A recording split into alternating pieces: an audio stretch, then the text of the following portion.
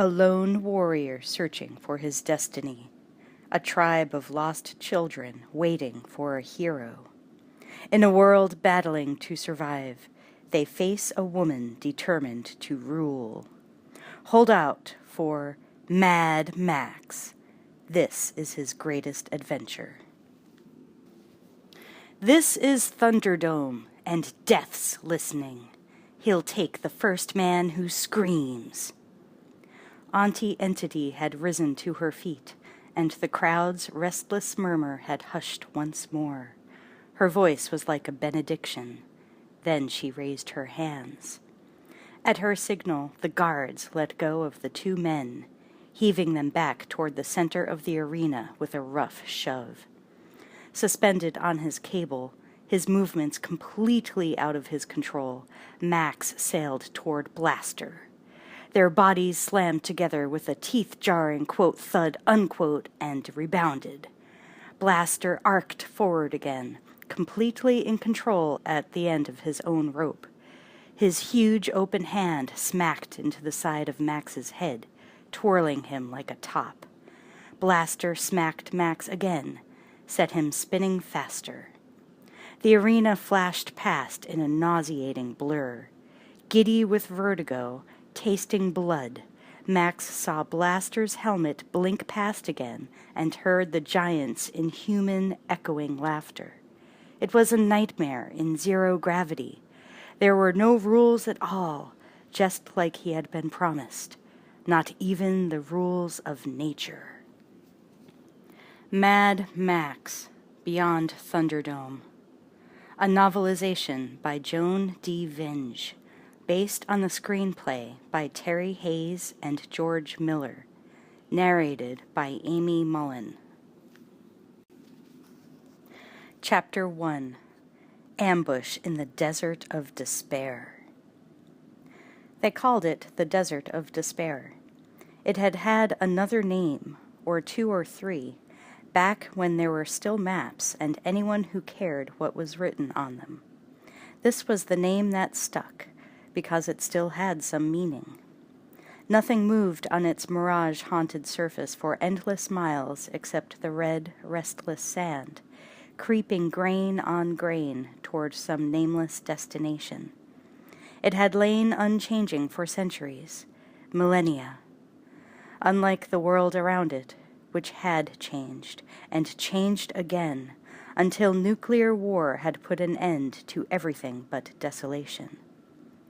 The wind sighed and circled above the wastes, probed the sand-blasted skull of a dead boar half buried in a dune, whistling a funeral dirge through its empty snout and hollow eye sockets. Forever dissatisfied, the wind swept on, rising toward the mass of ancient rocks and cliffs that lay far to the north, a jumble of red sandstone stitched with the fragile green of vegetation. The hills rose like great blisters from the burned, feverish flatlands, the only feature with any measurable height for as far as eyes could see, if any eyes were watching. If any eyes were watching, they would have seen the rattletrap relic that had once been a single-engine plane soar out of the cliffs, as incongruous as a pterodactyl. It circled down and down through the erratic currents of heated air, searching endlessly, restlessly, like the scavenger wind. In the cockpit, Jedediah sat at the controls, his bloodshot eyes insectoid behind Coke bottle-bottom glasses, a pith helmet pulled down over his ears. An explorer of the new age, searching for that rarest of finds, live prey. "There!" a boy's voice cried in his ear. He looked over at Jedediah Jr., his extra set of eyes and hands, saw where his son's hand was pointing. A small plume of dust was rising unmistakably into the air, far below and still far ahead across the desert. Jedediah let out a braying whoop of laughter and pushed forward on the control stick. The plane dove like a carrion bird, dropping down again, slowly overtaking the telltale marker of dust. As he began to make out detail, Jedediah cut the motor. The sound of his engine could carry for miles across the empty desert. The propeller slowed, flickering to a stop. All that they could hear now was the wind rushing past. "Take the controls," he said to the boy. Far below, all that the driver of the camel train heard was wind. It was virtually all he had heard for weeks, besides the grunting of the camels and his own voice. He straddled the engine block of a derelict off-road vehicle, swathed from head to foot in loose black robes, a post-apocalyptic Bedouin. Only his eyes were visible, and he would have covered them too, if there was any way. He squinted into the glare and dust, watching the swaying humps of the 8 camels hitched to the dune buggy's corpse, dragging it with infinite patience toward his destination. After so long alone in the heat and silence, watching the same horizon, the same hypnotic motion, day after day, he could almost forget that anyone else existed in the world, that they would hijack what he had before they would offer to trade. The part of his mind that never forgot had long ago given up searching the sky for danger. The back of his makeshift wagon, its armored cage covered by a jury-rigged canopy of tarp, was loaded down with the goods of a survivor's trade. Bundles of firewood, blackened pots and pans, mufflers and piping ripped from other gutted vehicles, sacks of miscellaneous junk. Anything somebody somewhere might possibly want and be willing to trade for something he wanted. There was even the intact radiator of a truck. He figured to make a good profit off of it someday, although if anyone had asked him what he wanted in return, he would have been hard-pressed to answer. He grunted as the caravan bumped down into the plain of a dry riverbed, slapped mechanically at the eternal retinue of flies that followed the camels, to suck their blood and his. Slung from his wrist was a fly swatter, a piece of bright plastic lashed to a sturdy wooden shaft. He called it his life-saver. One of the 2 mangy goats tied to the rear of the truck bleated unexpectedly. The driver glanced back and then up, caught in a sudden premonition. He gaped. A single-engine aircraft was bearing down on him out of the empty sky. His mouth fell open in disbelief, all the reaction he had time for before the swooping plane's dropped wheel smashed into the side of his face and knocked him sprawling head first out of his seat. He struck the ground hard and rolled, struggled up, trying to get his feet under him. Collapsed again, gasping. On his hands and knees in the sand, he raised his head, his ringing ears filled with the roar of a plane's engines as the hijackers buzzed his caravan a second time. Forcing his eyes to focus, he saw someone hanging from the airplane's wing as it dropped lower and lower. In the plane's cockpit, Jedediah Jr. peered out, guesstimating airspeed and angle of attack. "Bombs away!" he shouted gleefully. His father let go of the plane's undercarriage and dropped squarely onto the backpack of the startled lead camel. He grabbed up its reins and dug his booted heels into its ribs. "Go on! Giddy up!" he bellowed. The camel, half crazed with terror and surprise, bawled and broke into a shambling run. The rest of the team followed, catching its frenzy, dragging the dune buggy and the bleating goats forward at a gallop. Jedediah, clinging to the camel's back like a burr, laughed in wild triumph. His hyena laughter pelted like stones on the head of the driver, still on his knees in the dust, rapidly being left behind. The driver staggered to his feet, glancing up into the sky for the length of a heartbeat in dazzled disbelief, as the airplane soared away again toward the distant hills. The blazing sand began to burn the soles of his bare feet. He cursed himself for taking off his boots while he rode, and then he turned back, his fists knotted and his eyes deadly. He'd been goddamn careless, but he wasn't stupid. He started to run. Jedediah turned to look back as he rode, saw the plane already no more than a speck, safely out of range, and in the nearer distance, the driver running like hell after him through the cloud of choking sand. He drove his boot heels into the camel's sides again. It lunged forward with a new burst of speed, the rest of the train thundering after it. The driver, watching his caravan and everything he owned begin to pull away from him, put on a fresh burst of speed. Winning or losing this race meant the difference between life and death. Half blinded by the dust, his breath coming in ragged gasps, he began to gain on the caravan again. The dune buggy's canopied rear end emerged slowly from the cloud of dust as he gained ground inch by agonizing inch. As he began to see the shadowed, junk-filled interior clearly, a monkey's small, round, terrified face suddenly appeared in the opening. Christ, the monkey! The monkey was the only thing in the world he gave a damn about. Animals were the only creatures he trusted in this God-forsaken wilderness, and that monkey trusted him. The monkey leaped up and down, shrieking with distress, urging him on. Up ahead, the hijacker was flogging the stampeding camels to even greater effort. The monkey caromed off the walls, still crying in shrill panic. The driver ran on and on, the back of the wagon barely beyond his outstretched hand now. 1 yard, half a yard. He reached out, straining with the last of his strength, the monkey's shrieks loud in his ears. Almost, almost. The rear of the buggy began to pull away again, eluding him by agonizing inches, feet, yards. The driver's outstretched hand dropped.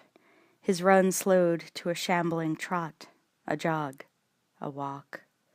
He stood still, his chest heaving, his raw feet stained red with dust and blood. He stood and watched his entire world disappear into a cloud of dust, suddenly dizzyingly aware of the pain in his feet, his chest, his aching head. Furious with frustration, he slapped the fly swatter hard on his calf. In the back of the dune buggy, the monkey still clung to the tarp, silent now as it watched the lone figure growing smaller moment by moment in the desert's pitiless immensity. And then, in a sudden frenzy or inspiration, it picked up a battered pot and hurled it out the back of the buggy and into the sand.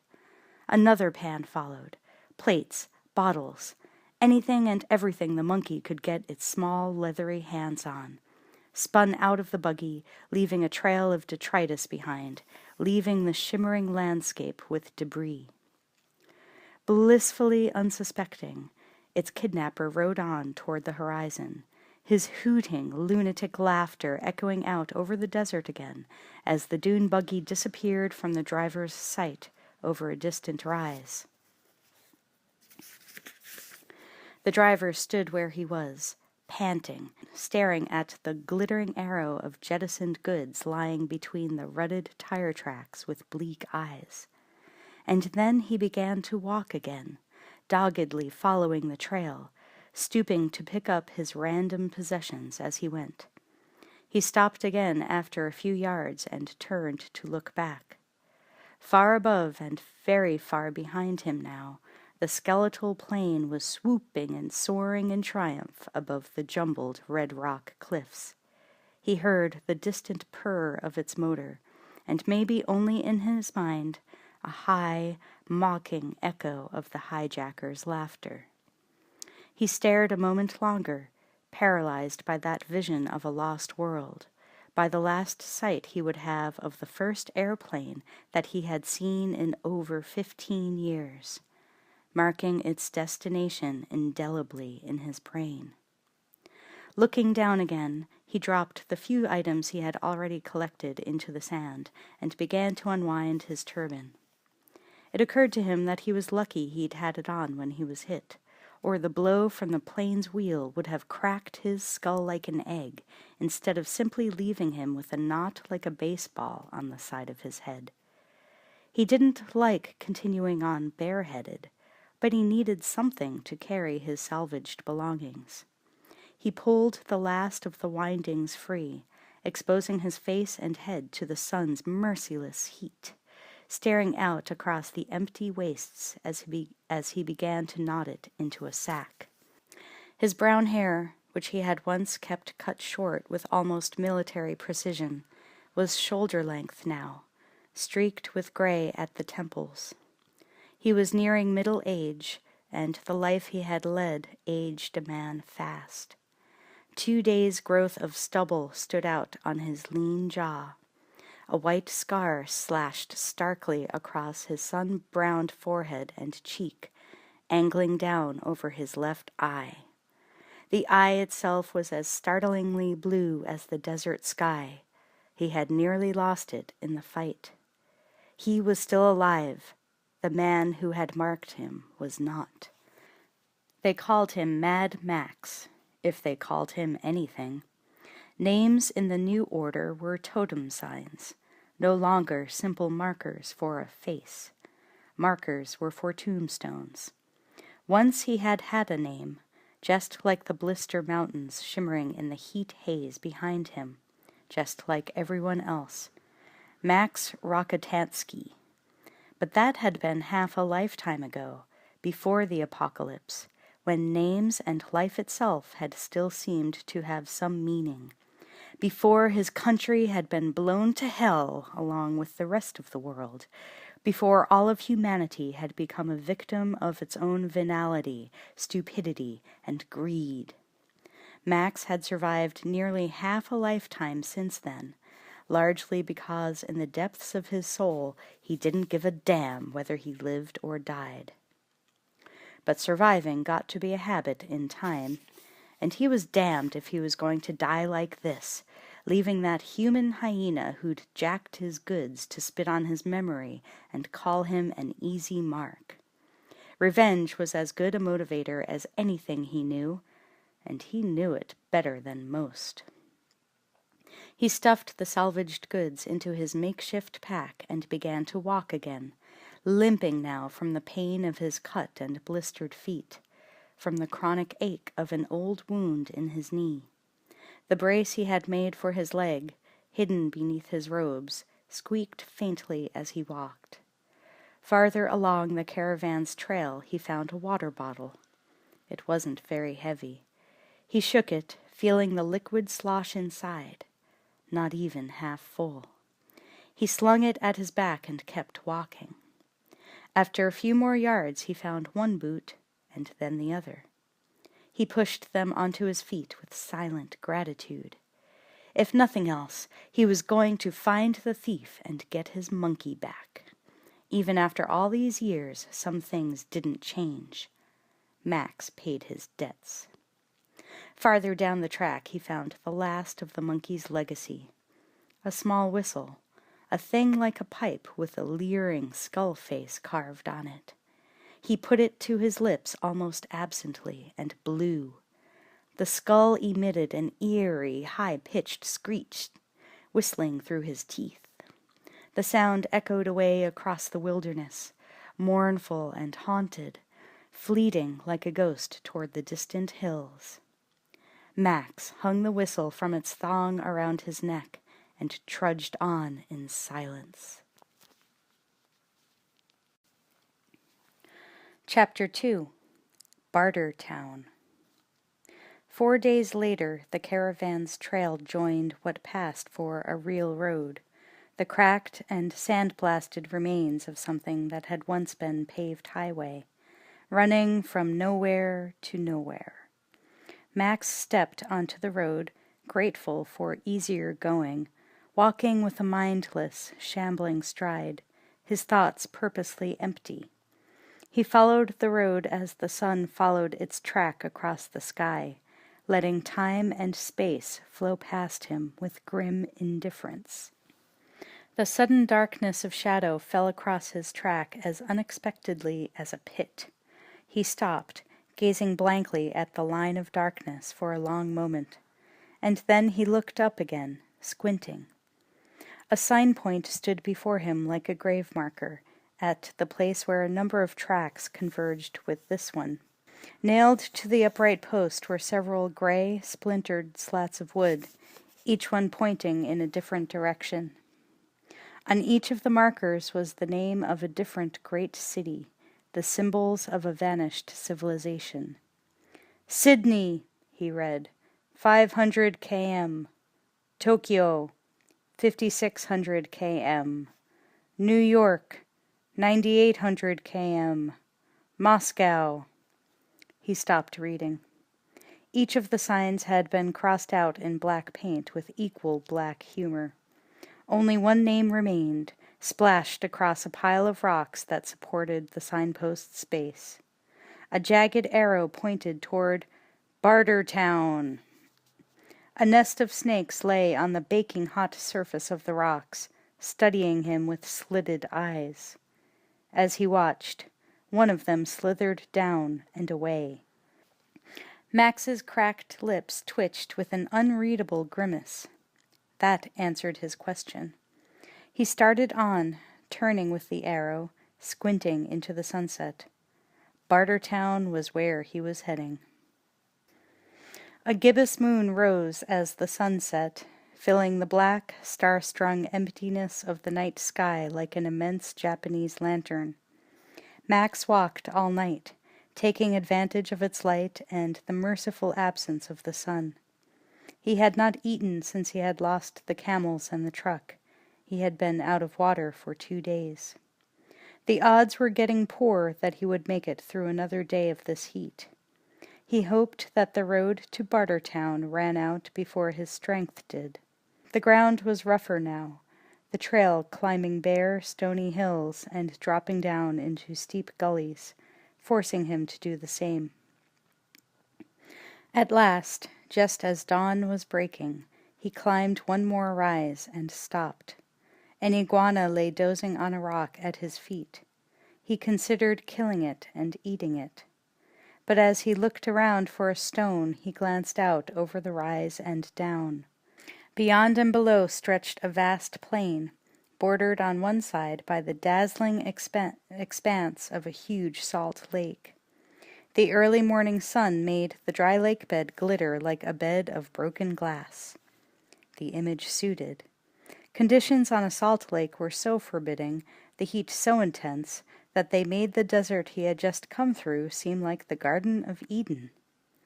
The lake bed was called the Devil's Anvil by the people of the town below. The town below. Shimmering like a vision in the heat haze that hugged the lakeshore lay the pit of what had once been an open-cut mine, nested in the man-made crater of what had once been a hill. Now it was home to several thousand people, a major metropolis by post-Holocaust standards. Bartertown. 3 dust-fogged roads and a dead railway line bisected the plain below, all converging on the town. Already trudging along the roads from all directions were a ragtag collection of survivors, all bringing in goods to trade. Max licked his parched lips, his hands tightening. He had reached his journey's end. Now all he had to do was find the man who had gotten there first with his possessions. Max scrambled down the hillside, one more survivor heading toward the oasis of civilization below. Half an hour later, he halted beneath the massive sign suspended on a high metal framework at the town's entrance. He looked up. Bartertown, helping build a better tomorrow. His mouth quirked. He started on, letting himself be absorbed into the motley mass of traders, slowly making their way beneath the sign. He glanced around him as he walked, studying his companions, his senses coming to life again after the sensory deprivation of his time in the desert. Adrenaline spilled into his bloodstream, startling his numbed mind and body into alertness.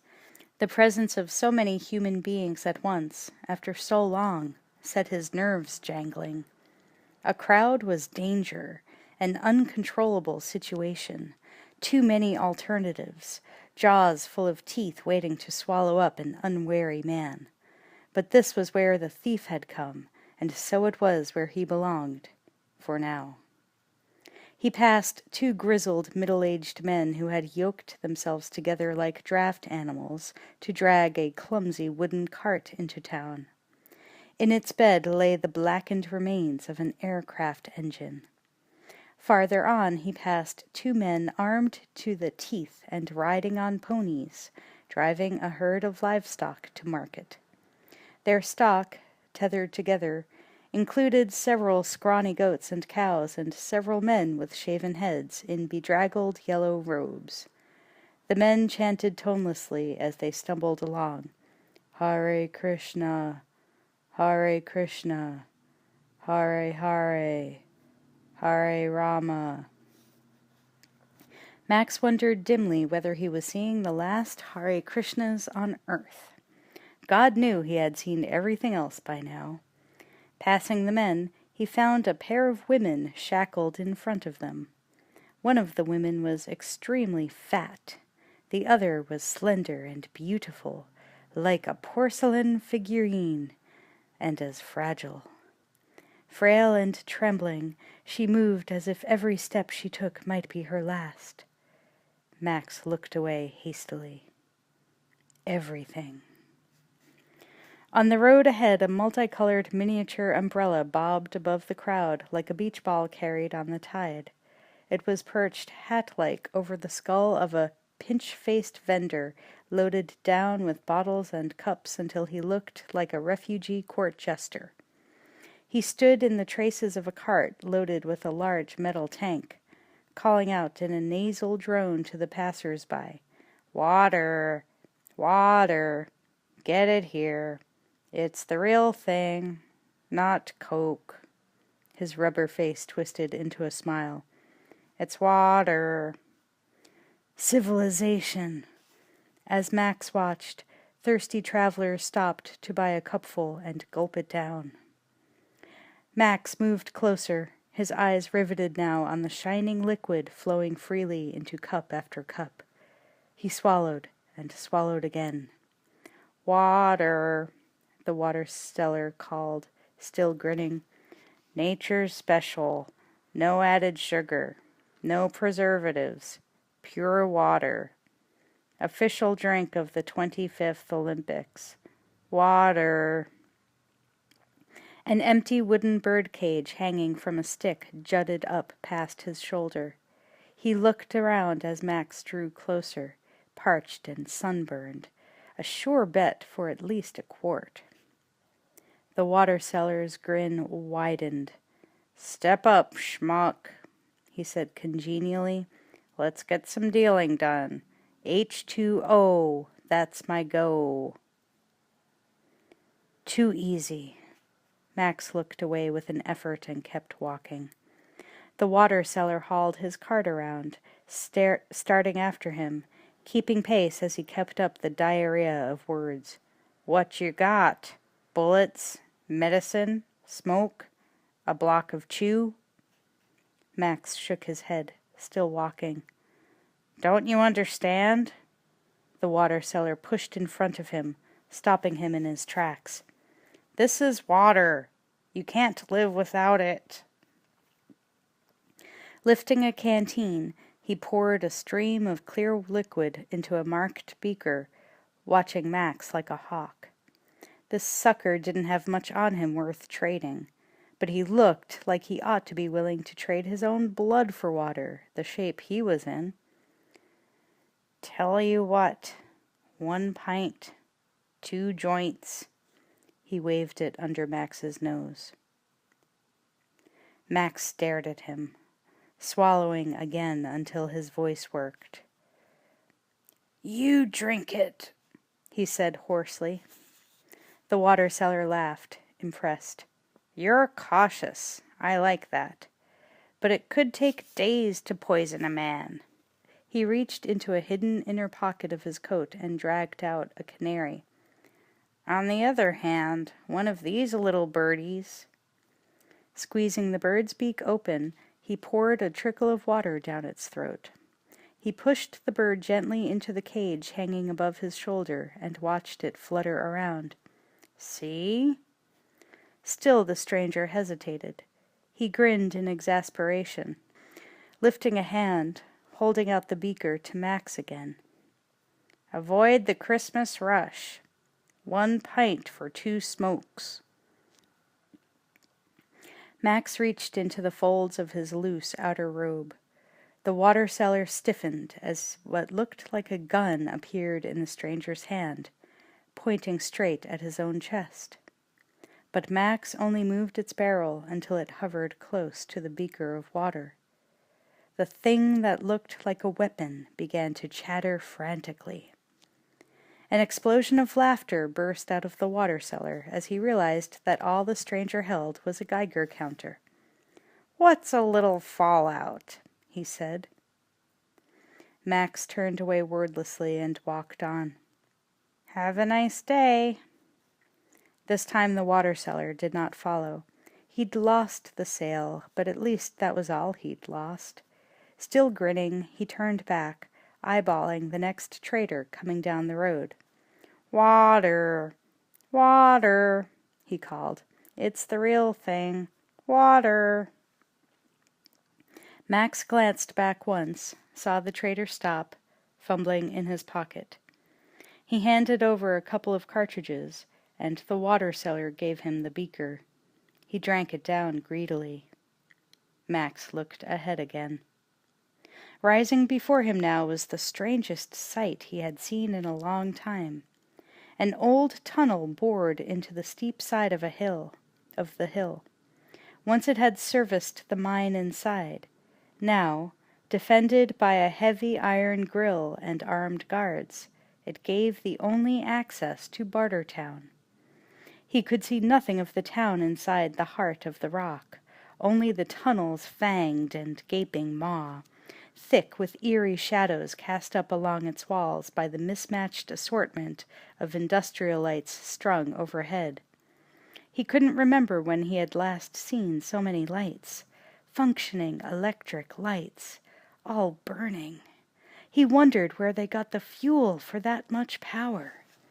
The air was choked with dust and smoke, further obscuring his view of the promised land hidden in the mountain ahead. But sitting inside a booth cut from the rock wall just at the tunnel's entrance was a fee collector, passing judgment on the worth of the traders who came to the gates. The apocalypse, or at least Bartertown, had plainly been good to him. His epicene, leather-aproned body was big and flabby, his skin soft and pink. Max waited his turn in line behind a trapper whose cart was piled high with animal pelts and carcasses.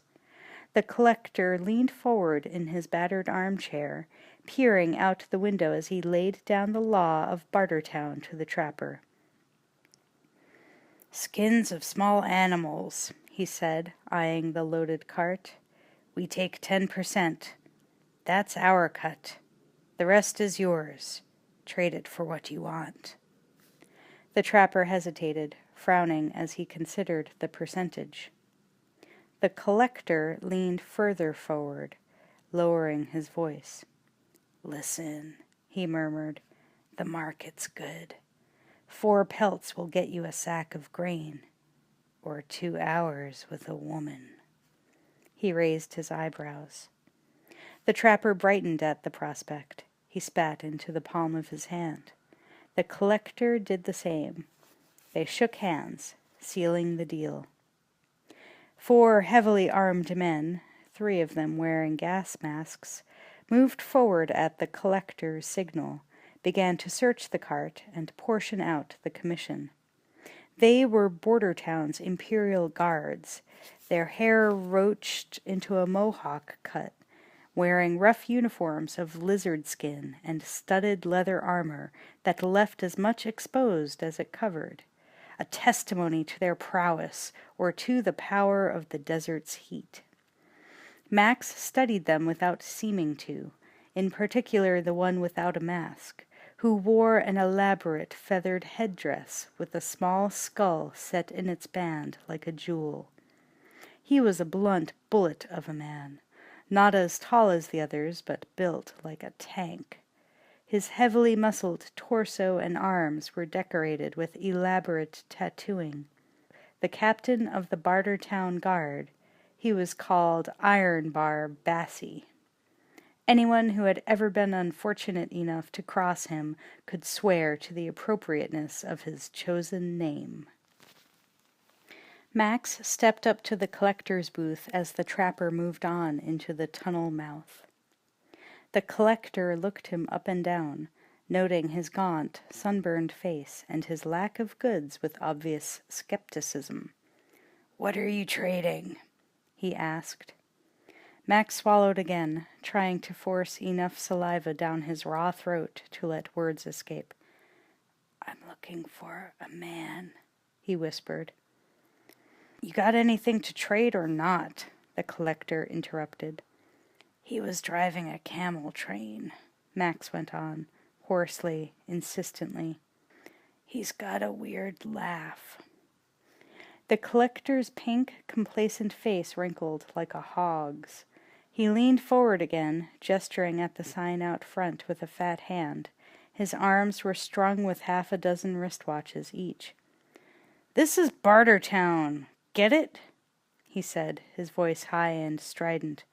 "People come here to trade, do a little business, make a little profit. If you've got nothing to trade, you've got no business in Bartertown." "1 hour," Max said. "That's all I need." The collector looked past him at the next man in line, as if he had already ceased to exist. "Next." The trader behind Max pushed forward impatiently. Max held his place stubbornly. "I've got skills. I can trade them," he said, desperation rasping in his voice. Rejection now meant a death sentence. He had no other choices left. The collector eyed him with smug amusement. "Sorry," he leered. "The brothel's full." Max's hand shot out, seizing the collector's leather tunic front and dragging him halfway out of the booth until the collector's nearly hairless head and porcine face were inches from his own. Iron Bar Bassie and his men leaped forward, the guard captain swinging up a huge club studded with spikes. Never taking his eyes off the collector, Max reached under his robes with his free right hand, bringing up the sawed-off shotgun he wore slung at his side. He fired. The blast shredded the feathers of Iron Bar's headdress and stung his skull. The guards skidded to a stop, feathers drifting down like snow around them. They stood frozen, along with everyone else within sight and hearing, all their eyes fixed on Max through the moment of excruciating silence that followed. Max stood glaring back at them, the collector's tunic front still knotted in his fist, his shotgun pressed against the side of the man's head. He glanced at the collector. The collector lifted his hand, signaling the guards back. "As I was saying," Max rasped, 1 hour. That's all." Sweating now, the collector met his stare. "When you find him, what then?" "I'll ask him to return what's mine," Max murmured. "Of course," the collector nodded agreeably, his eyes white-ringed. "He's probably desperate to clear his conscience." "Yeah." Max's eyes turned deadly. "He will be." The collector's gaze sharpened. His humoring banter fell away like a fatuous mask as he studied Max with sudden interest. "Oh, we think we're good, do we?" he asked. Max nodded, unblinking. "Good enough." The collector glanced sidelong at Ironbar. The stranger was good enough to have put them both in a position they'd never been in before. Then he might have something to trade, he murmured. Ironbar nodded, answering some unspoken question. "What's that?" Max asked, his grip on the collector's collar tightening slightly. The collector looked back at him, bargaining seriously now. 24 hours of your time. In return, you get back what's been stolen. Max's face eased, barely, like his grip on the collector's collar. Sounds like a bargain. It's not, the collector said. He gestured with a jerk of his head. Let's talk. Inside. Max met his gaze, taking the measure of his trustworthiness, considering. His hand loosened. The gun swung away from the collector's head.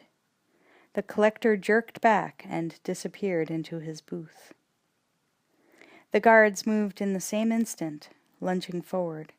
Max's gun swung up again in reflex, almost jamming itself up Ironbar Bassie's nose.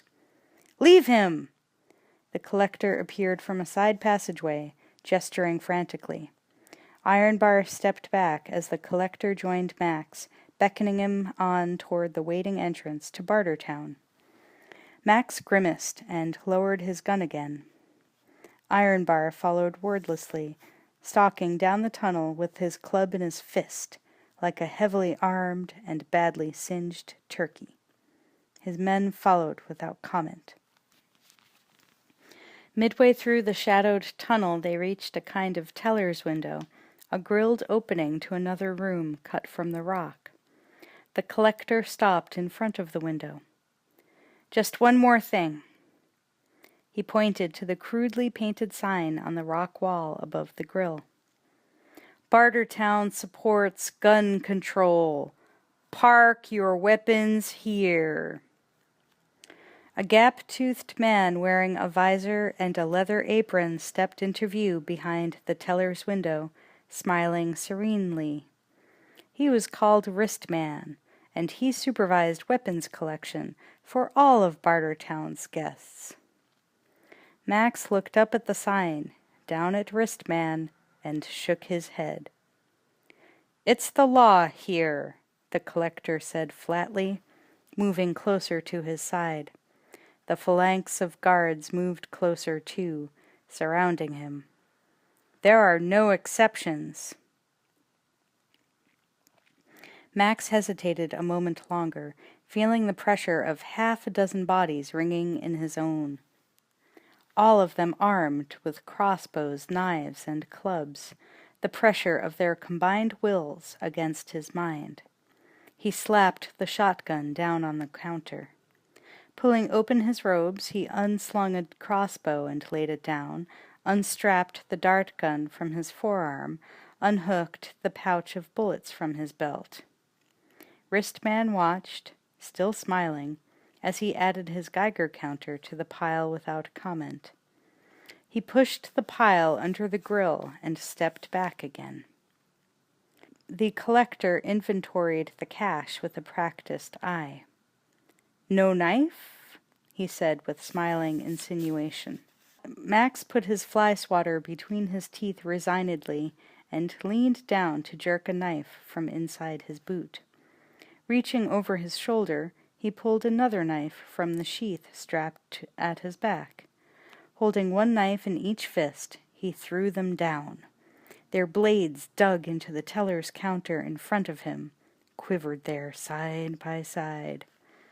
Max shrugged, empty-handed, the fly swatter still clutched between his teeth. Ironbar Bassie leaned forward, his hands sliding down Max's sides as he began a body search. Max stiffened like a wild animal, half turned, his hands nodding. The collector reached out, stopping the search as he saw Max's expression. "There's no need for that," he murmured. Max turned back to look at him, his muscles loosening. "Is there?" the collector said meaningfully. He started on into the tunnel. Max took a deep breath and followed, and the guards followed him in turn. As they began to walk on into the tunnel, Wristman slid out of his cubbyhole. Pacing the collector, he listened intently as the fat man murmured something in his ear. He nodded once, scuttled on ahead, and disappeared into the brightening glow at the tunnel's mouth. Max, armed only with his fly swatter, entered Bartertown. The shock of what lay waiting for him made him blink, as full daylight and the town assailed his dazzled senses together. His face stayed expressionless with long years of habit, but his eyes widened as he took in the jumble of huts and tents, shanties and caves, pens and stalls, that covered the rocky terraces of the vast abandoned mine pit. Strung together by a network of ladders and paths, the teeming junkyard village cascaded down to the floor of the open pit, circumscribing a central square reserved for commerce. Far more human beings than he could begin to count swarmed through the streets.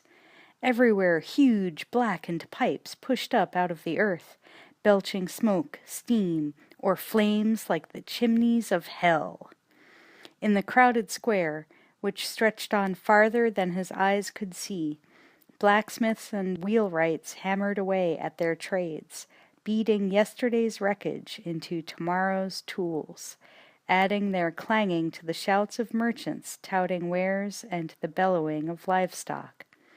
Everywhere traders bartered, the way he should have been bartering, chickens for grain, grain for alcohol, alcohol for sex.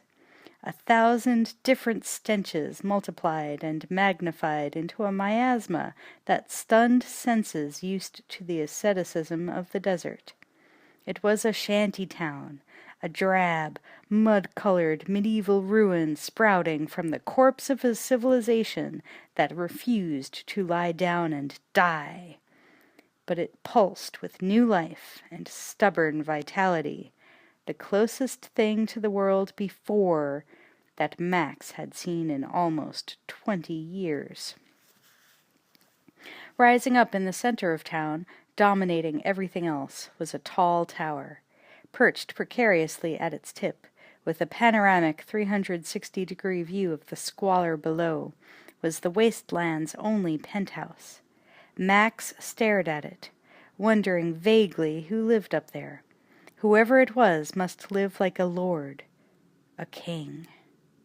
Directly before him now at the entrance was another signpost, its ragged slats of wood pointing in all directions, guiding new arrivals toward the various services and delights that Bartertown had to offer. Small animals / furs / coats.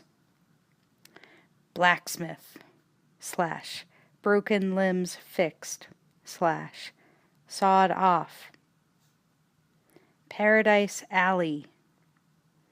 Gardens of pleasure / anything your heart desires. Fool's Way. Max wondered bleakly if he had already chosen the last.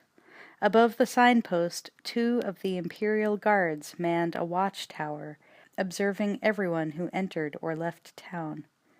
As Max looked up at them, his view was blocked by a bizarre apparition shambling past at the same height as the guard tower. A scrawny figure wearing sieve-sided goggles and a flying saucer helmet, topped by a light bulb, drifted past with the ungainly gait of a giraffe. The bulb on the gawky giant's helmet shone like the light of inspiration, plugged into a battery pack on his back. The living cartoon strode away down a side street, following the string of naked light bulbs that festooned it like holiday decorations. As Max watched, the bulb man checked light after light, replacing the burned-out bulbs with new ones. He walked on stilts, Max noticed at last, with a small start of relief. Bulbman disappeared into the maze of buildings as Max's escort herded him down one of the alleys toward his own uncertain destination. Max followed the collector silently, his restless gaze never lingering anywhere long as they made their way through one mobbed alley after another, trying to see as much, learn as much as he could about the unknown quantity that was Bartertown. Knowledge was survival. And somewhere in this Byzantine maze were his stolen goods and the son of a bitch who had stolen them. He passed claustrophobic side alleys jammed with more stalls piled high with every imaginable kind of salvage, repair shops where things he had not realized even still existed were hacked apart and welded together and forced to live again. He watched a dentist, dressed appropriately in a slaughterman's blood-stained apron, drilling the teeth of a yowling patient perched on a barrel. The dentist also did blacksmithing, according to the sign over his head. The screeches, yowls, and caterwauling of an open-air market in birds and small animals assailed him next. He glanced toward it, but he didn't see a monkey anywhere among the cages. The shouts and howls and whistles of the crowd in front of the Palace of Delight were hardly more civilized, as traders and locals ogled a live stage show where naked and nearly naked gyrating bodies lured the leering with promises of more and better inside.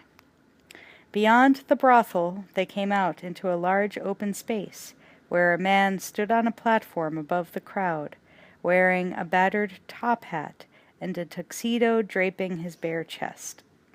He was known as Dr. Dealgood, Bartertown's highly respected chief auctioneer and most flamboyant showman. He was flanked by two extremely good-looking women in minuscule fringed bikinis, who held up signs that read, "Today's Special," and wriggled suggestively to hold the crowd's attention, glancing at their vapid, smirking faces. Max immediately dubbed them Tweedledum and Tweedledummer. He looked away again, unimpressed. "It's an incredible beast," Dr. Dealgood was shouting. "The only off-road vehicle that'll never let you down."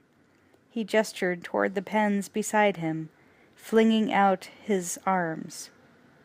"Desert, dunes, saltbush, you name it, the camel tames it." Camels? Max stopped dead, looking back again with sudden interest. He raised his head, trying to see over the crowd. "Remember," Dr. Dealgood shouted, "this is the vehicle that sent Detroit broke. 800 miles to the gallon." Max pushed forward through the crowd, the collector and Iron Bar Bassie following close behind him. Traders snarled as Max elbowed his way between them, their anger turned to fear as they saw who followed him. The crowd melted aside, clearing his path toward the display of livestock milling restlessly on the platform. 8 camels. His own camels, about to be sold out from under him. Dr. Dealgood glanced down as Max forced his way up to the camels, noticing his unusual interest. This looked like a real live one. "They've got independent suspension, power steering." One of the camels hiked its tail sideways, and a pile of dung dropped to the ground between its feet. Dr. Dealgood wrinkled his nose. "And no emission control." He grinned, raising his eyebrows at Max. "Once in a lifetime a unit like this comes on the market." Max reached up to fondle the snout of the nearest camel. It lipped at his hand, responding with a fatuous, rubbery smile to his familiar scent. "Where'd you get 'em?" he asked. "A traveler," Dr. Dealgood shrugged. "Only traded 'em yesterday." Max's eyes flickered away over the crowd and back. "This traveler, he laughed funny?" He mimicked the thief's demented laugh as closely as he could manage. Dr. Dealgood nodded. "Yeah, that's him." He mimicked the laugh himself, perfectly, and the crowd answered with laughter of its own. A hand fell heavily on Max's shoulder as he opened his mouth again. Iron Bar Bassie jerked him backward. "Those are my camels!" Max's hand shot out toward the platform in protest, laying claim. "Those were your camels," Bassie snarled. "Come on." His hand closed painfully, pressing a nerve. Max winced and let himself be led on his way, as behind him Dr. Dealgood shrugged off his bad luck and began his spiel to the crowd once more. "Ride 'em away now. Make me an offer." "A stallion and 3 Indians!" the bounty hunter with the Hare Krishnas shouted. "I'll take the horse." Dr. Dealgood motioned him forward. "You can keep the gurus." Max walked on, his fists clenched, not looking back. Chapter 3. Entity. Max and his escort reached their destination at last, the concrete-shod base of the steel and wood-frame tower he had seen before, the one with the penthouse at its top. Looking up into the knotted and welded tangle of the tower's framework, Max realized that he was probably about to find out who lived up there after all. He wondered whether he would be glad or sorry when he knew. Wristman, the weapons checker, stood waiting for them beside a crude wooden cage that appeared to be Bartertown's version of an elevator. It reminded Max of a bird cage, built large enough to hold 3 or 4 humans captive, suspended from a system of pulleys and cables. The collector stepped in through its doorway without hesitation. Max followed with Iron Bar treading on his heels. Wristman secured the flimsy door and gave a signal. Creaking and swaying, the elevator began to rise from the ground. Max hung on to the grid beside him, looking up at the wooden platform they were rising toward, out and down again as more and more of Bartertown was displayed in festering panorama below him. He tried to retrace the path that had brought him here through the maze of its streets. Couldn't. All at once his view was cut off as the elevator rose through the penthouse floor. The basket jerked gently to a halt. Max turned, seeing 2 more Imperial guards, one of them with his hand still on the lever that controlled the elevator. The collector pushed open the door and stepped out. Max followed, staring around him silently, feeling as if he had stepped into a dream. It was beautiful. He had not seen anything beautiful in longer than he could remember. The space around him was suffused with a luminous glow. It was like walking into a room of light.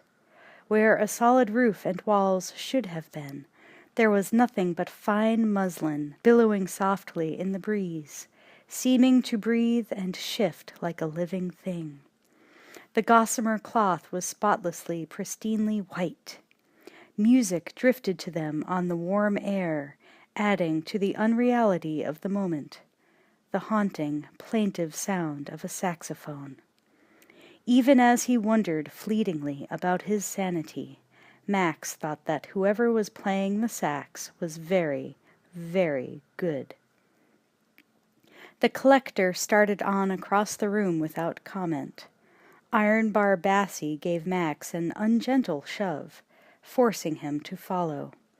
They passed through a curtain of gauze into another, larger space beyond. The room beyond the curtain had an almost oriental simplicity, as if it has been designed to bring the mind to peaceful meditation and the eye to rest. A long, low table holding a pewter pitcher and a silver platter of fruit was its centerpiece. A hammock chair of skillfully knotted silk rope hung motionless on the far side of the room. The startling green of potted plants stood out along the walls, and a ceiling fan hummed faintly overhead, stirring and cooling the air. The saxophone player sat near the table, cross-legged on a pallet, wearing only a loincloth and a few beaded ornaments. He was black and middle-aged, with a mostly shaven head and a stocky torso. The skin of his forehead and chest had been artfully scarred in elaborate swirling patterns. His name was Tauntaun Tattoo. His fingers moved fluidly over the keys of his instrument. He seemed totally lost in his music. Max stared at him, unable to believe that someone could so completely ignore their intrusion, until he looked into the man's eyes, which were as dim and dead as stones. The man was blind. "Rachmaninoff," a woman's voice, deep and vibrant, said. Max looked up again, startled, as a pair of slender, long-fingered hands parted another curtain of gauze on the far side of the room. A woman stepped through. Not any woman. Auntie Entity. She was not young. He guessed that she was at least his own age, but her body was firm and taut beneath a calf-length dress of silver metal mesh that left almost nothing to his imagination. Her hair was silver blonde, worn in a hawk's crest cascade, her skin the color of coffee with cream. She wore masses of bracelets and heavy earrings, and incredibly, high-heeled shoes. "You remember Rachmaninoff?" she said softly. Max did not answer. Her body was worth looking at, but it was her face that his eyes stayed on. The strong, sensuous features, the measuring intelligence in her eyes, the confidence, the sheer, riveting magnetism of her gaze that went through him like electricity. The collector moved to Max's side. "He's a warrior, Auntie, looking for a deal."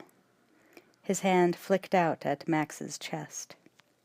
Max realized suddenly that this woman was the owner of the penthouse, the ruler of Bartertown. A woman! You didn't see many women with that kind of power these days. And yet, looking at her, somehow he was not at all surprised. The woman looked Max up and down in turn, her glance raking his torn, filthy clothing, his wild hair and haggard face. She folded her arms, looking away at Ironbar, at the shredded remains of his captain's headdress. "And he beat you?" Bassie looked down at his feet, his naked scalp reddening. "You're going soft, Ironbar," she murmured with a trace of sarcasm, a drop of venom. She bent her head at Max. "Look at him. He's just a raggedy man." Her voice was smooth and biting, like fine whiskey. Ironbar glanced up, stung. "He's quick!" he protested. Auntie Entity moved forward toward Max. Her every movement had the sinuous grace of a stalking cat. She reached out, gently removing the fly swatter from his hand. His hands tightened and flexed as she circled him, assessing, tapping the fly swatter on her open palm. "You think he can do it?" She turned back to Ironbar. Ironbar hesitated, caught under her gaze like a bug. "I don't know," he muttered. "Maybe." He glanced at the stranger, a look full of snakes. She turned back to Max, standing face to face with him for the first time. "What did you do?" she asked, "before this?" Somehow he knew she did not simply mean before Bartertown. "I was a cop," he muttered hoarsely. "A driver." The words, the identity, seemed almost meaningless to him now. But Entity raised her eyebrows. "A bronze?" she said. "Oh, you were good."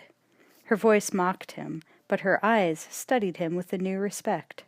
Stretching her arm, she pushed the fly swatter under the hems of his loose robes and began to lift them casually, like someone inspecting a horse. "How the world turns," she murmured, musing, amused. She eyed his stained and threadbare trousers, the rusty metal brace that he had fitted for his bad knee. "One day cock of the walk." She hiked the robes to his waist, her eyes following them brazenly up to his belt buckle. "Regulation police issue," the letters M.F.P. emblazoned in indestructible brass. "Next, a feather duster." Her mouth quirked. She let his robes fall and tossed him the fly swatter. He caught it easily, almost too quickly, as she turned away. "Play something, Tauntaun," she said. "Something tragic." The musician had stopped playing, sat waiting silently as she had entered the room.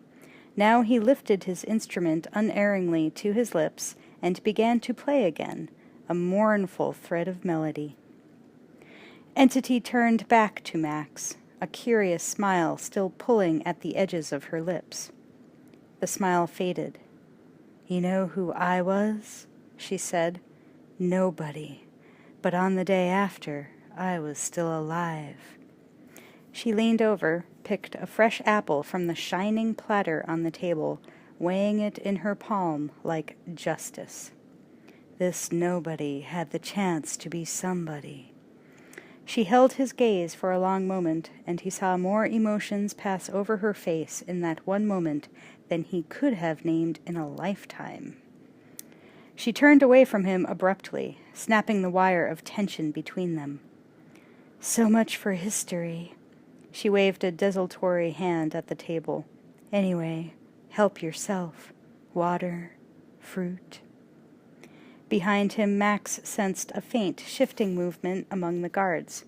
He hesitated, his eyes on the woman's expressionless face, looked down after a moment, studying the fruit, his hand hovering above it. Watching him, Entity bit into her apple. The sudden, juicy crunch of fresh fruit filled the room, not quite disguising another far more familiar sound. In one motion, Max wiped everything from the tray, grabbed it by the rim, turned and hurled the tray like a discus. The tray caught Iron Barbassi straight in the throat and knocked him sprawling backward. The machete he had drawn as Entity bit into the apple flew from his hand as he crashed to the floor, the plate wedged into his neck. As Max struck, another guard raised his arm, aiming his wrist crossbow, and fired. Max caught the movement from the corner of his eye, ducked just as the arrow whizzed past his head. The bolt struck Tauntaun Tattoo's saxophone. It wailed like a mortally wounded sheep. Tauntaun jerked in surprise, dropping the instrument with a cry. Max lunged forward, grabbing the guard by the arm, yanking him off balance and heaving him over his back. The guard came down on one end of the long, low table, flipping it. Its far end smashed up into the second guard's face like a rising seesaw as he ran forward, throwing him back again and through one of the curtained walls of the penthouse.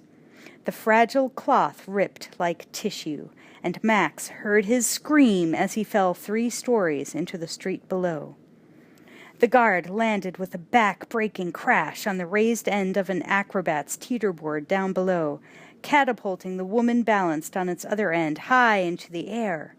She soared across the street, directly into the arms of the passing bulb man. His stilts flew out from under him with the unexpected impact. He grabbed at the light cable desperately as he began to fall. The cable snapped, dumping him and the woman backward into a tent full of foods and squawking chickens. The broken power cable snapped and thrashed like a snake having a seizure. Passers-by yelled and ran.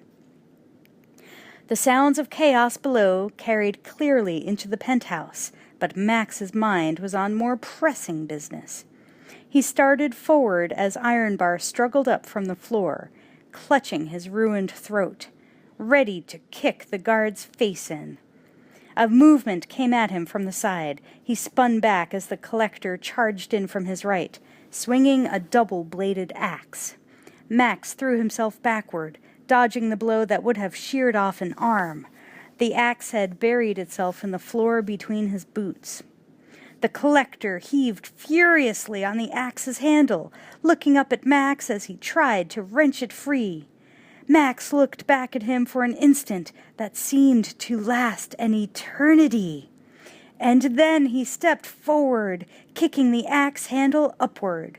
The handle smashed into the collector's groin with a resounding thwack. The collector staggered backward, his eyes bulging, his mouth open in a silent howl of agony. Max caught up a piece of fruit and jammed it into his gaping mouth. Max backed away again, breathing hard as he began to turn, his eyes searching the room. A rope dropped down over his head. Behind him, Ironbar Bassie yanked the noose tight around his neck, twisting it at the end of a heavy pole. Max's hands flew to his throat, clawing at the rope as the noose crushed his windpipe, cutting off his air. The more he struggled, the more it tightened. His head sang, his lungs screamed, Ironbar's taunting grin, Entity's cool, impassive gaze swam blood-red in front of his eyes, never leaving his face. Desperately he fumbled for the fly swatter dangling from his wrist, grabbed its handle, and jerked it apart. Light shone on metal as he pulled a long blade from the hollow handle. He reached up blindly and slashed the noose apart. Sucking in a ragged gasp of air, he caught the pole in both hands, wrenching hard and twisting. Its other end was knotted firmly around Bassie's wrist. Max drove forward and jerked the pole up, forcing Ironbar's arm with it. Bassie reeled backward as his own fist punched him in the mouth. Max jerked the pole upward again and again, driving Ironbar's fist into his face over and over until he sprawled forward, unconscious, onto the carpet. The click of a weapon being cocked behind him echoed in the sudden silence. Max turned slowly. Entity still watched him impassively from across the room, but now she held a small, high-powered crossbow in her hands, pointed squarely at his heart. Max's clenched hands loosened. He stood motionless, his breath rasping, his body twitching with exhaustion. Behind him the collector rose painfully from the floor. He hobbled past Max to Entity's side. "I said he was good," he wheezed. Max glanced at him and grimaced. "No," he said hoarsely, "just lucky." 2 guards burst through the curtains from the elevator, answering the commotion they had heard up above. They headed for Max, weapons drawn. Entity lifted her hand, signaling them to stop. She lowered her own crossbow. "Congratulations," she said. "You're the first to survive the audition." She glanced around her ruined sitting room, leaned down to pick up the half-empty water pitcher lying on the floor beside the upended table. She offered it to him silently. Max's cracked lips tightened. Frowning, he shook his head. "It's all right," she said, almost surprised. "It's fine." Max's hands stayed motionless at his sides. Entity raised the pitcher to her own lips, sipped a mouthful, gargled it, and swallowed. Max lunged forward, jerking the pitcher from her hands. He gulped water until the pitcher was empty, the clear, cold liquid splashing down over his chin and chest, putting out the fire in his throat. He set the pitcher down. Catching up a piece of the scattered fruit, he began to choke it down in huge bites.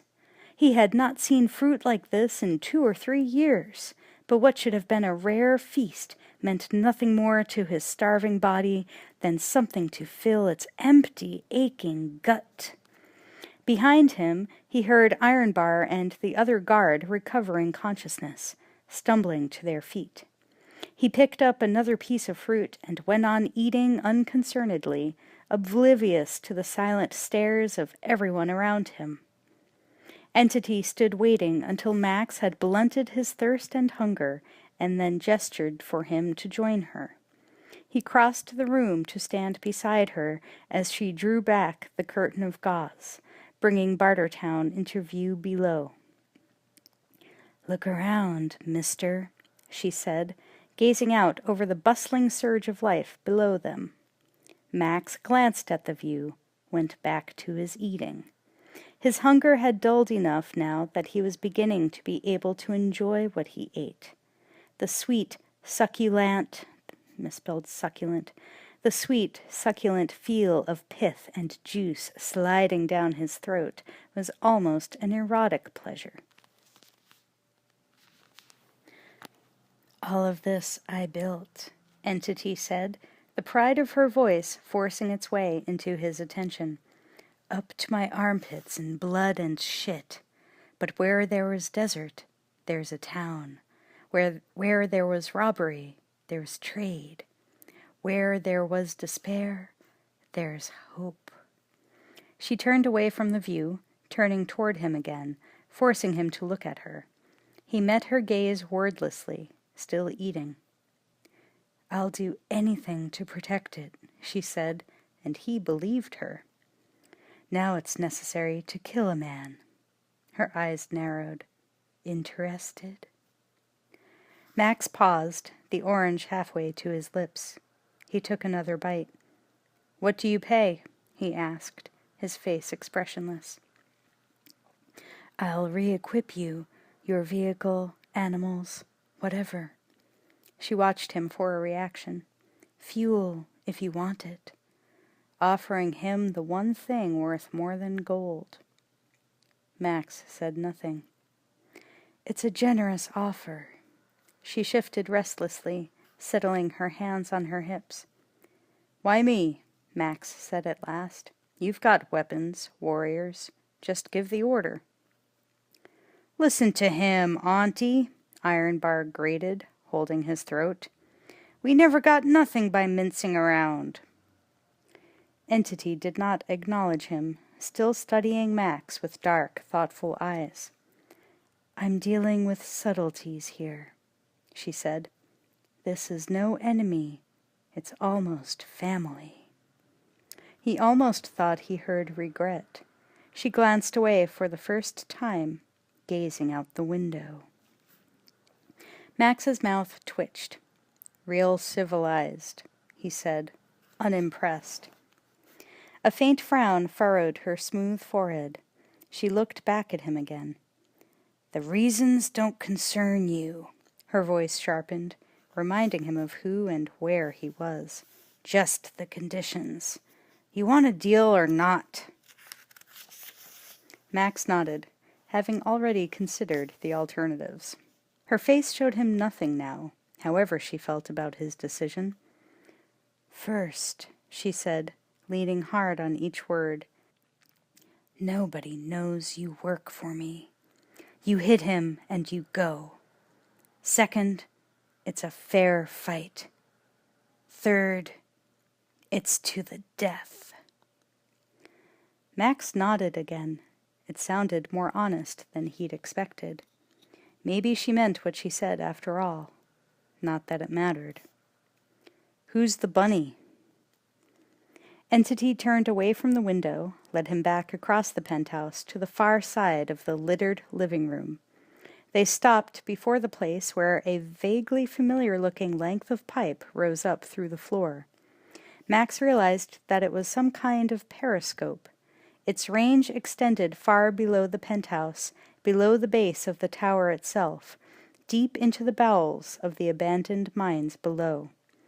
Using a primitive but ingeniously designed system of lights and mirrors, it allowed Entity a perfectly safe view of the vast cavern system that was Bartertown's hidden underground. Ironbar drew the viewing slot down from the ceiling to eye level. The collector pushed forward a chair as Entity took hold of the periscope's crosspiece and sat down. Entity beckoned Max to her side, offering him a share of the viewing slot as she began to peer through it. Max sat uncertainly on a corner of the chair, his shoulder brushing hers, their faces almost touching. His reviving senses began to register the contact of his flesh and hers, the scent and sight and closeness of a beautiful woman. He glanced at her. Her eyes ignored him, but her body didn't. She knew what she was doing. He wished he knew why. With an effort, he shifted his concentration back to the scope, tried to orient his eyes to the murky darkness that was all he could see. A confusion of bizarre images flickered past as the periscope lowered and swung in a random arc across a subterranean world that he had never even imagined existed beneath the one he stood in now. The lens tracked along a tangled snarl of stealing pipes, through clouds of steam, came to rest on the first thing he could clearly recognize. Among the infernal forest of boilers, pipes, and heavy wooden beams, a sign hung from a chain. It read, "Attila the Hen is watching you." Without moving his head, Max glanced at the woman beside him again. Her own face was expressionless as she guided the periscope's lens past the sign raised like a defiant finger by someone down below. There were always two sides to a story. At least two. Max's eyes widened as he looked back through the viewing slot. Beyond the sign, the cavern opened out into a vast, brooding maze of pipes and machinery, dimly lit by arc lights and distant shafts of sunlight, filtering down through massive overhead ventilation grates. He realized that all this must underlie the marketplace he had passed through on his way to the penthouse. The centerpiece of the complex was an ancient locomotive engine, still sitting on tracks, which must once have hauled ore up out of the bowels of the mine.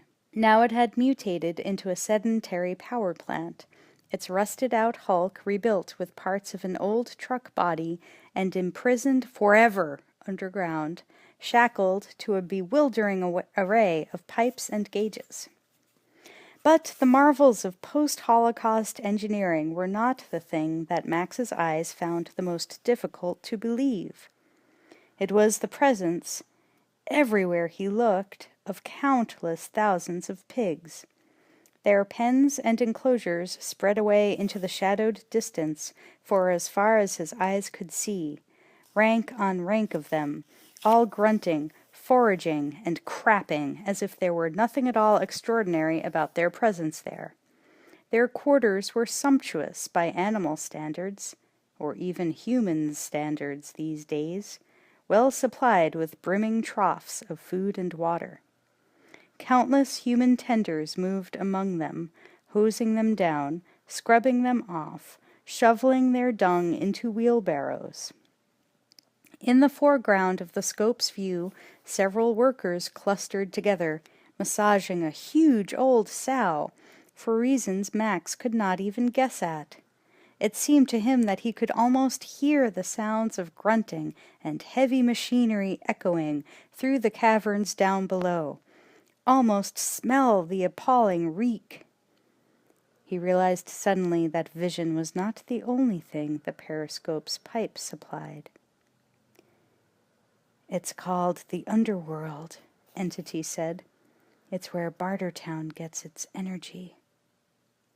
Max tore his gaze from the incredible sight before him to look back at her. "What?" he asked. "Oil? Natural gas?" She shook her head, her earrings batting softly against her throat. "Pigs."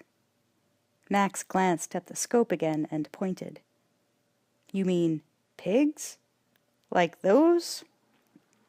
Entity nodded. "That's right." Max's mouth pulled down.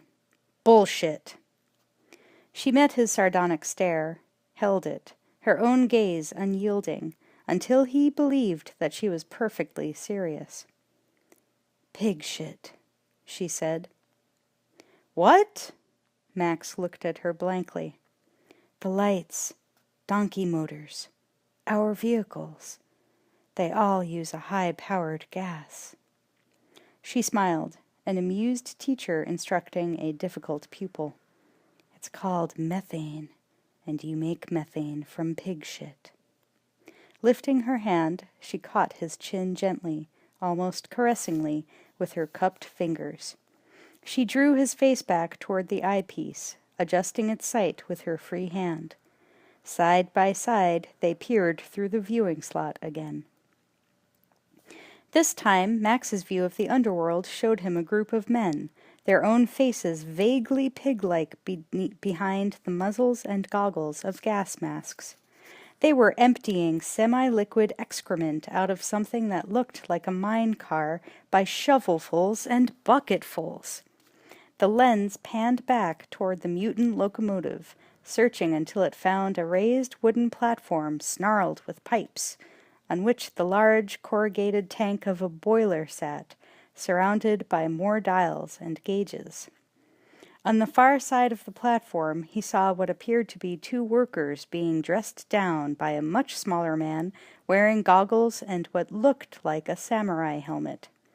The man doing the yelling was not only small, but also old, and Max was surprised at the fear he saw on the workers' faces.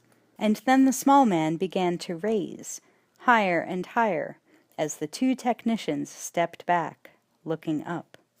The small man was only the size of a child, and he was riding a saddle, perched like the shriveled bird on the back of a rhino, on the shoulders of the most enormous and powerful-looking man that Max had ever seen. The big man's face and head were entirely hidden inside an elaborately segmented metal helmet. The effect was not simply bizarre, but monstrous, like the carapace of some highly magnified insect. But this was real. The two workers backed away with obsequious haste. As Max watched, the small man leaned forward, speaking directions into an ear horn built into the big man's helmet. Secure on the giant's shoulders, he leaned back again smugly, taking a drag from a long cheroot. The grotesque parasitic pair began to climb the steps of the wooden platform, which Max now saw had been built around the captive locomotive. They crossed the shadowed platform, one being in every meaningful way. The giant stopped at the near edge of the platform, clutching the rail with a ham-sized, gauntleted hand as his small, wizened partner surveyed their domain with a self-satisfied smile. They hovered dead center in the frame of the viewing slot as Entity's hand trained the periscope directly on them. "Who's that?" Max asked, already guessing why his attention was being focused on them. So this was his target.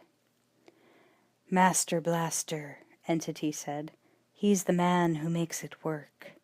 He runs Underworld." Max looked back at her. "Which one?" he asked, surprised at the strength of his own curiosity. "They're a unit." She nodded at the scope. "They even share the name. The little one's the brain. He's called Master. The other one's the muscle. He's Blaster." Max looked through the lens again. "Together they're very powerful." That sounded like an understatement. As Max watched, the tiny man, Master, glanced up, his face freezing into an expression that could only be hatred as he looked Max straight in the eye. Max pulled back, until it struck him that all Master could have seen was the lowered periscope keeping him under observation. Master shouted something into Blaster's ear, and Blaster began to stride on along the platform. As they passed two workers pushing a large trolley filled with brown liquid, Master spoke into the ear horn again. Blaster leaned out obediently, catching up a dripping gob of what looked like mud, but wasn't. Turning back toward the lens as Master pointed, he threw it hard. Max and Entity jerked back involuntarily as the pig shit splatted home in a perfect bullseye on the lens. Rising up the shaft from down below, they heard Master's high-pitched, crazy laughter. "They're all so arrogant," Entity murmured dryly. She closed the viewing slot, the movement abrupt with barely controlled anger. "I want to keep the brain, dump the body." She stood up, looking down at him. "Are you good enough? Can you kill Blaster?" Max rose from his seat, looking back at her for a long moment before he answered. "He's big. How good is he?" Entity raised the periscope. "He can beat most men with his breath." Ironbar and Collector flanked her like statues, their hands resting on their hips as they waited for his response. "I want to see him close," Max said at last. "How do I get in there?" Entity shrugged an elaborately draped shoulder. "It's a factory. Ask for work." The smoldering heat had disappeared from her gaze when she looked at him. Now he understood. Only victors were rewarded. She turned away, pushing between Ironbar and the Collector, as if Max had disappeared too. Max shook his head, half frowning. "I don't know anything about methane." Entity turned back abruptly, her eyes like flint. "You can shovel shit, can't you?" She turned away again, stepped through the billowing white curtains, and was gone. Chapter 4. Underworld. Max shoveled shit. Getting the job had been easy. The shit patrol didn't get many applicants. The other 3 members of his work team were all convicts. Dangling against their chests were tags identifying their crimes. Thief, deal buster, pig killer. They wore metal collars around their necks, shackles on their wrists. Heavy chains clanked bruisingly against their arms and sides every time they took a step or lifted a shovel. Max lifted another shovelful of reeking manure and dumped it into a waiting cart that was nearly full already. His arms ached from the strain of unused muscles. He figured that he'd been here for 3 or 4 hours, and already he had come to believe that if he never saw another pig, it would be too soon. His own sense of smell had died a quick and unpleasant death within the first hour after his arrival in the underworld, the only thing he could now think of to be grateful for. He had thrown away his loose, hanging robes, which were nothing but a magnet for filth in his present job. His ragged, black t-shirt was soaked with sweat and splattered with manure. He straightened up, stretching the knotted muscles in his back, wiping more sweat from his eyes with a gloved hand. The heat was as bad down here as it was up in town, and the humidity was much higher. The air was as thick as soup.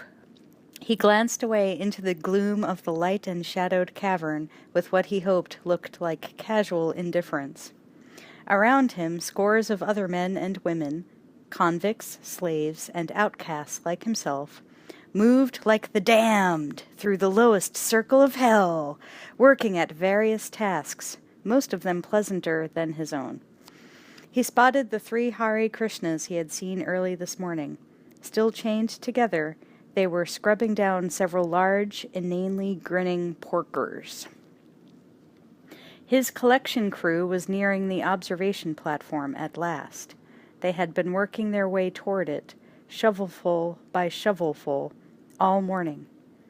Putting his shoulder to the cart along with one of the convicts, he pushed it another 10 feet toward his goal.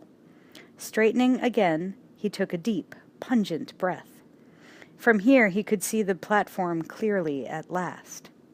Master and Blaster were up there, facing away from him. He heard Master's cackling laughter, Blaster's eerie metallic echo of it. They seemed to be playing with something. Max drifted away from the cart, carrying his shovel, trying for a better look at Blaster. All at once a small, furry, brown face popped up over Blaster's massive shoulder, meeting his stare across the crowd of swine and humans. Max started, seeing his own monkey in the hands of Master Blaster. He took a step forward, and then another, dragging the shovel behind him as he started toward the platform. The monkey chattered in shrill delight and clapped its hands. It clambered lightly down Blaster's arm, starting toward the steps, toward Max.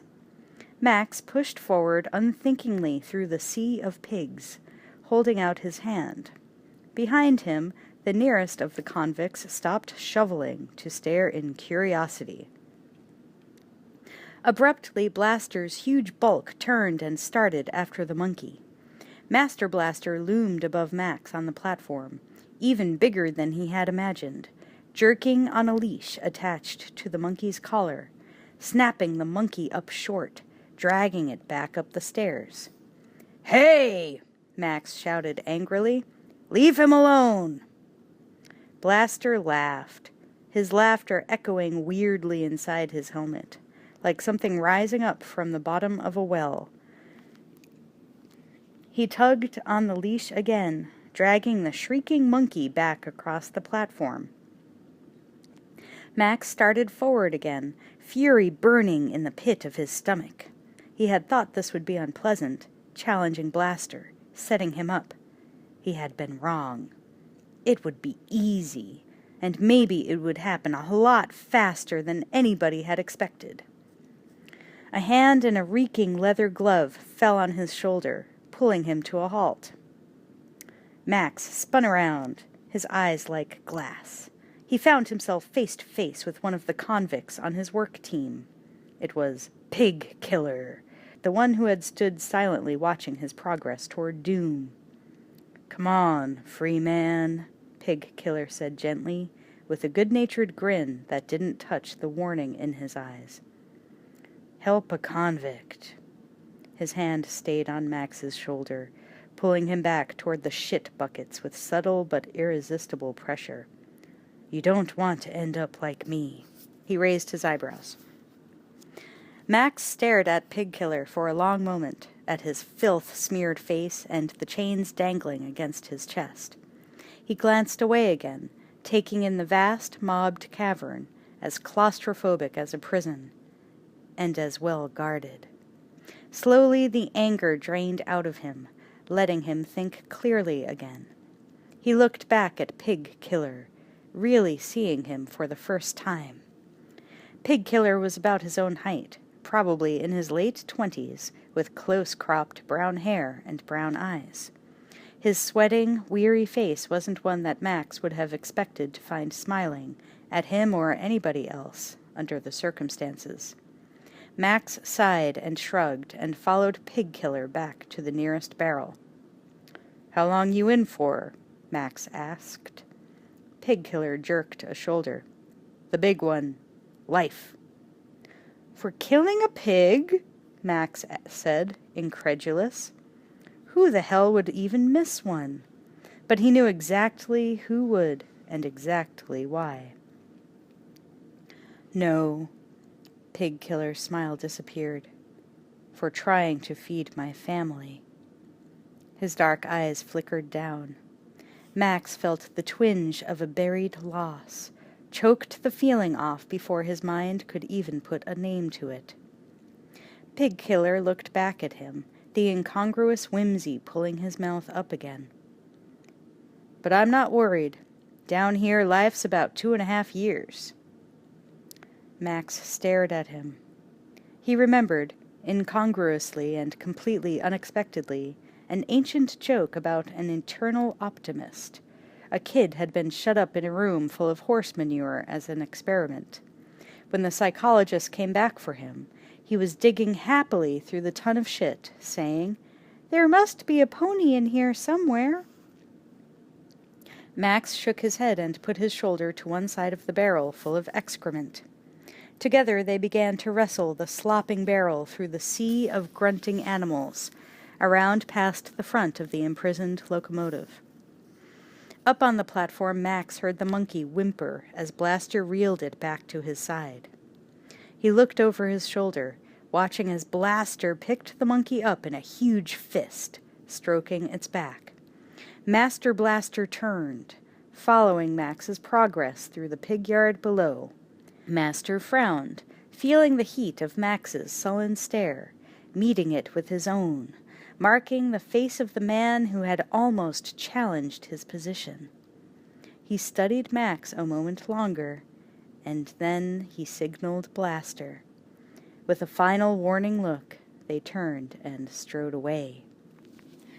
Max released the breath he had been holding without realizing it. They reached the cart and raised the barrel of pig crap together, dumping it into the waiting lake of brown sludge. "Ever wondered what happens in your guts?" Pig Killer asked. Max felt his clenched jaw surprise him by suddenly trying to grin. He shook his head emphatically. "You're looking at it," Pig Killer said, undeterred. "One big chemical reaction." They set the bucket down again and threw their joined weight against the rear of the cart, starting it on along the track through the squealing carpet of hogs. "All that crap, fermenting, giving off a gas, that's what those pipes are for." He jerked his head, pointing up at the platform with his chin. "They take it to the boiler." As they made their way past the side of the locomotive, Max saw a tiny house farther along the platform, constructed from what had once been a gaudily painted circus wagon. It rested now on a flatbed railroad car. Master Blaster's home. Its cheerful, luridly festive presence in a place like this was almost surreal. Max wondered if Master Blaster ever went above ground. That would even the odds. They passed the 3 Hare Krishnas, working now at massaging another grinning sow, while Pig Killer rattled on about methane, not seeming to care whether Max was really listening or not. In goes the gas, out comes the energy, on go the lights. It's not Exxon, but it works. That's the power of the little guy, his knowledge. Master Blaster emerged from behind the locomotive again as Pig Killer spoke, strolling along the gantry like some monster out of a Japanese movie, the god of death. Max's gaze followed Blaster's every movement, looking for some sign of weakness. His face hardened over again. "You may not like the man," Pig Killer said, raising his voice as he saw Max's muscles tense, "but you gotta admire the mind." Max glanced back at him absently. "Yeah," he murmured, forcing himself to sound interested. "But how much gas can you get?" He looked away again as a mechanic in a baseball cap approached Master Blaster, gesturing, talking animatedly. Their conversation was completely lost in the echoing choir of grunting and squealing around him. Master Blaster began to follow the mechanic away down the catwalk, heading toward another chamber. "Depends on the food," Pig Killer said, relieved, not noticing that Max's attention had already wandered again. "Pigs are like humans, works best with beans." He laughed, looking back at Max for a reaction. Max was gone. Pig Killer stopped pushing the cart, glancing away around the cavern in surprise and confusion. In the distance, Max was disappearing down a tunnel, following Master Blaster toward another chamber. Pigkiller shook his head and began to push the cart on down the line alone. Max emerged from the tunnel into a part of the underworld he had not seen before. The chamber had been turned into a garage. Rows of dune buggies, off-road vehicles, and bizarre-looking dirt bikes sat parked along the walls. All of them had undergone radical structural modifications, from previous repairs with makeshift parts or to armor and reinforce their bodies. Most of them seemed to be undergoing more repair work now. All of them sprouted gas cylinders instead of fuel tanks, converted to run on methane. In the center of the workshop, a group of technicians and workers had gathered, with Master Blaster standing among them, towering over them. They stood around an off-road vehicle as bizarre and battered as the rest, but somehow oddly familiar. As Max came up behind them, he realized with a sudden pang of recognition that it was his own dune buggy. A pair of boots protruded from underneath it, like the feet of a corpse sticking out of a mortuary drawer. Max stopped, standing in the shadows at the edge of the workshop, watching and listening. Blaster's foot tapped a protruding boot. Blackfinger, Entity's head mechanic, slid out from beneath the vehicle, his face furrowed with worry. "Edsel's right," the mechanic said. He gestured at the car above him with a filthy hand. "We've got a problem. At least 12 pounds of galignite." Master frowned and shrugged impatiently. "Problem? You expert. Disarm." Max was surprised, not for the first time today, to hear the mastermind of Underworld talking like a 3-year-old. Blaster's foot kicked Blackfinger's trolley back under the dune buggy, and the mechanic with it. "Knackered if I know how it's rigged." Blackfinger's voice drifted up through the car's exposed entrails as he studied the clumped dynamite sticks wired to its undercarriage. "It's a class job." He emerged again, this time cautiously on the far side of the vehicle. "One mistake, it'll blow the crap out of this place. Literally." Master's frown deepened. "What to do?" he cried irritably. "Leave here? Cost good trade. Me drive." He struck his chest with his hand. The mechanic walked around the front of the car, studying the problem from a fresh angle. He ran a grease-stained hand through his black, curly hair. "I could disconnect the battery." "I wouldn't do that." Max stepped out of the shadows as they turned, staring. He started forward, letting them see his face clearly. "The clamps are on detonators."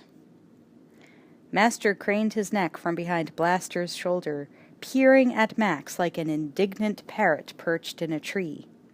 Blaster started forward at his signal. "Who you?" he demanded. "Me, Max." Max kept walking, his mouth twisting sardonically, until Blaster was an arm's length in front of him. There was only one way he could get close enough to Master Blaster to know what he was really up against. He stopped. The mechanics peered past Master Blaster, watching him with bug-eyed fascination. His own head barely came up to Blaster's shoulder. The giant weighed probably half again as much as he did. Master glowered. "You smart," he said, his voice whining with malice. "Dead quick." Max pointed. "That's my vehicle." Master's face did not change. "You live. Disarm." "How much?" Max put his hands on his hips. "No trade," Master brayed. "Do." Max shook his head and started to turn away. Master leaned over the ear horn, giving Blaster another order. "Fetch!" Blaster moved forward like a tank, reaching Max in one stride, catching him by the scruff of the neck. Max turned back, instinctively struggling, but it was already too late. Blaster's other hand closed around his throat. Blaster lifted him completely off the ground, as if he were no heavier than Master. Max's hands rose, prying at the steel-sinewed fingers clutching his throat. His flailing legs lashed out viciously, searching for purchase or a vulnerable spot. But Blaster only tightened his grip, as unconcerned as if his body were made of stone, and choked his captive into submission. Max stopped struggling, realizing quickly enough the futility of his resistance, as Blaster held him up at eye level with the frowning Master. "Me order," the tiny, shriveled face hissed. "Me Master. Run Bartertown." "Sure," Max gasped. "That's why you live in shit." "Not shit," Master said coldly. "Energy." Max's mouth thinned. "Call it what you like. It still smells like shit." "Energy!" Master shouted. Blaster gave his captive a shake, like a mastiff shaking a rat. "No energy, no town. Me King Arab." Master struck himself on the chest again. "Oh, sure," Max said through gritted teeth. "Me fairy princess." Master's face turned a mottled red with disbelief and fury. "Embargo! On!" he shouted into Blaster's ear horn.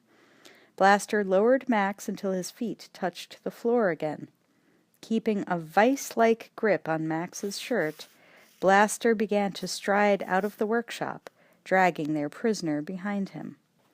Master Blaster hauled Max ignominiously up the steps, onto the catwalk surrounding the locomotive, and herded him back toward the main control panel that routed electricity to every part of Bartertown. Max saw a confusion of gauges, levers, and switches, and what looked like an ancient steering wheel.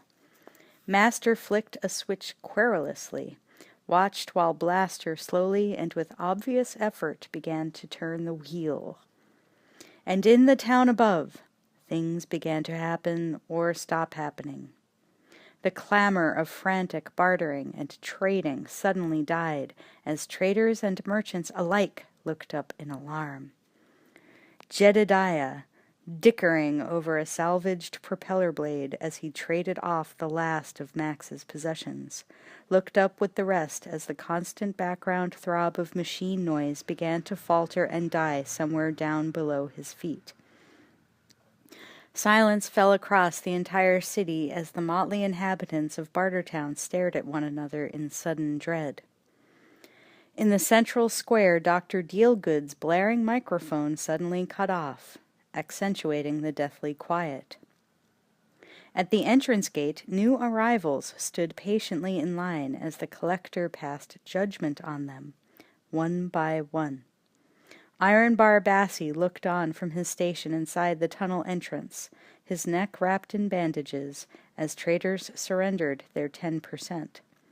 He looked up in surprise, along with everyone else, as the industrial lights strung overhead in the tunnel flickered once and blacked out. He glanced at the collector with a look of knowing disgust. In Entity's penthouse, Tauntaun Tattoo sat playing a peaceful melody on his saxophone. Lying back in her white mesh hammock, Entity swayed in gentle rhythm to the music, content for the first time in months, soothed by the thought that fate had sent her the tool she had needed at last, that ragged, brooding stranger, the unlikeliest champion she or Bartertown would ever have. But when she had looked into his eyes... The ceiling fan above her head faltered and slowed. Entity's eyes snapped open as it sighed to a stop, and she heard nothing. She pushed herself up from the hammock, her face hard with outrage. Back in the underworld, Master sniggered with satisfaction. All that told Max it was laughter was the grin on Master's face. Never taking his eyes off Max, Master began to count down. 4, 3, 2. His diminutive hand shot out, pointing at a loudspeaker. 1. Right on cue, Auntie Entity's voice blared out. For God's sake, what now? Master turned toward Entity's lowered periscope and shouted, Who run Bartertown? Damn it! Entity's voice shouted, raw with anger. I told you, no more embargoes. Master sniggered again and spoke into Blaster's ear horn. More! Blaster gave the wheel another turn. Now the lights in Underworld began to dim. Even the pigs fell silent. Master looked back at the periscope. Who run Bartertown? He cried. Silence. Who run Bartertown? Master repeated. Standing in her bright, airy penthouse high above Bartertown, high above the underworld, her fists clenched until her nails dug into her palms, Entity forced the words out of her throat. You know who. Say, Master insisted with vindictive satisfaction. Master Blaster, Entity whispered. Max watched, unable to do anything else, as Master's beak-nosed face split in a vicious grin. Say loud, he ordered. He threw another switch on the instrument panel. Up above, Entity took a deep breath. Master was going to pay for this. God damn him, he was going to pay in blood. Master Blaster, she grated. She jerked around as her own voice, heavily amplified, boomed out across Bartertown. All over town the waiting traders and merchants looked up, their faces mirrors of incredulity. Now Master's voice echoed out through the loudspeakers. Master Blaster, what? Entity stood for a long moment before the periscope, forcing herself to control the helpless rage that turned her voice to rags. Master Blaster runs Bartertown. Her voice echoed and re-echoed from the hovels and the high rock walls. The crowds stood still a moment longer, all those who had any understanding of what was occurring, gaping with disbelief at Master Blaster's audacity.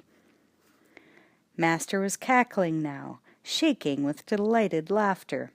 Lift embargo! He ordered. Slowly Blaster began to turn the wheel back. Underworld, and then Bartertown, rose from the dead, filled again with the throb of machinery coming to life, the hum and pulse of energy returning to light the caverns and tunnels, the buzz of gossip and speculation.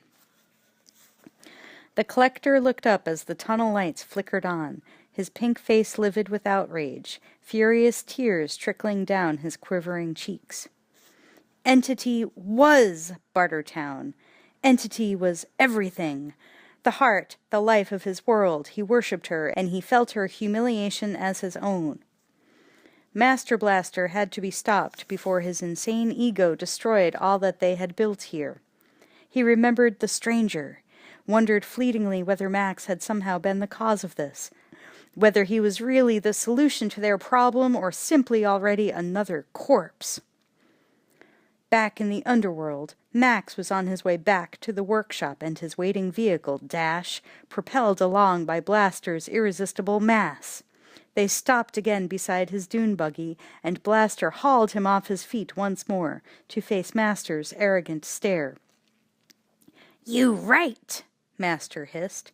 You fairy, me strong. You want foot in face? Max shook his head, wincing. Disarm! Master ordered. Max nodded in surrender, not having to fake his willingness. Blaster twisted him around to face his vehicle, lowering him to the ground again. Blackfinger and a knot of other technicians had already gathered. watching and waiting with bald curiosity as Max climbed into the buggy. Settling in behind its steering wheel, which felt strangely unfamiliar after months of straddling its engine, he put his hands on the wheel. His head came up as he heard the monkey screech somewhere across the room. Held in the arms of a technician, it struggled wildly as it saw him climb into the car. It thought he was leaving it behind. Searching the shadowed cavern, Max spotted the monkey, gave it the signal to stay. Neither one of them was leaving Bartertown. Yet. The technicians crowded around like nervous brides, watching with mixed fear and fascination as Max pried up the hub in the center of the steering wheel. As he flipped the hub open, the sudden shriek of an alarm sent them all diving away again, ducking for whatever cover they could find. Everyone within hearing, except Blaster. Max watched the faceless monster stagger around the shop in obvious agony, trying to block the end of his ear horn while Master clung desperately to his saddle. Max flicked a switch next to a flashing red light on the panel, deactivating the self-destruct. The light winked out. The alarm stopped. Max watched as Blaster slumped to the floor, Master whispering frantically, inaudibly into his ear, as if he were soothing him. Intrigued, Max reached out to reactivate the alarm, hesitated, pulling his hand back. He reached up to his throat instead, feeling for the leather thong he wore around his neck. He pulled the death's head whistle that was one of the few possessions he had left out from inside his t-shirt. Turning slightly away from Master's view, he put it to his lips and blew as Blaster began to pick himself up from the floor.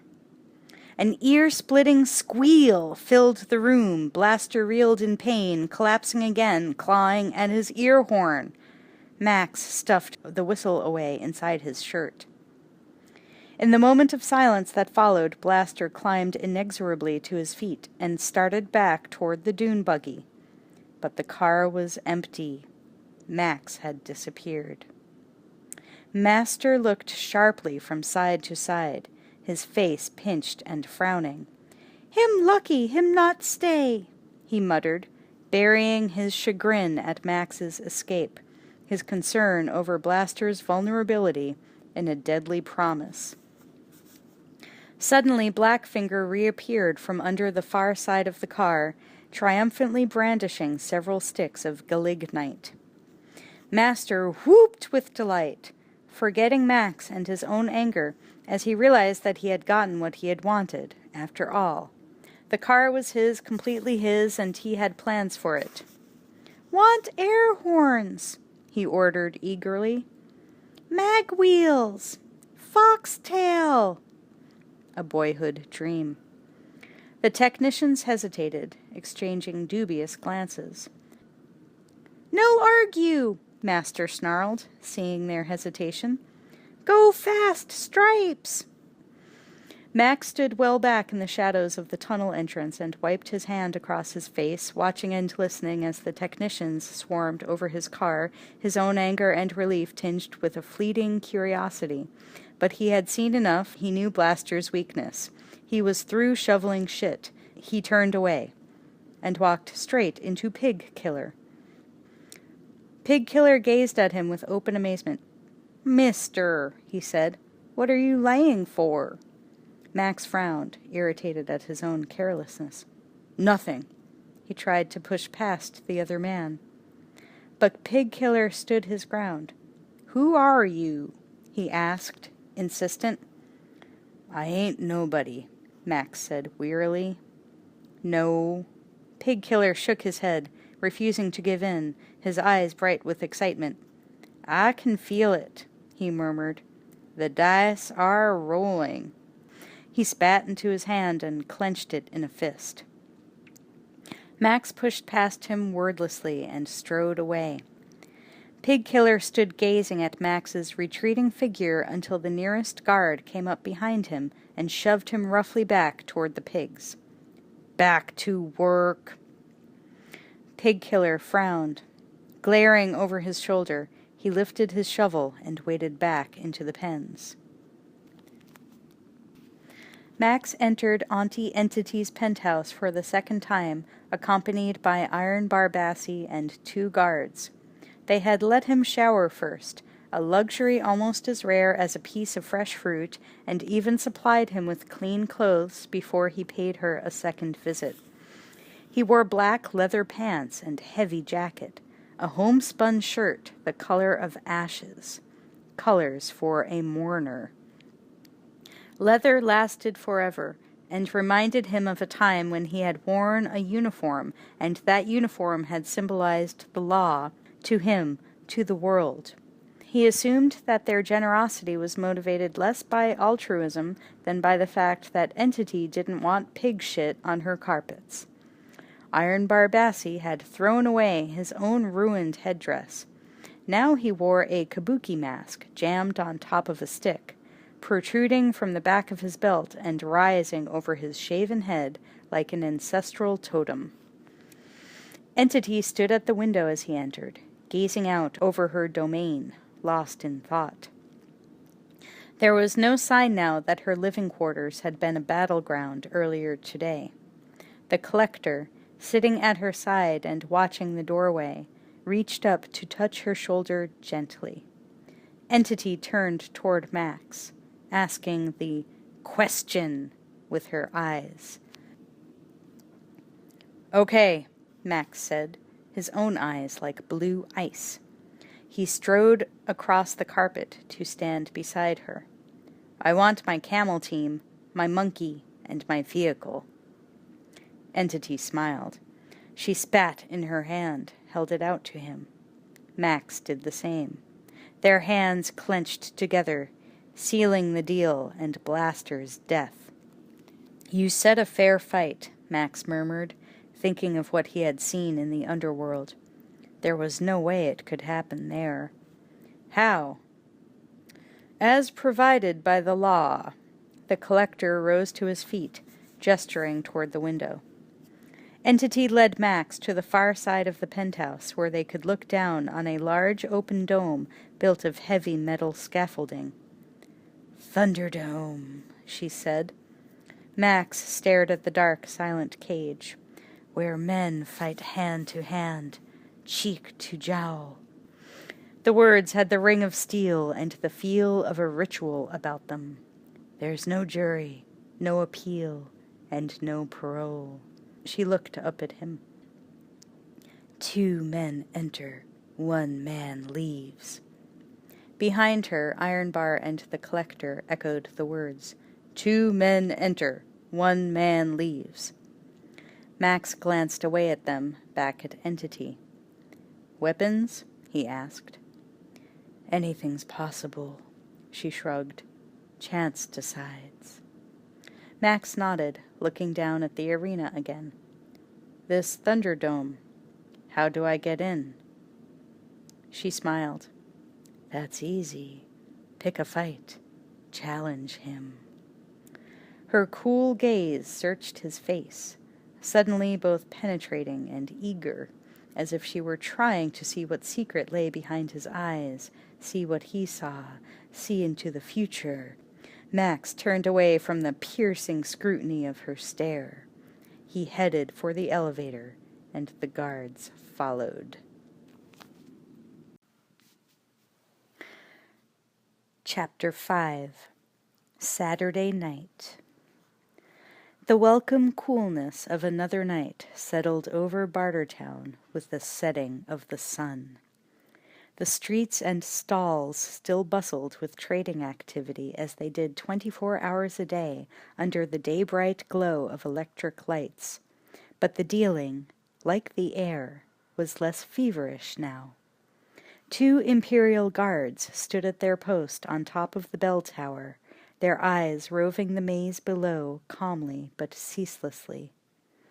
Their heads jerked up in unison as the tower's loudspeakers, which had humiliated their leader earlier today, suddenly began to blast out loud and crazy music. Across the street, a neon sign framed by strobe lights came to life with blinding brilliance. Master Blaster had proclaimed, "Saturday night!" Beneath it, more words flashed on and off. "Live! Dot, dot, dot. Live!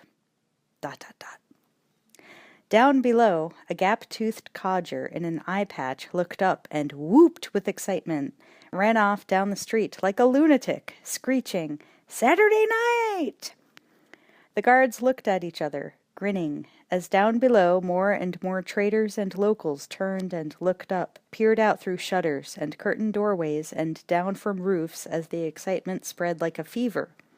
All over town, as the cry rang out and the music blared, the normally placid citizens of Bartertown dropped what they were doing, literally, and went on holiday.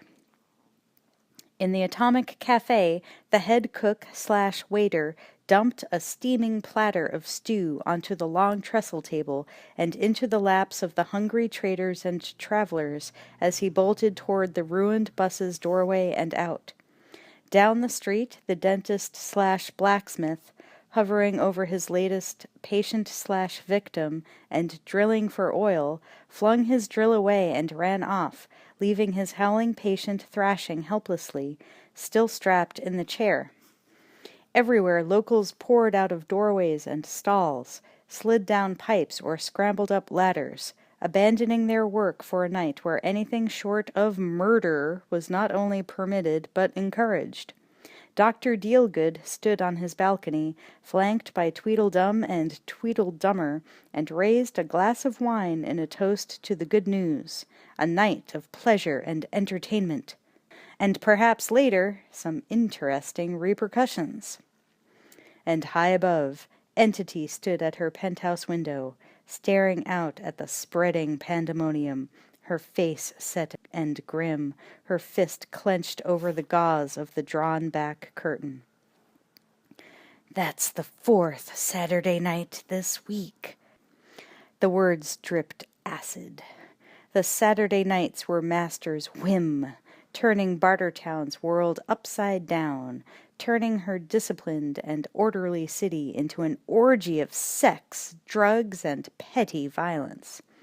Entity had tolerated it because she knew that Bartertown would never last unless its volatile population was allowed to blow off steam in some reasonably controlled way. But Master Blaster was out of control. It was hard to remember now that there had been a time when they had worked together as comrades, even friends, forging this town out of chaos, creating something of value, forcing civilization to live again in the middle of this wasteland. She had needed his technical expertise, and he had needed her vision to direct it. They had been the perfect team. But once the dream had been accomplished, once their power was secure, the balance hadn't been enough. He had wanted more, but it was her dream, her vision, her law, her town. She still needed his brain, but she would not let his raging egomania destroy all she had created here.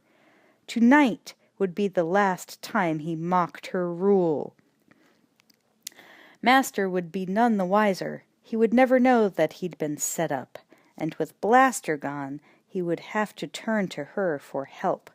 She would be magnanimous, let him think she shared his grief. She had done the right thing, hiring the stranger to challenge him. If anyone could defeat Blaster, he was the one. Her mouth twisted with a bitter smile. He was the one she had been waiting for. On the surface, he was nothing, just one more wretched survivor, ragged, half-crippled, burned out, but still he had beaten her best warriors. He hadn't done it on strength alone. She had not gotten to the place where she stood now without being a shrewd judge of character.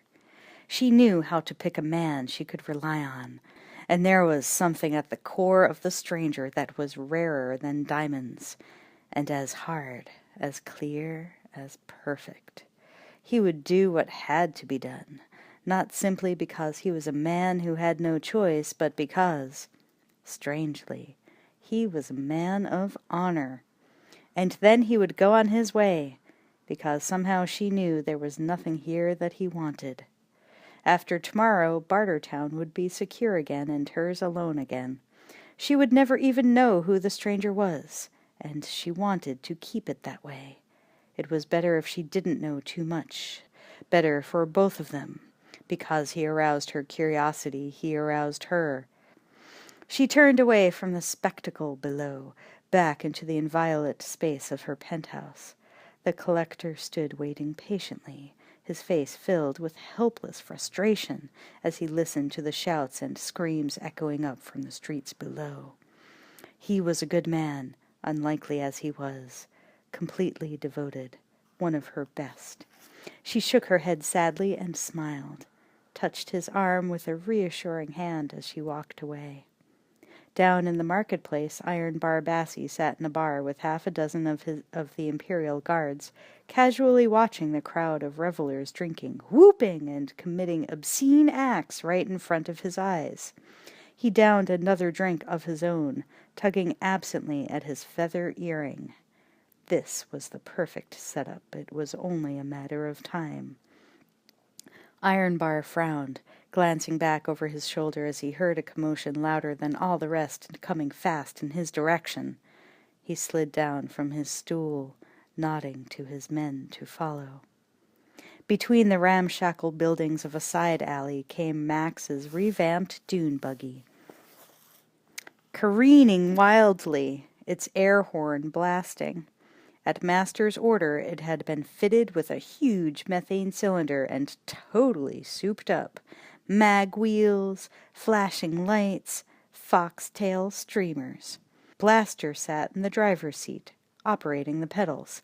Master perched in his lap, swigging at a bottle of booze, wielding the steering wheel with wild and hopeless incompetence, spreading terror through the population of Bartertown as he roared down its streets.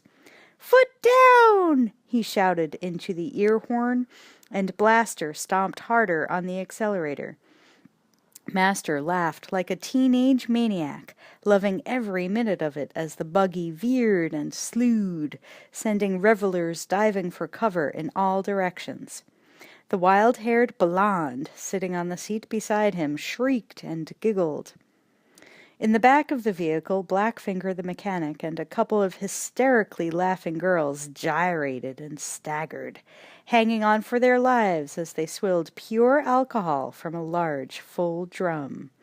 Master Blaster circled Thunderdome, tires screeching, nearly running over 2 Imperial Guards crazy enough to try to slow him down. He smashed into their parked vehicle, caromed on across the street, and into the eatery near Entity's tower. The car tore through the canvas wall, scattering food and people indiscriminately, crashed rear end first into a wagon load of barrels on the far side of the tent. The car sat motionless, shrouded in the ruins of the cook tent. A crowd began to gather as their curiosity overcame their fright. Abruptly, the flame of a blowtorch ate its way through the heavy canvas, charring a wider and wider hole, until the tent fell away, revealing the wildly laughing people inside. "Happy hour!" Blackfinger shouted. "Free booze!" He began to ladle it out to the crowd, the 2 women helping him with giggling gusto. Max stepped forward, pushing his way to the front of the crowd, holding out a jar. As Blackfinger filled the jar with alcohol, Max's monkey leapt out of Blaster's arms and up onto the headrest, skittering towards its owner. Startled, Blaster jerked on the monkey's leash, dragged it screeching back again. Max stepped forward and pitched the full jar of alcohol straight at Blaster's helmet. It struck with a splash, spraying liquor over both Blaster and Master. Blaster dropped the leash in surprise. Max caught up his pet, holding it against his chest, soothing it. Master turned, his eyes blazing, to see the man who had mocked him and gotten away with it only this afternoon. "Tell your ape to leave my monkey alone," Max said with deadly calculation. Around him the laughing crowd abruptly fell silent as the revelers stared at him with sudden astonishment and fear.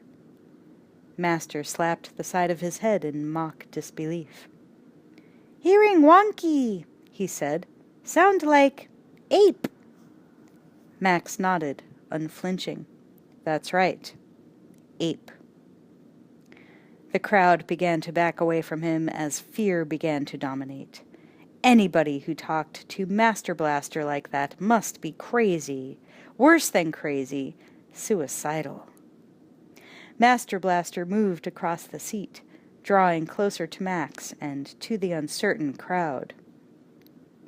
"Jumpin' Jesus!" Master cried, looking out at the crowd, playing to the watchers now. "Him sad!" He pointed at Max. "Brain broken! Me explain." Looking back at Max, he said, "This Blaster!" He patted the giant's shoulder. "He backsnapper, ball cracker, death on foot. Savvy?" "Yeah," Max said sourly. "Sounds just like an ape." He turned his back on them and began to walk away through the gaping onlookers. "Banzai!" Master shouted into Blaster's ear horn, scrambling onto his back. Blaster lunged forward, his hand shooting out to grab Max around the neck, dragging him back to the vehicle. With his free hand, Blaster began to pry the monkey loose from Max's stubborn grasp. Max let go as the monkey screamed in pain, found himself helpless in Blaster's monstrous grip for the second time in one day. Blaster's hands began to tighten around his throat, forcing his head back. He glanced left and right, beginning to sweat, searching the crowd. Where the hell was Bassie? 3 seconds, Master hissed fiercely, leaning close to Max's face. Break neck. 1, 2. Abruptly, a bristling armory of crossbows, clubs, harpoons, and spears surrounded them. The collector and Iron Bar Bassie stepped forward, flanked by 6 of the Imperial Guards, all with weapons ready. Slowly, Blaster's grip loosened around Max's neck. "Master Blaster," Iron Bar rasped, in a voice ruined that morning by a flying platter. "Listen to the law." The collector pointed up at Entity's penthouse. Entity stood on the platform high above, its curtain wall drawn back as she looked down impassively on all that happened below. "Auntie," Iron Bar yelled up at her, "2 men in dispute." "These are a witness, Auntie," Master shouted, waving a hand at the crowd. "Us suffer bad. Want justice. Want Thunderdome." Entity put her hands on her hips. "You know the law," she shouted the ritual warning. 2 men enter, 1 man leaves. 2 men enter, the crowd around Max murmured like a sigh. 1 man leaves. "This Blaster!" Master yelled scornfully from the crook of the giant's arm. 20 men enter, only him leave. Entity shrugged. "Then it's your choice. Thunderdome." From somewhere beside her, she raised a crossbow and fired a flaming arrow. The arrow arced high above the heads of the crowd, struck a lever on the roof of Thunderdome. The lever fell. A huge neon sign flickered to life above the crowd. "Thunderdome!" The crowd looked up and burst into cheers. Max heard the cheer spread like a wave, rolling away through the streets of Bartertown. "Thunderdome! Thunderdome!" The crowds pressed around him, laughing and shouting. pummeling him in congratulation for having the complete insanity to provide them with the best entertainment a Saturday night could provide, the opportunity to watch Blaster reduce a live human being to raw meat. The crowd swept on past him, breaking into a run as the townspeople and traders raced ahead for the choicest spots to view the coming massacre. Master Blaster roared off in the dune buggy, eager for the bloodletting, completely confident that the only blood anyone would see tonight was Max's. Max stood where he was for a long moment, the only man in Bartertown without a smile on his face. Suddenly his head felt light, his throat tight. His heart was pounding. He looked down. In the palm of his hand lay the skull-faced whistle. He clenched his fist over it. Slowly he began to walk, following the crowd toward Thunderdome. Chapter 6. Thunderdome. Under the lurid glare of flashing neon, the citizens of Bartertown swarmed to Thunderdome, swarmed up and over it like ants, until the grid of steel pipes that caged the arena was a seething mass of bodies. The space it enclosed was more than large enough for two men to engage in mortal combat while letting almost everyone in town witness it. At Entity's order, even convicts and slaves were given time off from their labors to watch Bartertown's favorite spectacle, which was both instructional and highly entertaining. Pig Killer, chained together in a line with the three Hare Krishnas, peered through Thunderdome's metal gridwork with mingled curiosity and foreboding as the slaves took their reserved spot along the dome's south side. Word had it that somebody had challenged Blaster, which meant that somebody was as good as dead. But the strange events he had witnessed this afternoon in the underworld were still fresh in his mind, and he couldn't shake the premonition that he knew who the challenger was going to be. There was something in the stranger's face when he had watched Master Blaster. Pig Killer wasn't sure why the feeling was caught in his gut, any more than he knew why he believed that something had begun this afternoon that was not meant to end simply with the stranger's corpse lying dead at Blaster's feet tonight. He looked up as a murmur spread through the crowd. Auntie Entity appeared on the platform of her penthouse high above the dome. Holding a flying fox between her outstretched arms like a hang glider, she leaped from the platform, soaring down toward Thunderdome in a flamboyant display of nerve and skill. She landed with precise grace in the royal box on the far side of the area, the only seating that actually opened directly onto the scene of combat. Ironbar Bassie and the Collector were waiting for her there, as usual, and tonight Master, without Blaster, sat with them. The crowd looked toward her expectantly. "Welcome to another edition of Thunderdome," she called out, her voice strong and resonant. Tonight her presence seemed to crackle with an electric energy, as if she focused the crowd's excitement like a lightning rod. The crowd roared in answer, eager for the spectacle to begin. Below, Dr. Dealgood bounded into the arena, raising his top hat in salute and greeting. Tweedledum and Tweedledummer sashayed into the ring behind him, pulling a small cart that contained a full battery of weapons for cutting, bashing, and spearing. Knives, clubs, a giant sledgehammer, even a chainsaw. As Dr. Dealgood began to address the watchers, his simpering assistants passed the weapons up to members of the crowd, who began to drop them onto platforms high up the walls of the dome.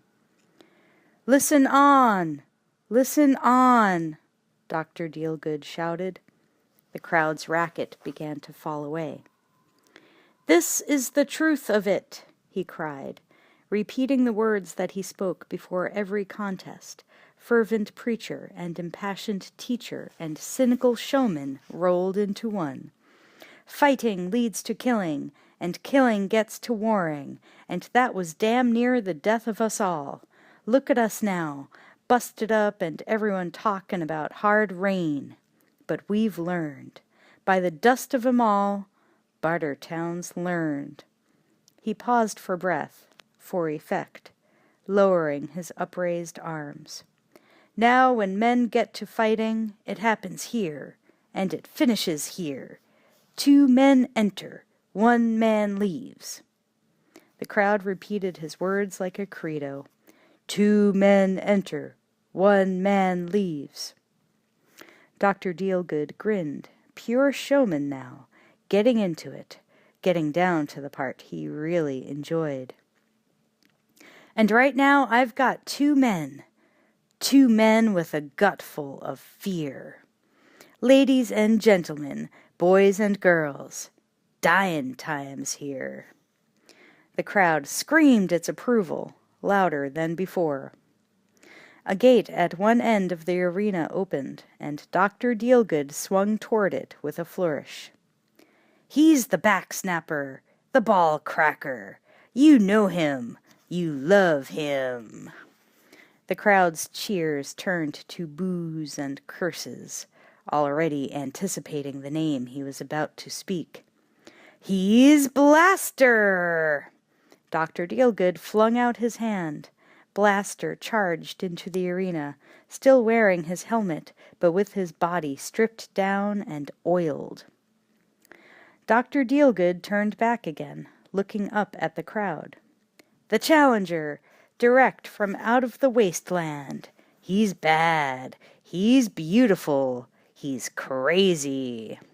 He shook his head pityingly.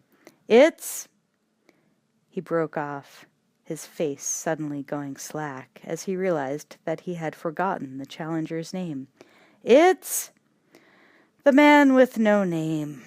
He waved vaguely at the opposite side of the arena. Max entered the arena, still wearing the clothes he had worn on the street. Leather held up better than skin in a fight. He stopped just inside the arena, looking up at the crowd.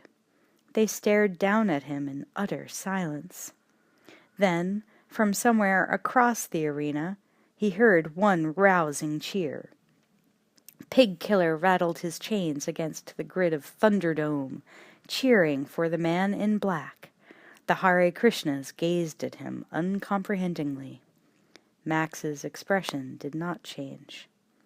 2 guards came forward, each carrying a harness. The harnesses were suspended from bungees.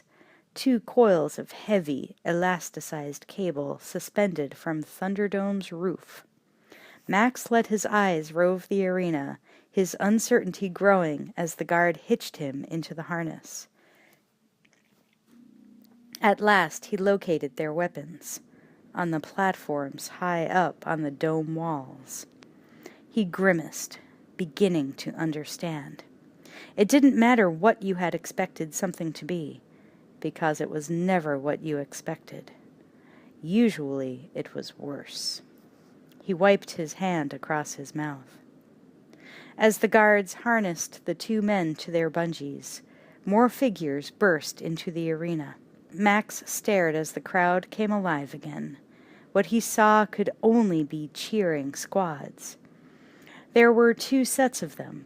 The first made up of the most strikingly attractive employees of the Palace of Dreams, wearing peekaboo costumes that amply displayed their charms. Linking arms, they began a clumsy and vaguely obscene tap dance routine, singing loudly, "Hustle Blaster, hustle Blaster, go, go, go." The second squad, led by an immensely fat balloon of a woman, seemed to have been chosen strictly for ugliness. They carried letter cards intended to spell out the message, "Go, Max!" Having apparently been selected for brains as well as looks, They held up a message that read instead, "Og! Max!" It took them several tries to get it right. Max stood impassively, ignoring the grotesque spectacle as he ignored the crowd's laughter. Let them have their joke. It was all meaningless, anyway. Humiliation was nothing compared to pain. He glanced up at the weapon caches again, down at Blaster, forcing himself to breathe slowly and deeply, to stay calm. You did what you had to, endured what you had to. When had anybody ever had another choice? He was jerked out of his thoughts as the bungee he was attached to suddenly pulled taut above him, yanking him off his feet. He hung suspended, his feet just off the ground, dangling like a side of beef. Looking up, he saw that the same thing had happened to Blaster. Dr. Dealgood stepped forward between them, addressing them both. "Thunderdome's simple. Get to the weapons, use 'em any way you can." He smiled sardonically. "I know you won't break the rules. There aren't any." He backed away again, hurrying toward the exit. The cheering squads had reached the gate before him and were already scuttling out. One of the waiting guards caught Max's harness from behind, hauling him back toward one side of the dome. The other guard was doing the same to Blaster. Auntie Entity rose to her feet, and the crowd's restless murmur hushed once more. She turned to gaze down at the two combatants, her face serene, her voice shadowed. "Remember where you are," she murmured like a benediction. "This is Thunderdome, and Death's listening. He'll take the first man who screams." She raised her hands. At her signal, the guards let go of the two men, heaving them back toward the center of the arena with a rough shove. Max sailed toward Blaster, his movements completely out of his control. Their bodies slammed together with a teeth-jarring thud, rebounded. Max spun helplessly on the end of his bungee. Blaster arced forward again, completely in control at the end of his own cable. His huge, open hand smacked into the side of Max's head, twirling him like a top. Blaster smacked Max again, set him spinning faster. The arena flashed past in a nauseating blur. Giddy with vertigo, tasting blood, Max saw Blaster's helmet blink past in front of him again, heard the giant's inhuman, echoing laughter. It was a nightmare in zero gravity. There were no rules at all, just like Dr. Dealgood had promised, not even the rules of nature. Desperately, Max thrust out his arms, holding them rigid. First one fist, and then the other, smashed into Blaster's side. Max swore. It was like hitting a stone wall. As the impact jarred his spinning body to a halt, Blaster lunged forward, utterly unaffected by the blows. His trunk-like arms clamped around Max in a bear hug and began to tighten. Max squirmed and kicked, his arms pinned uselessly at his sides, his feet striking air. The crushing vise of Blaster's murderous embrace closed around him like the arms of death. His head swam. He felt his eyes bulging out of their sockets, saw the throbbing veins bulge in Blaster's straining throat. Twisting his head, Max sank his teeth into Blaster's neck. Blood spurted into his face, but still the bone-cracking pressure kept wringing the life out of him. He bit deeper in a frenzy of desperation. Blaster's grip spasmed and released him. The giant's clawing hands tore at him as Max pried and kicked his way free, pushing off from Blaster's chest, bouncing away, losing all control of his motion again. Blaster lunged after him, grabbed him by the shoulders, and hurled him at the far wall. Max cried out as he smashed into the iron bars, hands flung up, eyes shut. The darkness behind his eyelids exploded into pain stars as he crashed against the grill, caromed away. Blaster caught him again as he sailed past and heaved him onward like a human football. Spectators scrambled this time as they saw him coming.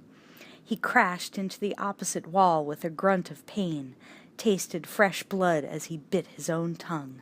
But this time he was ready for the crash. He made a frantic grab for the bars, managed to wrap his fingers through the grill and jerk himself to a halt, stopping his spin-dizzy, headlong flight. Forcing air into his spasming lungs, he shook the blood and sweat from his eyes, looking back into the arena. A fair fight, Entity had said. It had to be a fair fight in Thunderdome. Blaster knew the ropes here, literally, and he was as out of his depth as a cat that had fallen into a shark tank. He'd forgotten to ask Entity, fair to who? Blaster launched off from his place at the arena's center, lifting his legs as he headed toward Max like a cannonball. Max held his place grimly, waiting.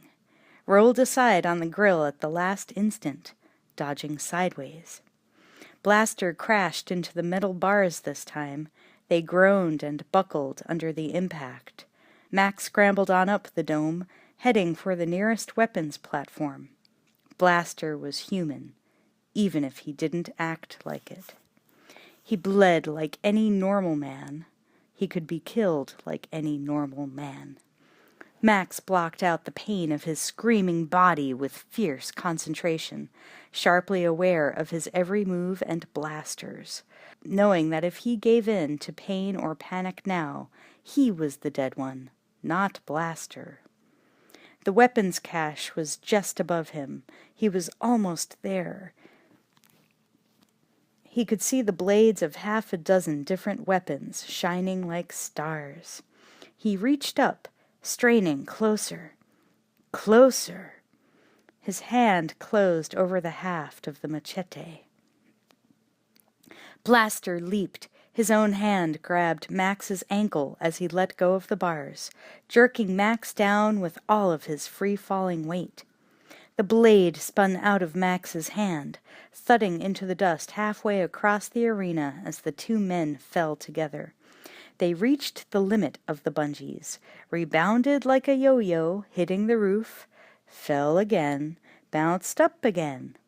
As their momentum slowed, Blaster let go of Max and leaped, catching hold of a bar high up on the dome. He swung himself toward another weapons platform as Max continued to fall helplessly. Blaster grabbed the sledgehammer and a knife, launched off again from the platform, swinging the hammer like a battle axe.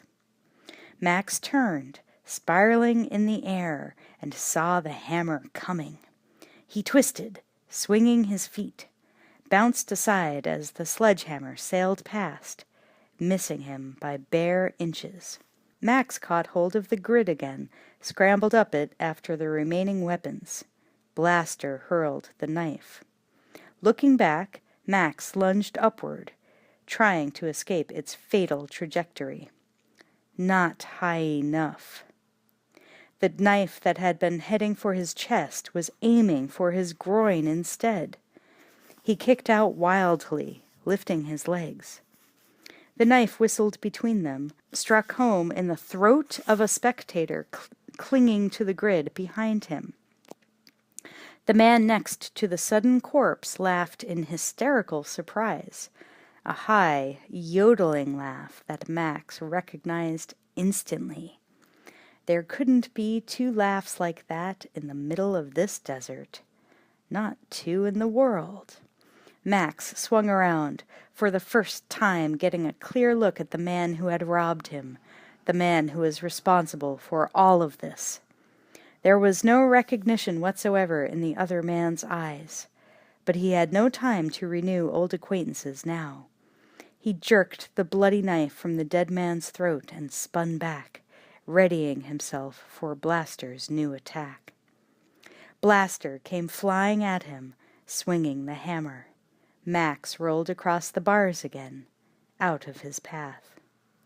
Behind the grill, Jedediah recoiled in sudden horror. The hammer clanged against the bars, missing his fingers by inches. Max grinned mirthlessly, slashing at Blaster with the knife, missing him as Blaster let go of the grid, ducking expertly. But the knife grazed the top of Blaster's helmet as he sprang away, cutting the bungee almost through. It parted under Blaster's weight. Max watched him plummet to the ground.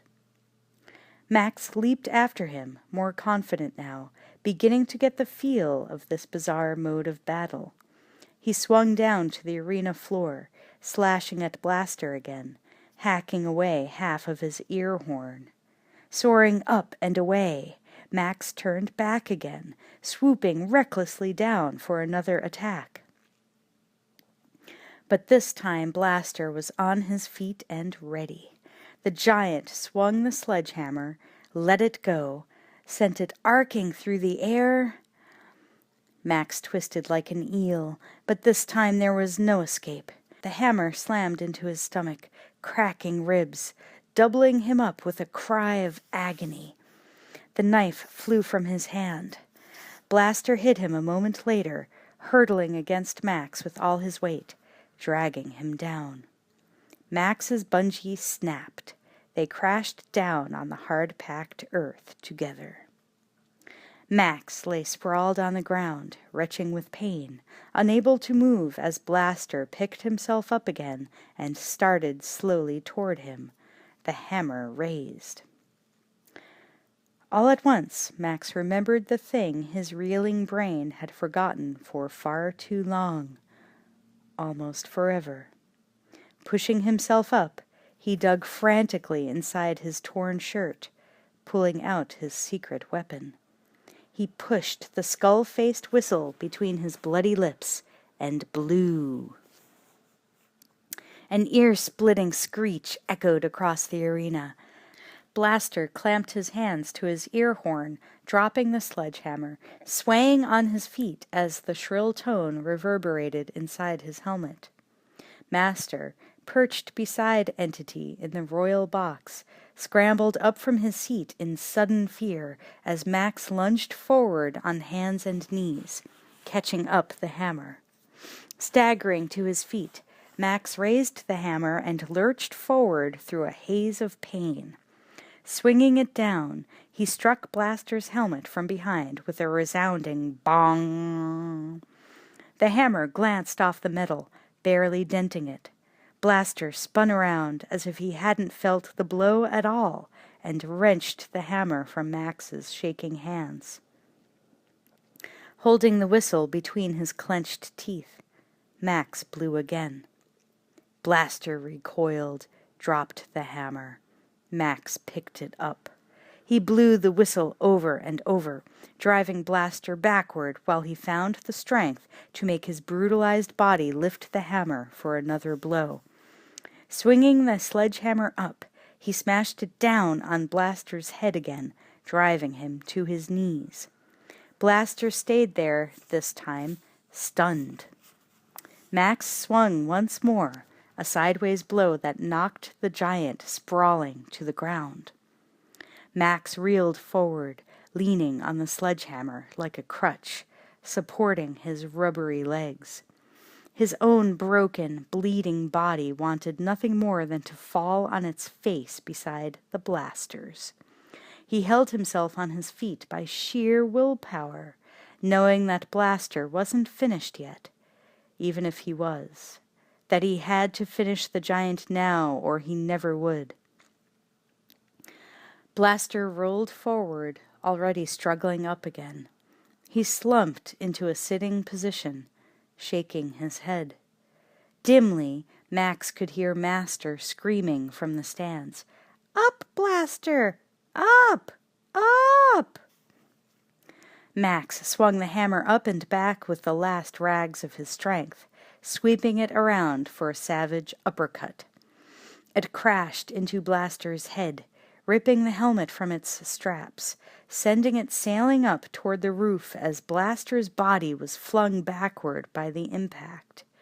The crowd gasped, seeing the helmet flying skyward, a body lying motionless below, with no visible head. The helmet clanged off the roof of Thunderdome, fell to the ground again, lay spinning like a top.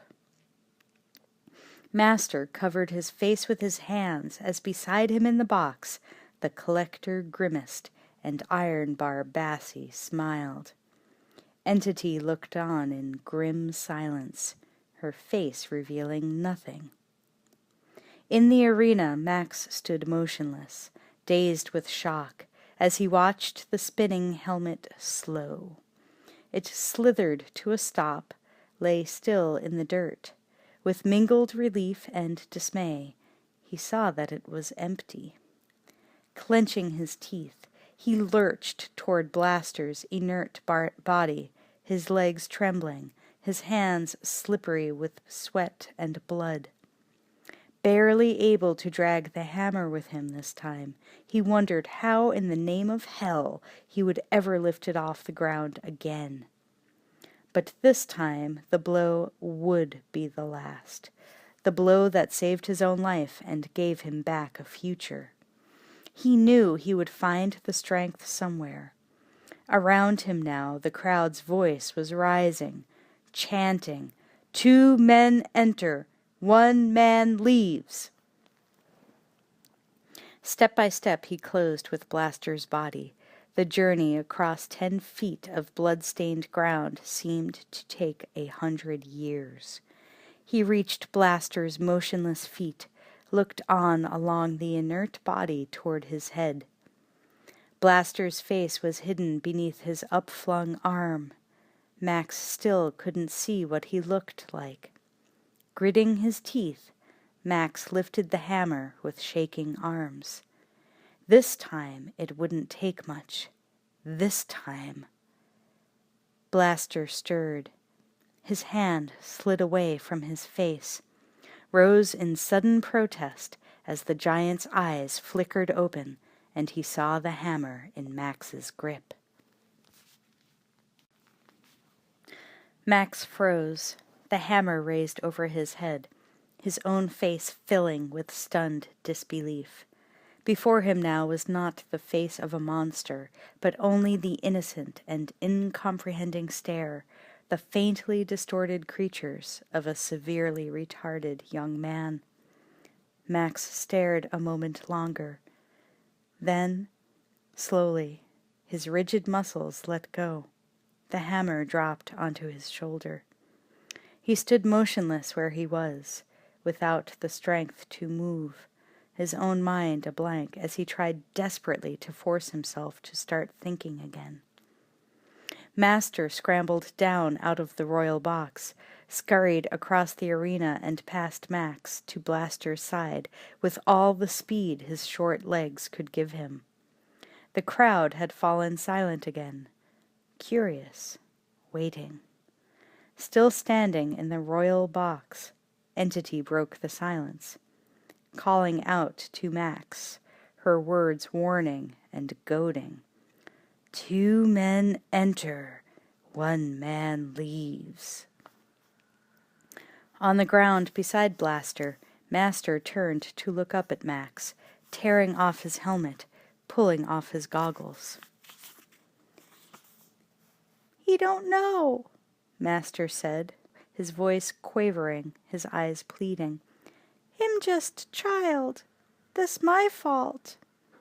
He cradled Blaster's head in his arms, stroking the battered face tenderly. Blaster stared up at him with dazed incomprehension. "You know the law," Entity's voice cut sharply across Master's pleading, addressing Max, urging, threatening. "This is Thunderdome," the collector shouted. "Kill him," Ironbar snarled.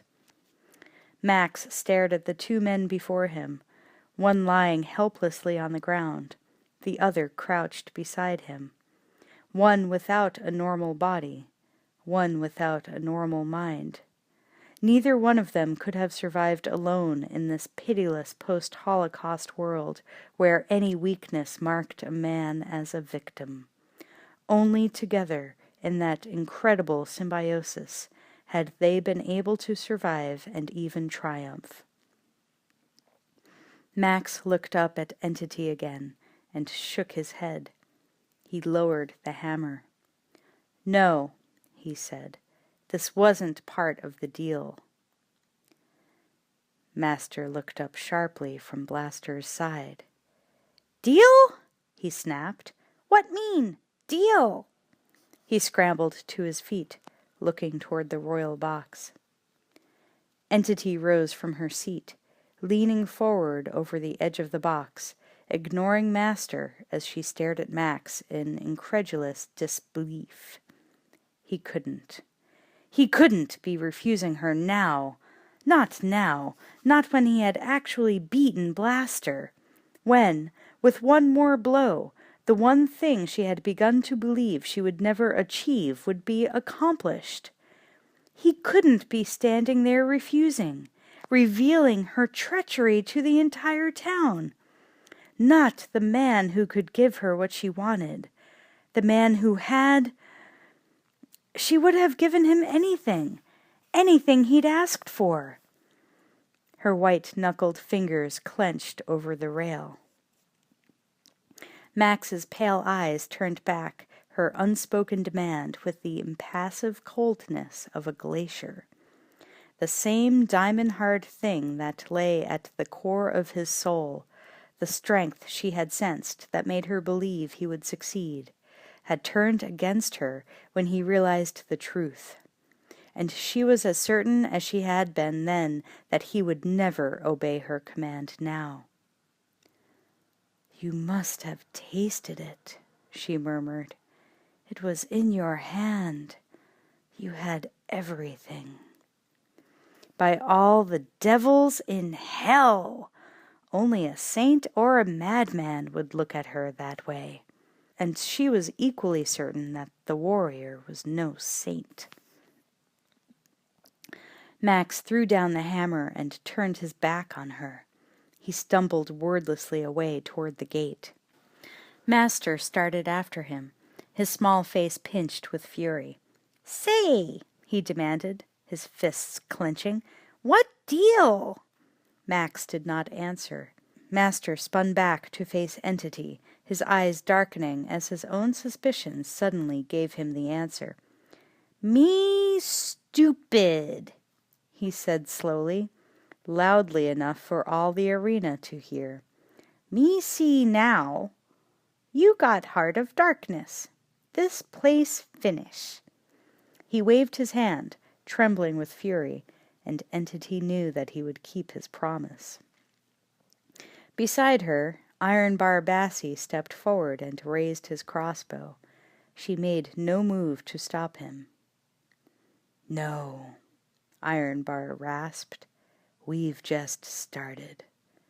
Grinning, he fired twice. Both bolts struck Blaster squarely in the chest. The crowd gasped with one voice as Entity's chief enforcer murdered her law.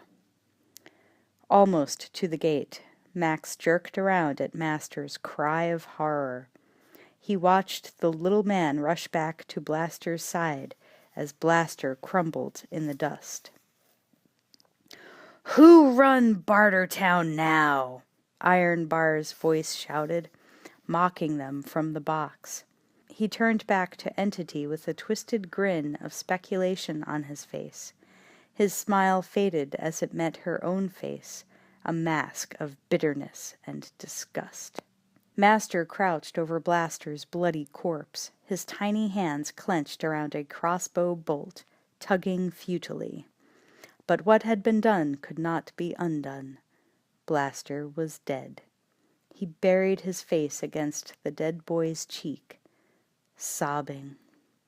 Max turned back again toward the exit gate, confronting the 2 armed guards posted beyond it. "Open it." The guards stood with arms folded and did not move. Ironbar reloaded his crossbow, the smile back on his face, his eyes already on Max's back. Max moved closer to the gate, caught hold of the bars, holding himself on his feet. "Open it," he said again, his voice raw. The guards stared at him, unmoving and unmoved. On the far side of the dome, Pig Killer shouted, "2 men entered! 1 man leaves!" Standing on the ground now beside him, Jedediah picked up the chant. He had no idea whose life he was shouting for, any more than he cared what sort of dirty deal the man had made with Entity. He only knew that he had seen a damn good fight. Any man who could bring Blaster down deserved to come back and fight another time. Others in the crowd began to pick up the cry. The chant began to echo around the arena. 2 men entered! 1 man leaves! 1 man leaves! They banged and rattled the bars of Thunderdome until the whole arena was calling for the survivors' freedom. Max stood unmoving before the gate, the taste of blood still in his mouth, the crowd's demand echoing hollowly in his ears as he waited for the decision he knew would be made only in the royal box behind him, waiting for the searing pain of a crossbow bolt in his back. Ironbar moved forward, oblivious to the crowd's roar as he took aim at Max. The collector's aim reached out suddenly, forcing his weapon down. Entity stood rigidly, frowning as her eyes roamed the howling crowd. She couldn't kill the stranger in cold blood now. Another murder and the crowd would riot. But she was goddamned if she was going to let that son of a bitch bust their deal and go free. All at once she moved, her decision made. She leaped down from the royal box to land in the arena. Turning on the crowd, fury blazing in her eyes, she prowled along the base of the dome, glaring out at the watchers like an angry lioness, commanding their attention, their silence. The stranger had betrayed her trust, broken his word, revealed her plan to everyone in Bartertown and, worst of all, made her directly responsible for causing Blaster's death. Ironbar Bassie was the one who had pulled the trigger, but he was her right hand. It might as well have been her own hand. The stranger was not getting away without paying for that. "You think I don't know the law?" she shouted. She raised her arms, on fire now with messianic fervor. "Wasn't it me who wrote it? And I say now." She flung out her hand, sent an accusing finger at Max like an arrow. "This man has broken the law. Right or wrong, we had a deal. And the law says, bust a deal, face the wheel." The crowd was hushed now, turning away from Max, all eyes fixed on her. At last even Max turned back to face her, his own face resigned, no resistance left in his body as he felt the tide of the crowd's support ebbing away from him, flowing back to Entity. As her words rang out, the watchers began to pick up the refrain, chanting the new ritual response. "Bust a deal, face the wheel." The 2 guards came through the gate and caught Max from behind. Max did not struggle, too beaten and too exhausted to resist, even if he had been stupid enough to try. They held him where he was at the side of the arena, waiting. He watched mutely, almost past caring, while new preparations were made. Dr. Dealgood bounced back into the arena, supervising the change of attractions. This night was turning out even better than he'd anticipated. More guards led his milk-white stallion, his trademark, into the arena and harnessed it to the dead body of Blaster. Straining with effort, the stallion began to haul Blaster's corpse feet first out of Thunderdome. Master followed silently at Blaster's side, his face stricken and streaked with tears, Blaster's one mourner in their bizarre funeral procession. As Master trailed the body toward the gate, two large, heavily muscled legs stepped in front of him, blocking his way. He looked up, his face filling with fear. Ironbar Bassie stood before him. His samurai helmet was already jammed onto the guard's bald head. Ironbar grinned as he leaned down, plucking the small man off his feet.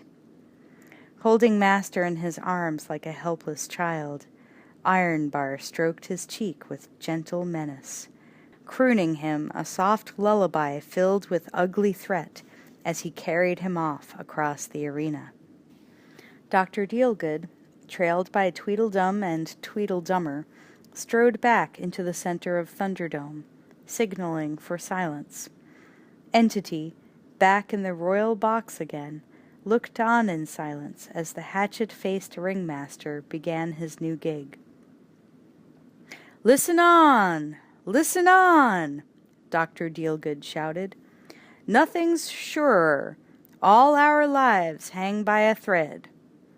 On cue, the two guards hustled Max forward into the center of the arena.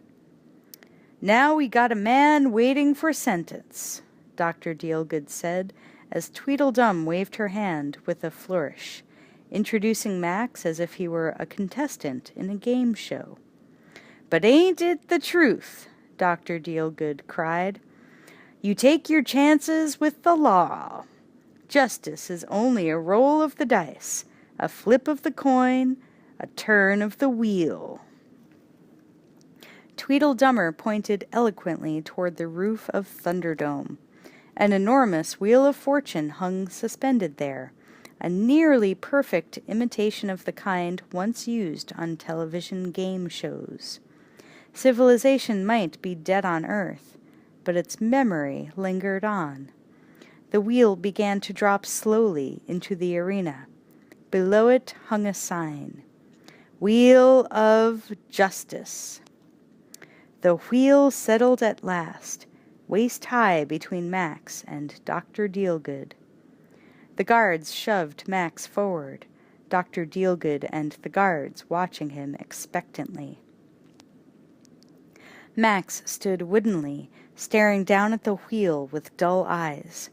A guard grabbed his wrist, slapping his hand against the edge of the wheel to set it spinning. His choice of fates clattered past him in an unreadable blur. The wheel began to slow again as the rubber flipper at its edge batted against one raised spoke after another. The words in their pie-slice sections grew readable again, passing more and more slowly as the wheel settled toward its judgment. Life imprisonment. Spin again. Forfeit goods.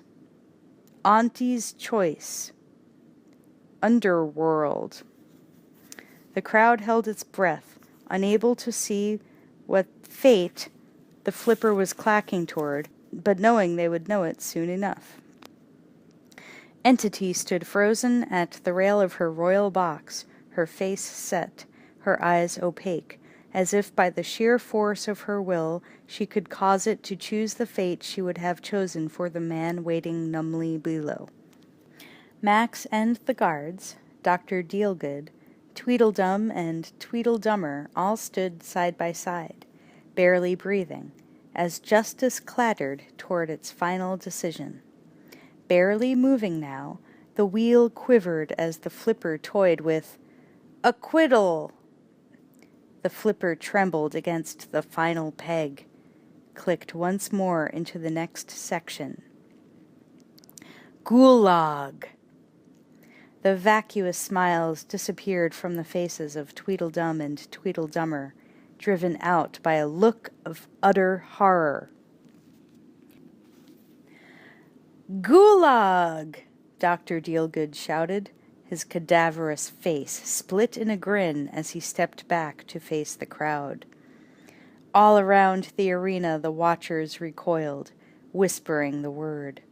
Max turned to look at them as the flicker of hope inside him guttered out, as the whisper became a wailing chant that echoed around him like a banshee calling away souls. Gulag! Gulag! What the hell was Gulag?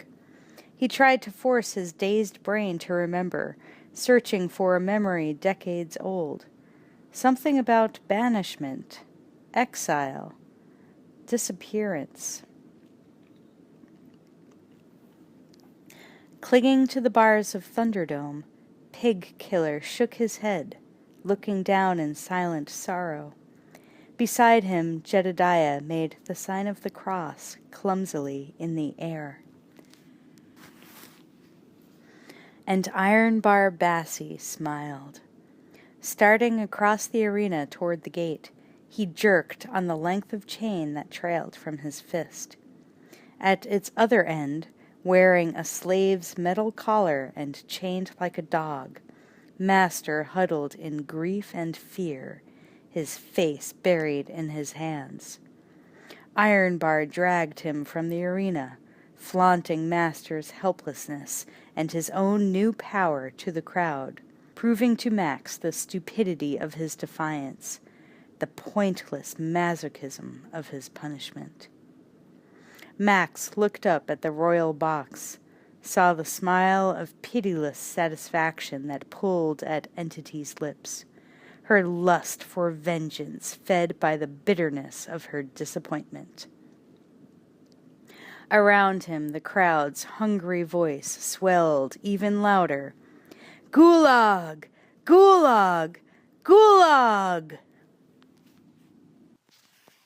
Chapter 7. Gulag. A new dawn broke over the devil's anvil. The sun climbed into the perpetually cloudless sky as it had done for eons, and would do for eons more, pouring its light down on the glittering bed of the dry lake. Reflected heat rose from the lifeless salt pan in shimmering waves. The citizens and traders of Bartertown stood in straggling ranks along the precipice above, or scattered down the slope to the lake shore, squinting and shielding their eyes as they looked out at the white wilderness of salt, at the scene unfolding below them. Jedediah stood on the hillside with the others, burdened down with the new propeller and the heavy load of trade goods he had bartered Max's belongings for, waiting with naked curiosity for a glimpse of one last Bartertown spectacle before he started on his solitary homeward journey. Below him, marking the beginning or the end of the devil's anvil, 32 tall poles capped with skulls pointed skyward, like stark, bony fingers reaching toward heaven.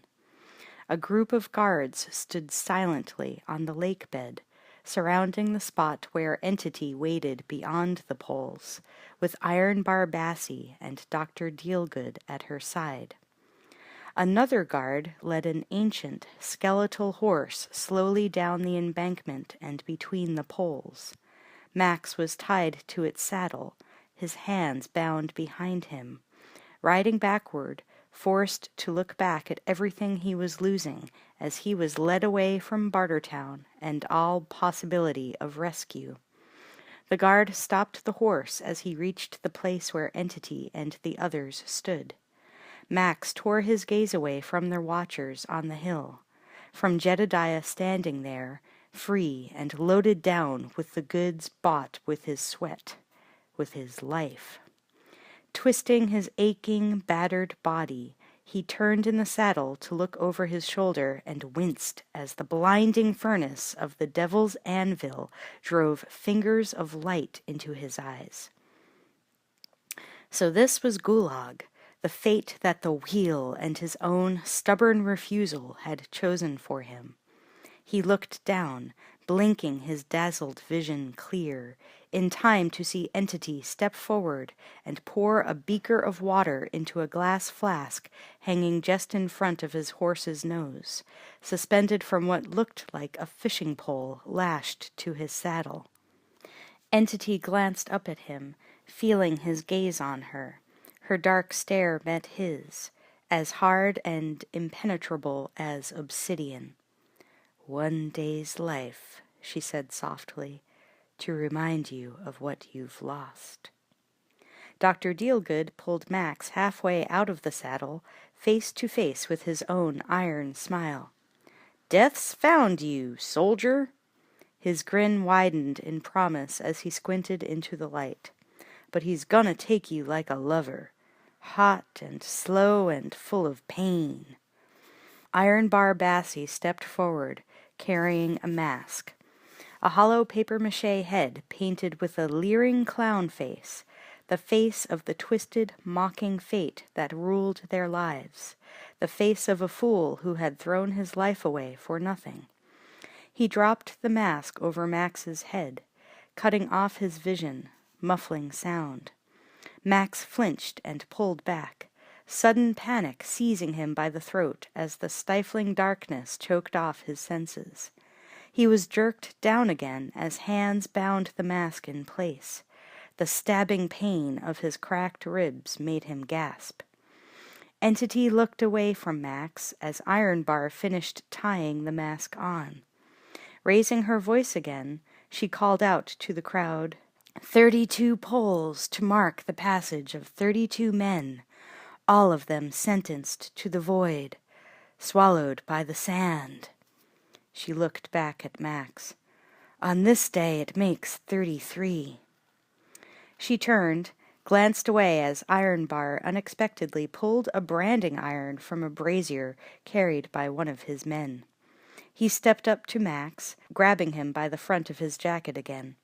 He pressed the branding iron into one of the mask's staring eyes, grinning as he watched it burn through toward the living eye beneath it. Max began to struggle uselessly. Entity stepped forward, grasping Iron Bar's wrist, forcing him to drop the iron. Iron Bar turned, glaring, his jaw twitching as he let go of Max. "Fair trade, auntie," he rasped. "My voice, his eyes." Entity stared at him without answering. Stepping back suddenly, she brought her hand around in a stinging whack on the horse's rump. The horse bolted away, charging out onto the lake bed, the flask of water lapping tantalizingly in front of its nose. Entity, Iron Bar, and Dr. Dealgood stood together in silence, watching it go. A funereal silence hung over the hillside as well, as the fleeing horse thundered away into the shining, lifeless wastes. The silence stretched until the horse and its helpless burden were nothing more than a speck in the vast, snow-blind wilderness, until they disappeared like a mirage into the shimmering wall of heat. One by one the watchers began to turn away at last, muttering among themselves as they headed back for town. The horse ran on for what seemed to Max's agonized body like years, every jarring thud of its hooves against the ground driving up through his bones like the blow of a sledgehammer, racking him with fresh pain. But at last the horse's mindless fright subsided, and its mindless flight slowed, dropping from a panic-stricken gallop to a canter, to a trot. Blowing hard, its flanks lathered white with sweat, it broke at last into a shambling walk. There was nothing now in any direction but the glittering sand, the sunlight glancing up from its mirror surface, doubling and redoubling its heat. Nothing for the befuddled animal to do but keep on, hour after hour, aimlessly pursuing the promise of water that it scented always just ahead, never able to comprehend why the water remained forever out of reach. On its back, Max reeled in the saddle, his breath coming in shallow, suffocated gasps, his face drowning in sweat inside the oven that his mask had become. His own brain was barely more functional than the horse's as he sank into a stupor of sweltering misery. He twisted mechanically at the thongs that bound his wrists behind him, the only movement he was capable of, obsessed with freeing the hands the way the horse was obsessed by water. His wrists bled, already rubbed raw. The thongs had been knotted by an expert. The sun reached its zenith and rolled on through its endless dance. It sank below the horizon at last, bringing the night and a brief reprieve for the tortured creatures below. They struggled on through the darkness toward a new dawn, while the ageless stars gazed down on the eternal land. In Bartertown, miles behind them now, the blazing artificial stars of another night's day shone steadily, driving back the darkness, seeming as permanent and unfailing as the stars in the sky above. And then, abruptly, the lights flickered and dimmed, as somewhere in the underworld a pipe broke apart at a critical seam, and critical pressure began to drop.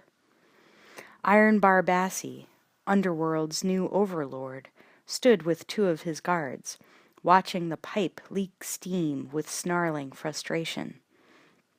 Ironbar turned back again to the heavy winch behind him. Master dangled from a harness at the end of its cable above an enclosure full of pigs. Ironbar pointed at the hissing pipe. "Fix it." Master glared at him with all the defiance he could muster. "You run, Bartertown," he said. "You fix." Ironbar took hold of the winch. Slowly he began to lower Master into the pigs. Unnoticed behind him, the periscope dropped from the ceiling, turning, searching. And farther in the shadows, Pig Killer stood silently, watching all that happened.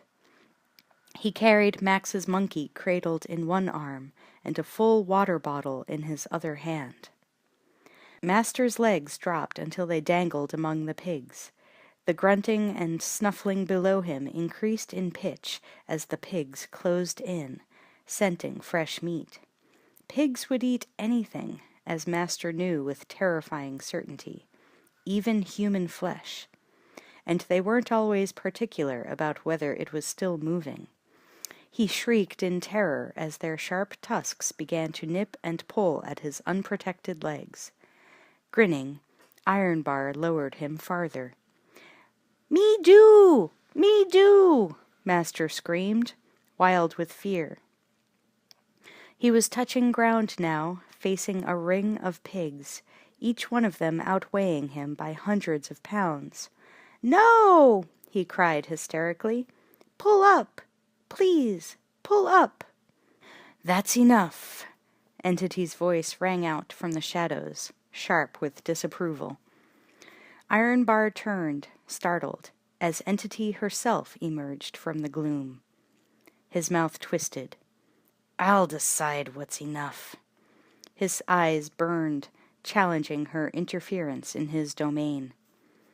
Entity stopped, her own eyes narrowing, her own mouth thinning at his arrogance. She had sensed this coming. He had wanted Master Blaster's position. The corruption that went with the power was already infecting him. She would have to watch him more carefully, be ready to squash him if he got too dangerous. Men like Ironbar had their uses, but they were a dime a dozen. He had none of Master's dedication to what had been created in Underworld or Bartertown. He wanted power for its own sake, because it let him do what he pleased. And seeing what pleased Ironbar Bassi did not please Entity. She curbed her anger and said only, "You want to use him or kill him? Get him up." Ironbar turned back to the winch obediently. Logic still had some hold over his instincts. He began to haul Master up. Entity waited until Master was out of the pen, dangling at her eye level. "Do what Ironbar says, okay?" she asked him almost apologetically, almost ashamed. Her dark eyes did not stay long on his face. Master nodded, his chest heaving, still speechless with fright. Entity turned away from the sight of him and strode back into the darkness. The underworld was as much a part of her domain as Bartertown, as much hers as her own penthouse, but there was small satisfaction in being the queen of hell. Pigkiller slipped deeper into the shadows as Entity and her bodyguards stalked past. Slipping away down a side tunnel, he found what he was really searching for. He climbed up a ladder and wormed his way into one of the ancient drainage tunnels that spewed seepage or sewage out onto the waiting desert, fumbled his way along its dark, dank length until he reached its end. A line of heavy iron bars stood across it like clenched teeth, too close together to let a man escape, but wide enough for a monkey to slip through. Pigkiller pushed the monkey carefully between the bars. On its back it wore the tiny harness he had knotted together out of thongs. Quickly he fastened the water bottle to the harness. He pointed out of the pipe's mouth and through the standing ranks of the funeral poles, toward the lake bed beyond, sent the monkey skittering off after Max's fading trail, running away into the night to find its master. Pigkiller started back through the tunnel alone, knowing that if he was discovered wandering here, he would catch bloody hell for it. Worse, if Ironbar found out what he'd been up to. But he couldn't believe, after all he'd seen, that he'd really seen the last of Max. Not if he could do anything to change it.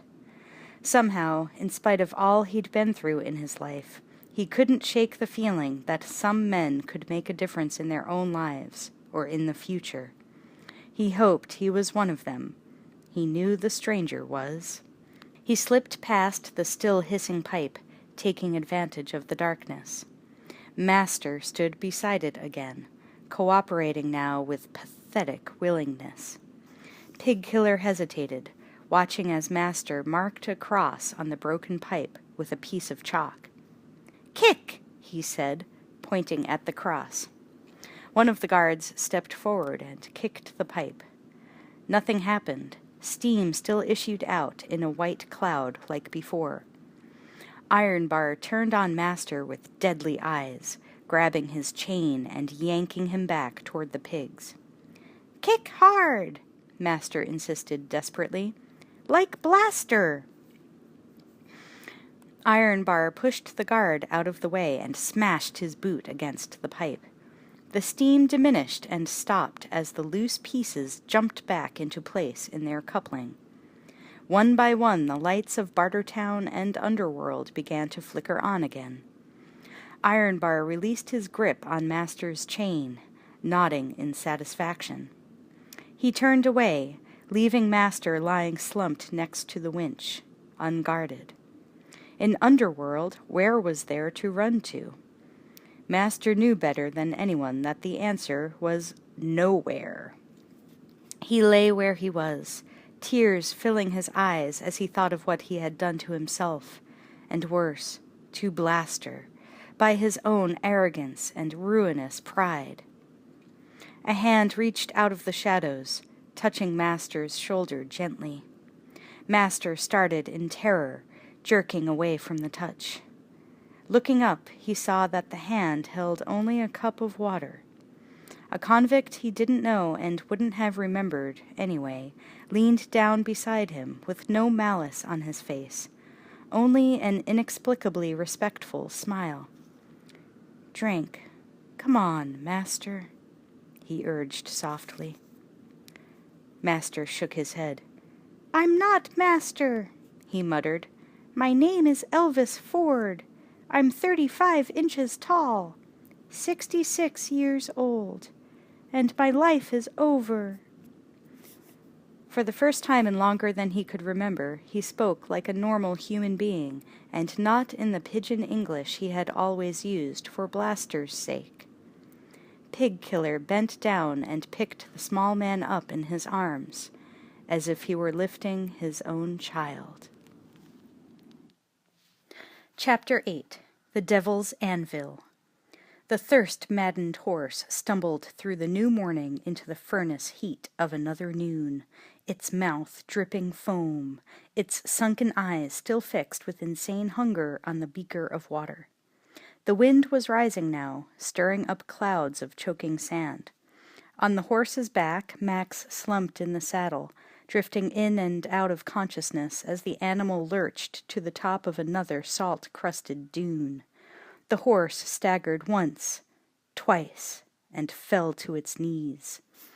Max grunted, jarred out of his stupor by the sudden, sickening vertigo of the motion. He cried out as the animal slowly sagged onto its side, grinding his pinioned leg into the sand as its inert body began to topple over the side of the dune, tumbling and sliding downward. Max's head slammed hard onto the compacted sand, cracking open the clown-faced mask like an eggshell as he was wrenched and dragged, crushed and half-buried in sand by the falling horse's body. The horse came to rest at last at the bottom of the dune and lay unmoving.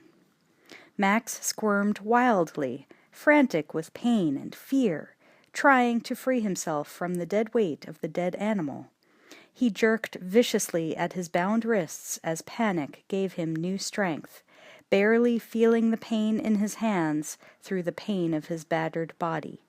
The thongs grated and slid against his slippery skin as fresh blood soaked them, giving, stretching.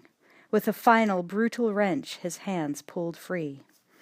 Groping blindly, he untied the ropes that had held him on the horse's back through a day and a half of torture and dragged his twisted leg out from under its body. Sitting in the sand, he clawed the suffocating ruin of the mask from his head and flung it away, taking deep, gasping breaths of furnace-hot air. He rubbed his swollen eyes, wiped the sweat from his face, blinking his vision clear. The sun reflecting from the salt-caked sand was like sun on metal, blinding him with daggers of light. He flung up his arm, wincing, shielding his watering eyes from the glare. The wind whined around him, gusting harder now. Salt and sand stung his raw skin. Max pushed up onto his knees, opening his eyes more cautiously this time, searching for the flask of water that had driven the horse to its death. Raising his head, he saw the flask lying on its side in the sand, still half full. The horse lay head down at the bottom of a dune, its glassy, sightless eye still fixed on the vision of water. Max began to crawl over the horse's body toward the flask, reaching out with a blood-smeared hand. Abruptly, sickeningly, the horse dropped, sinking beneath his weight. Max jerked back, startled. He watched in disbelief as the water flask was suddenly swallowed up by the sand, as the horse's head followed.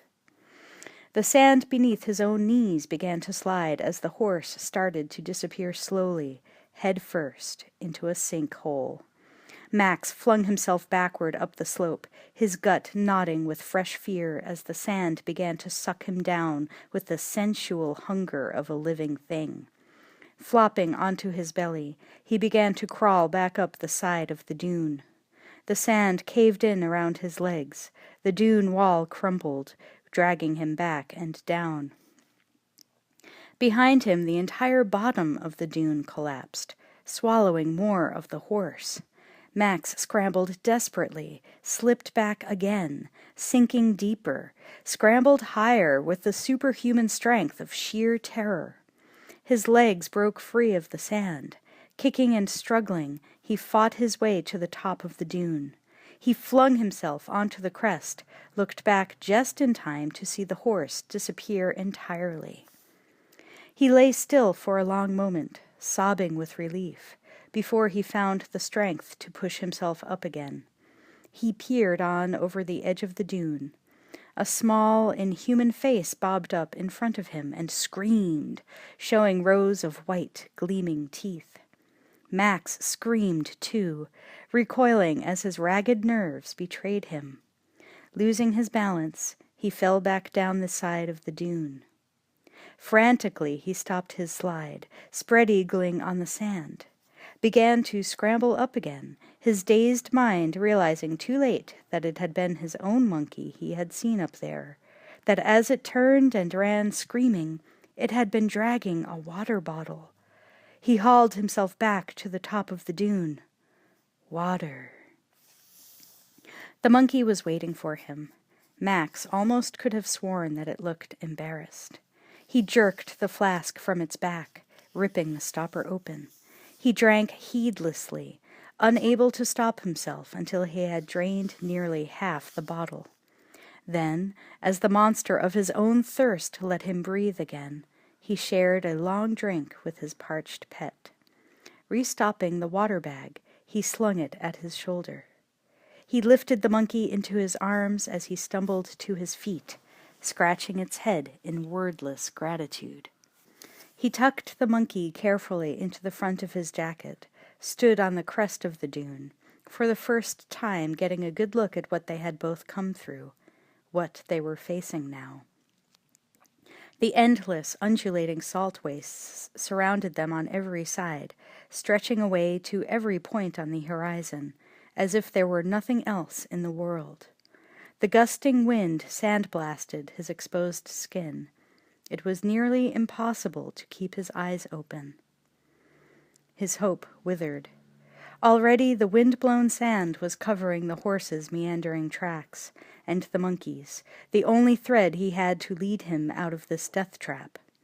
But there was no point in standing here like a jackass, watching the rest of the trail disappear like the horse behind him. Ducking his head against the wind, he began to trudge back along the vanishing line of tracks, staggering and sliding in the loose sand. The trail disappeared completely inside of an hour. The feeble sense of direction that Max had clung to disappeared with it. The wind was no guide. It came from nowhere and everywhere, changing quarters again and again to strike at him from some unprotected angle. He could barely make out the sun through the swirling haze of the rising sandstorm, and he had no idea which way Bartertown lay from here, even if he had been able to follow the sun or the wind home. He kept walking, telling himself that he would find a way out if he only kept moving, because it was the only chance he had left, and he was the only one left who gave a damn whether he did. The rest of the day passed, and the new night followed. Another day and another night. And still he saw nothing ahead but what he had seen behind. Still he was lost, wandering in circles for all he could tell.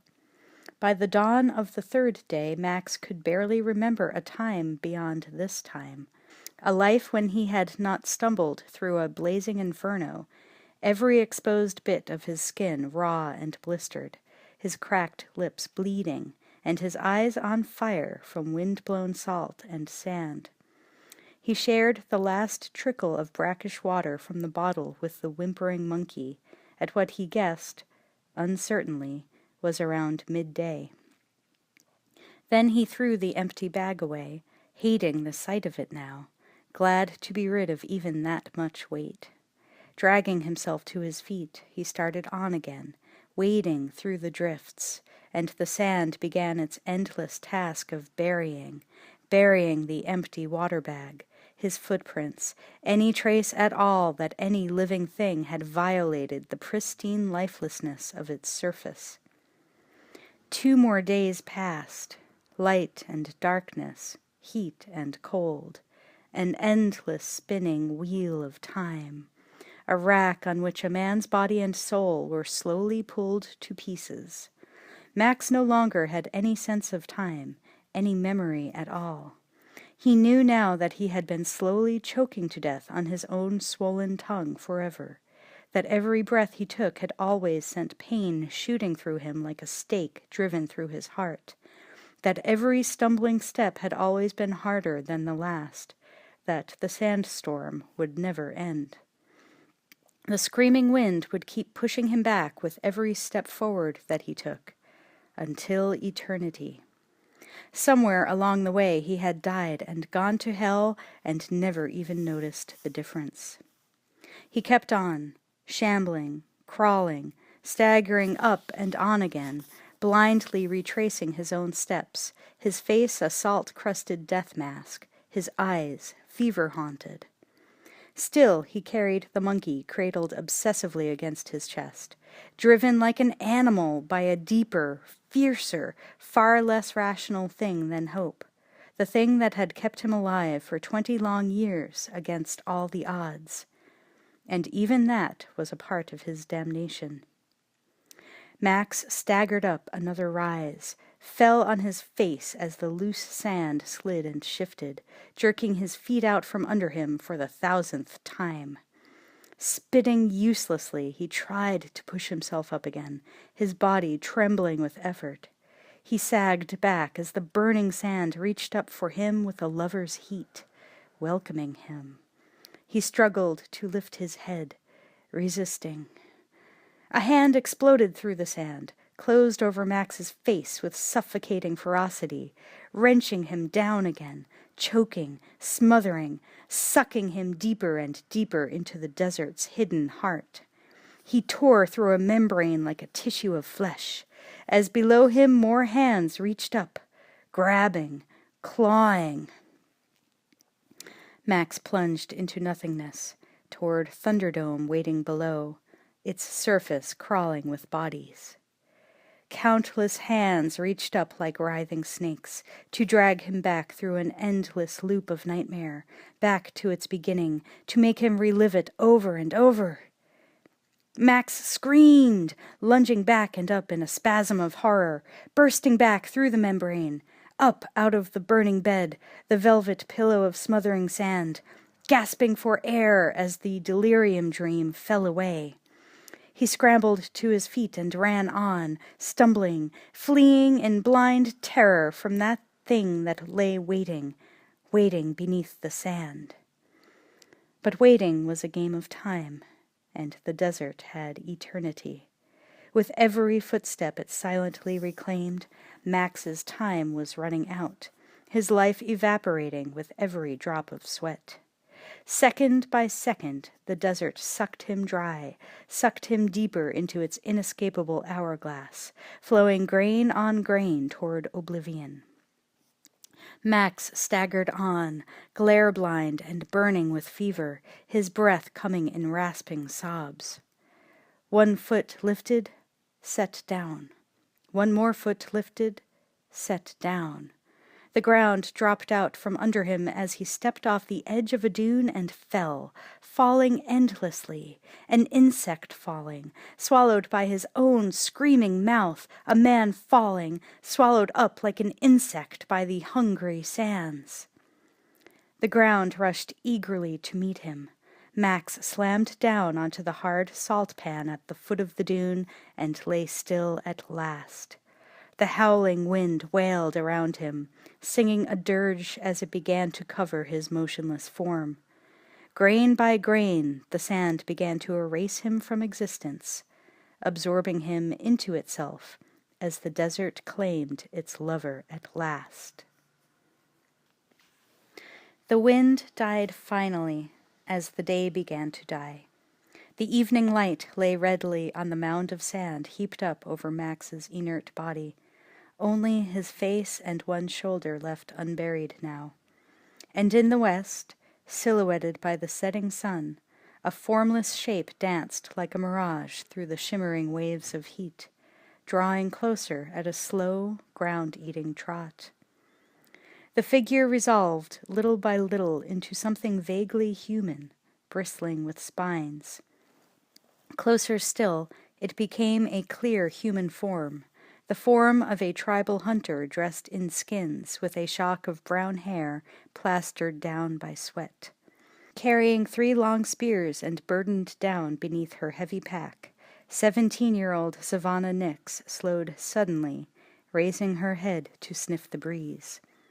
She squinted quizzically, searching around her, shielding her eyes with her hands, frowned as she spotted the unnatural mound of sand lying up ahead.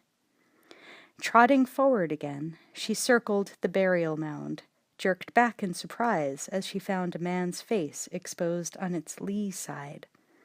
She stood staring for a long moment, her eyes wide with an almost religious awe, before she crouched down beside him, gently brushing away the sand to reveal more of his head. She pressed her cheek close to his blistered face, felt him barely breathing, still alive. Of course he was alive. A wide grin pulled at her cracked lips. It was Walker.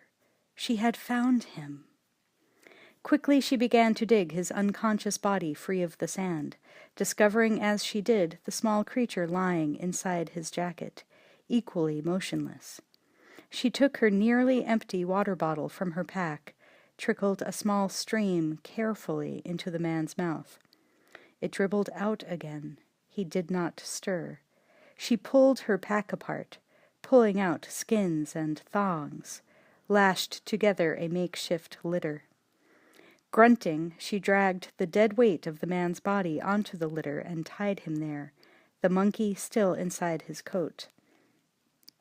Taking a deep breath, she resettled her pack and leaned down to lift the spear handles of the litter. Throwing her weight against it, she began to drag it on across the desert.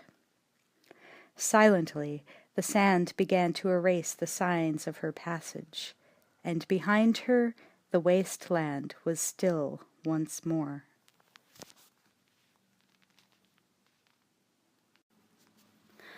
Chapter 9. Crack in the Earth. Savannah traveled on resolutely through the darkness, navigating by the stars as she dragged her precious burden toward home and help, knowing that every moment counted and that she did not dare to stop for rest. She had found Walker, but if she didn't get him back to shelter in time, she had found only his corpse. She had been out on this trek for many days and was weary and hungry. Dragging a man's dead weight through the sand was getting more and more difficult. At last, as dawn broke and the land around her began to brighten, she reached the bottom of a final dune and the last of her strength. She could not haul the litter any farther. Leaving it behind her on the sand, she scrambled up the side of the dune alone, searching the horizon. A smile flickered across her sweat-streaked face. Still far away, but within sight, lay the red rock rim of a canyon, marking the deep fissure eaten into the flatlands by time and flowing water. Crack in the earth. Home. She raised her hands, throwing back her head, and gave a high, ululating cry. Her cry echoed out across the vast expanse of sand and rock until it reached the canyon's rim. At the top of the cliffs, a small, dirty, freckled boy named Finn McCoo crouched on the warm rocks, silently watching as a frill-necked lizard sunned itself on a stone. He raised his head, his eyes widening as he heard the distant echo of her call. Scrambling up, he hung out over the cliff edge and repeated the cry, sending it on again, down and down into the valley far below. Far down in the valley bottom, the tiny moving figures of his friends/family/tribe hesitated, looking up from their work as they heard his cry. He could make out about a dozen of them, boys under the age of 10, girls under 15, the gatherers of the tribe, collecting plants, berries, and firewood along the riverbank in the coolness of early morning. Midway down the cliff was Mr. Skyfish, a precocious, stubborn boy of about 10, with thick, mud-caked hair that stood out from his head like wings. Climbing to the roof of the world with his bird-feathered kite strapped to his back, he stopped to answer the cry and scrambled faster up the narrow path that wound to the top of the cliffs. As he climbed, more cries began to rise from below as more children started toward the pathway and up. Below Mr. Skyfish, Anna Goanna, a slim, brown-haired girl of 13 or 14, paused in her hunting, the snake she had just caught still writhing in her hand. She hesitated, looking up, then twirled the snake around her head and cracked it like a whip, breaking its back. Stuffing the dead snake into her catch bag, she began to run up the slope. Above her, Mr. Skyfish was climbing higher and higher, already nearing the top of the cliffs, the wailing cries following him up. On the rim of the canyon, Finn McCoo was racing out across the sand. "Savannah! Savannah!" Ahead of him now, Savannah's form emerged from the heat haze. He ran faster across the hot sand to fling himself into her arms, hugging her, feeling her own arms tighten lovingly around him.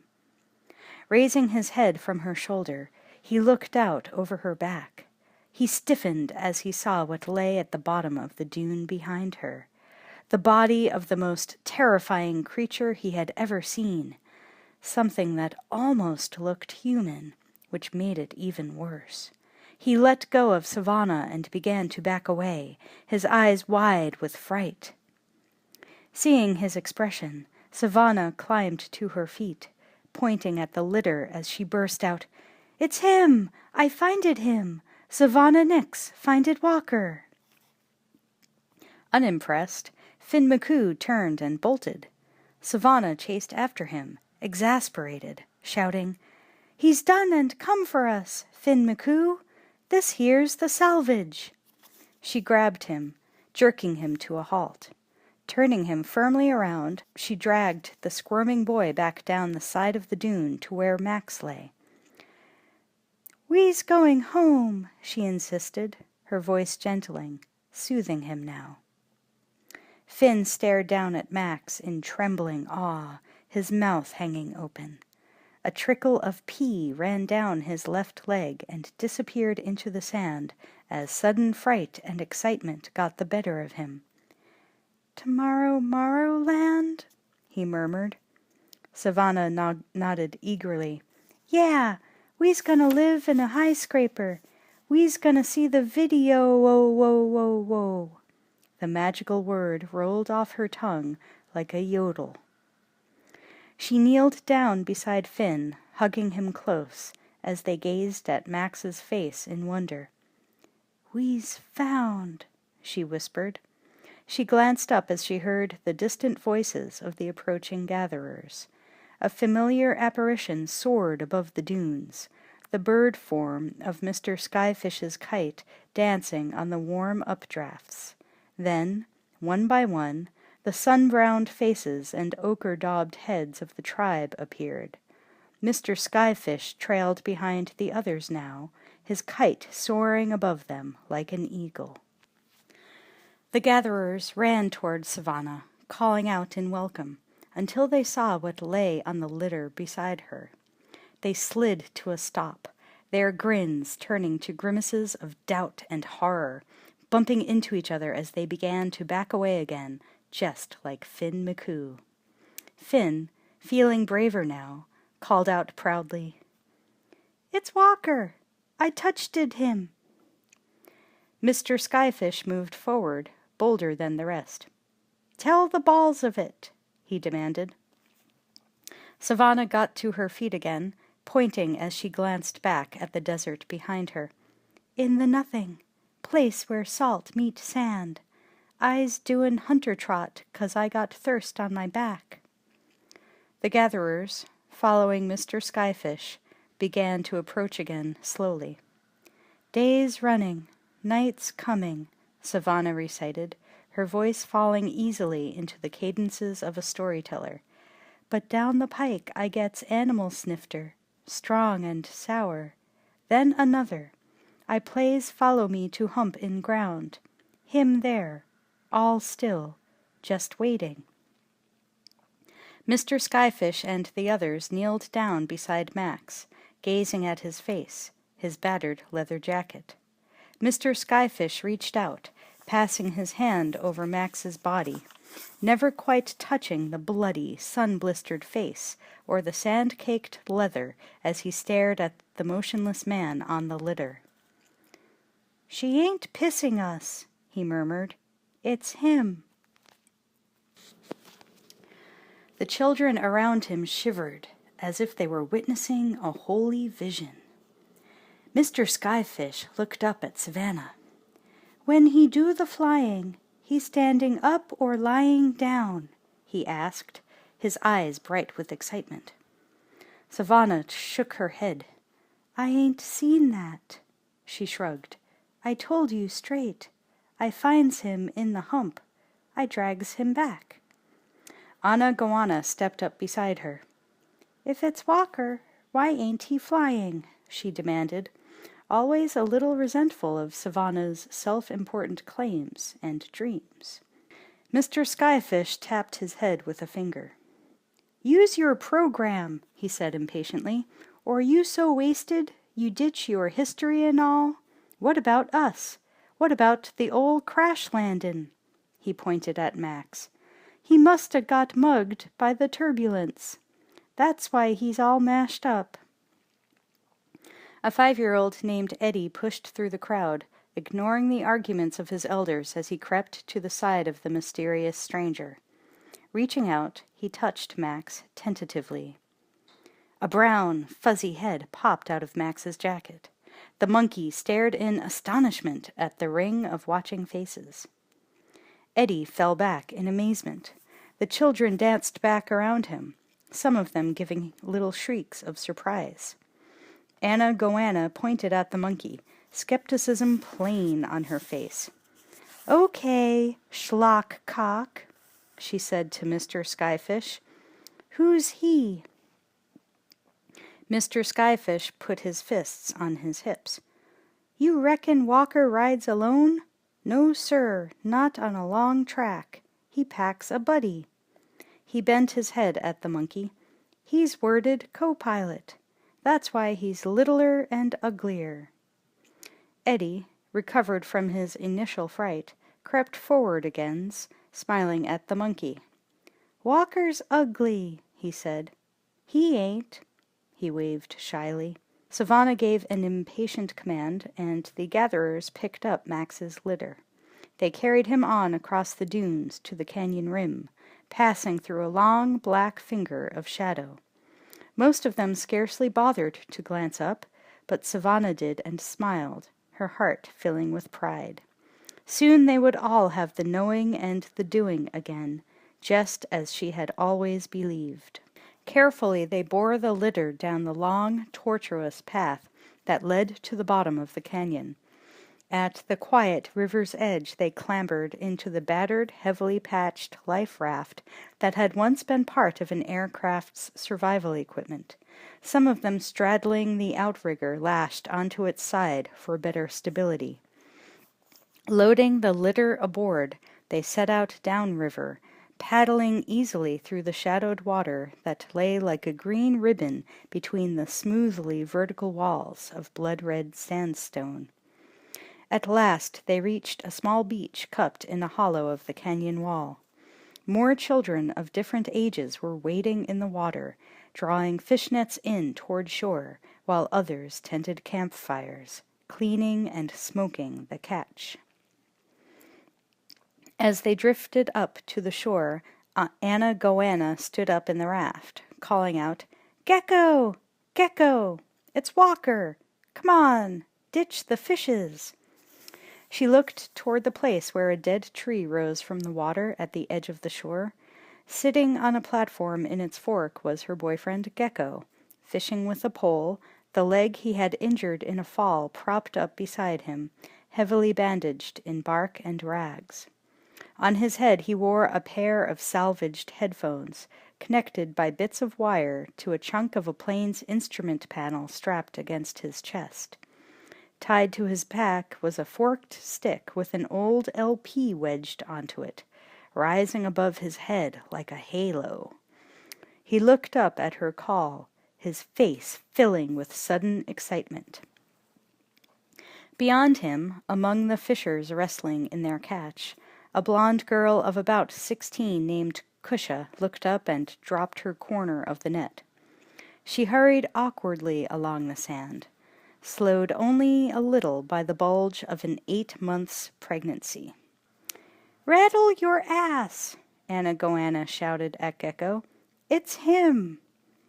The fishers gathered around as the raft bearing Max scuffed into the sand. Kusha hugged Savannah, licking her friend's face in greeting. The gatherers and fishers together lifted Max from the raft, bearing him on their shoulders along the beach, between boulders, down a long set of rough steps cut from the sandstone. The river followed them down, cascading in a white, foaming wall toward the shallow, rock-strewn pool far below. The narrowing canyon opened out again into the wide valley floor where the tribe's main camp lay. A score of thatched huts, faded nylon bubble tents, and sleeping platforms lay in the shadow of rustling eucalyptus trees and lichen-encrusted boulders. A large fire burned in an open hearth, sheltered from the weather beneath a soot-blackened overhang of rock. Another 20 tribe members, nursing mothers, firekeepers, cooks, and children too young to gather food, were already running forward to greet Savannah and the others. They laid Max's unconscious body down in the center of the camp and crouched around him, suddenly silent and uncertain. A little one touched Max's face cautiously. "Very dirty," she said solemnly. Savannah laughed, and the laughter spread, snapping the tribe's breathless tension. "What's his jabber?" Gecko asked. Anna Goanna shook her head impatiently. "He ain't makin' word stuff." "It were a long track," Kusha murmured, speaking what was obvious to her eyes. "He must be slogged out." "Maybe," Gecko said thoughtfully, "or maybe he's just listening." A tremor passed through the tribe. Their giggles and murmuring dropped to silence again. Mr. Skyfish leaned close to Max's face. "Walker," he called softly. "Hello, Walker." The children waited breathlessly. There was no response from the battered figure lying still on the ground. Mr. Skyfish shrugged, satisfied, having proved that Walker was not listening. "Maybe he is jabberin'," Gecko insisted, "but we ain't hearing." Mr. Skyfish waved his hand. "You can see. His lickities ain't movin'." "Not with word stuff." Gecko shook his head stubbornly. "With the sonic." He gestured at the bizarre rig he wore. Mr. Skyfish frowned. "That thing ain't never gonna work," he said scornfully. "Sonic bonic bullshit." At least his kite really flew. But Gecko slipped the headphones over his ears and spun the record on its stick. Holding the record's disc over Max, he twiddled the knobs on his chest. "This here's Delta Fox X-ray. Can you hear me? Delta Fox X-ray. Come in, please. Anybody out there? Can you read me, Walker?" The other children tittered nervously, caught somewhere between awe and scorn, and looking out from the darkness of a cave halfway up the red rock wall, a strange, inhuman-looking face peered down at the children below, all laughing and staring around Max's body. No one down there bothered to look up, knowing that it was only Screw-Loose who watched them, the tribe's self-styled shaman, his skin white with ash, his eyes black-ringed with soot, and his dark, half-shaven-off hair standing one end like a cockatoo's crest. Ecstatic and terrified, Screw-Loose turned away and scuttled back into his cave. Wrapping an old airline blanket tightly around his shoulders, he crouched down before the altar he had made, a tiny framework strung with bones and fetishes, surrounded by the skulls of the tribe's revered ancestors. He reached out with a quivering hand to touch the hide painting that formed the centerpiece of his altar, the portrait of an airline pilot in peaked cap and uniform jacket. Walker had returned.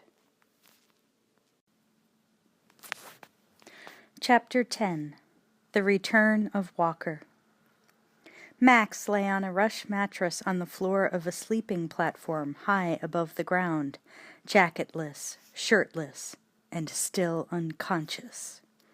A canopy of parachute cloth draped the platform's walls and roof, billowing gently in the breeze, protecting him from staring eyes as the tribe kept its vigil below, chanting endlessly, "Walker! Walker! Walker!" Savannah sat at Max's side with a bowl and a pair of ancient scissors. She had already shaved him and carefully washed the sand and blood from his sun-blistered face. She began to clip his hair short, placing each handful of tangled, sand-filled hair in a bowl beside her. Across the platform, Eddie and a tiny girl named Gus were bathing the ecstatic monkey in a jar, giggling with delight, their own much-loved stuffed toys lying forgotten on the floor. They had already pried off one of Max's boots and painted his toes ochre.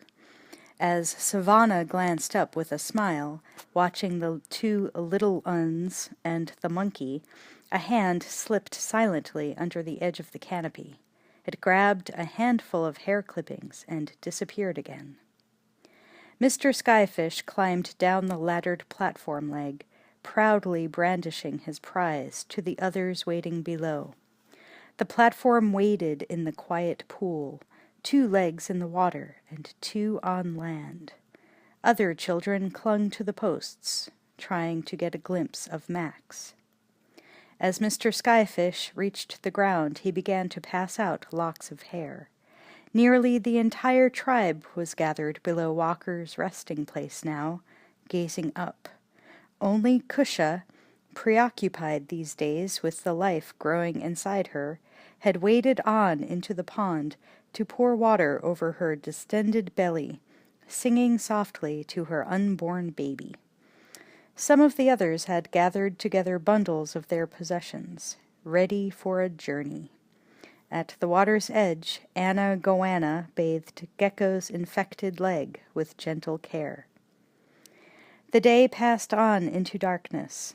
The full moon rose, peeping down between the cliffs at the village below as midnight came and went. Torchlight flung the eerie shadows of the watchers high up the red stone walls as their chanting droned on. Some of the children had given up and gone to sleep by now, either creeping back to their own platforms or lying down in the open where they were. Savannah still kept her weary vigil, sitting with Walker's head cradled in her lap. The little uns had painted his face ochre. She had let them, because red was the color of life. He still had not awakened or shown any sign of life beyond just breathing. Sipping water from a gourd, she leaned over him as she had done many times during the day, pried his jaw open, and let the water trickle with infinite care from her mouth into his own. His throat worked spasmodically, instinctively swallowing. This time he made a small sound, not even a whimper, as the water went down. That was a good sign. Anything was. She sighed, glancing away at the 2 little uns curled up with the monkey against Walker's side, all of them sleeping soundly. She rubbed her own eyes and moved along Max's body to his foot. Taking a length of rope, she knotted it around his ankle, tying him securely to the platform as the tribe tied down all their captive birds. She couldn't take the chance that he might wake in the night and fly away without them. Satisfied, she curled up along his other side, resting her head on his shoulder, and to let herself drift down into sleep at last. It had been a long day, but tomorrow would be a better one. The ladybug crept laboriously along the hollow surface of Max's cheek, as oblivious as if it had been climbing the side of a sand dune, bound for some more satisfactory destination. Abruptly, the earth beneath the ladybug began to undulate. Max's jaw twitched. Max stirred for the first time since he had lost consciousness almost 2 days before. The light of a new morning filtered through the canopy, touching his eyelids with a gentle finger. Wild birds twittered, waking in the trees, and on the peak of the platform roof the tribe's captive birds answered. The sound of chanting had stopped altogether somewhere during the night. Max sighed as the blackness where his mind had lain buried slowly gave way to the peaceful shadowland of normal sleep. 2 terminally curious 10-year-old girls climbed up over the rear of the sleeping platform, stifling their nervous giggles as they slipped beneath the canopy's edge. Savannah and the little uns lay sound asleep alongside Max, oblivious to the intruders creeping toward him. Moving up past his feet, they crouched down by his waist. A small hand reached tentatively toward his fly and yanked. Max's eyes bulged open as alarms went off in his subconscious. He sat bolt upright, staring, scattering sleeping bodies right and left. The 2 girls screamed. The monkey screeched. Savannah and the little uns cried out in astonishment and fright. Half awake and surrounded by screaming strangers, Max screamed too. His body was already on its knees, reacting by pure instinct, scrambling backward. Before they could reach him, he had backed through the canopy and off the edge of the platform. Losing his balance with a cry, he fell out and down, was jerked up short midway between the earth and sky as the rope around his ankle stopped his plunge. He dangled upside down, swinging through a sickening arc, the floor of the platform above him, the shining pool below. Topsy-turvy, he stared at the mass of small faces streaming past below above him, shouting their delight. Struggling awkwardly, he managed to catch hold of his own leg. He jackknifed himself upright with gasping effort, focusing his eyes on the platform he had fallen from. More faces gaped down at him. A handful of birds, pinioned by the foot like he was, fluttered into the sky, squawking in distress. A boy with a kite tied to his back clambered up one of the laddered posts beside him, brandishing a knife.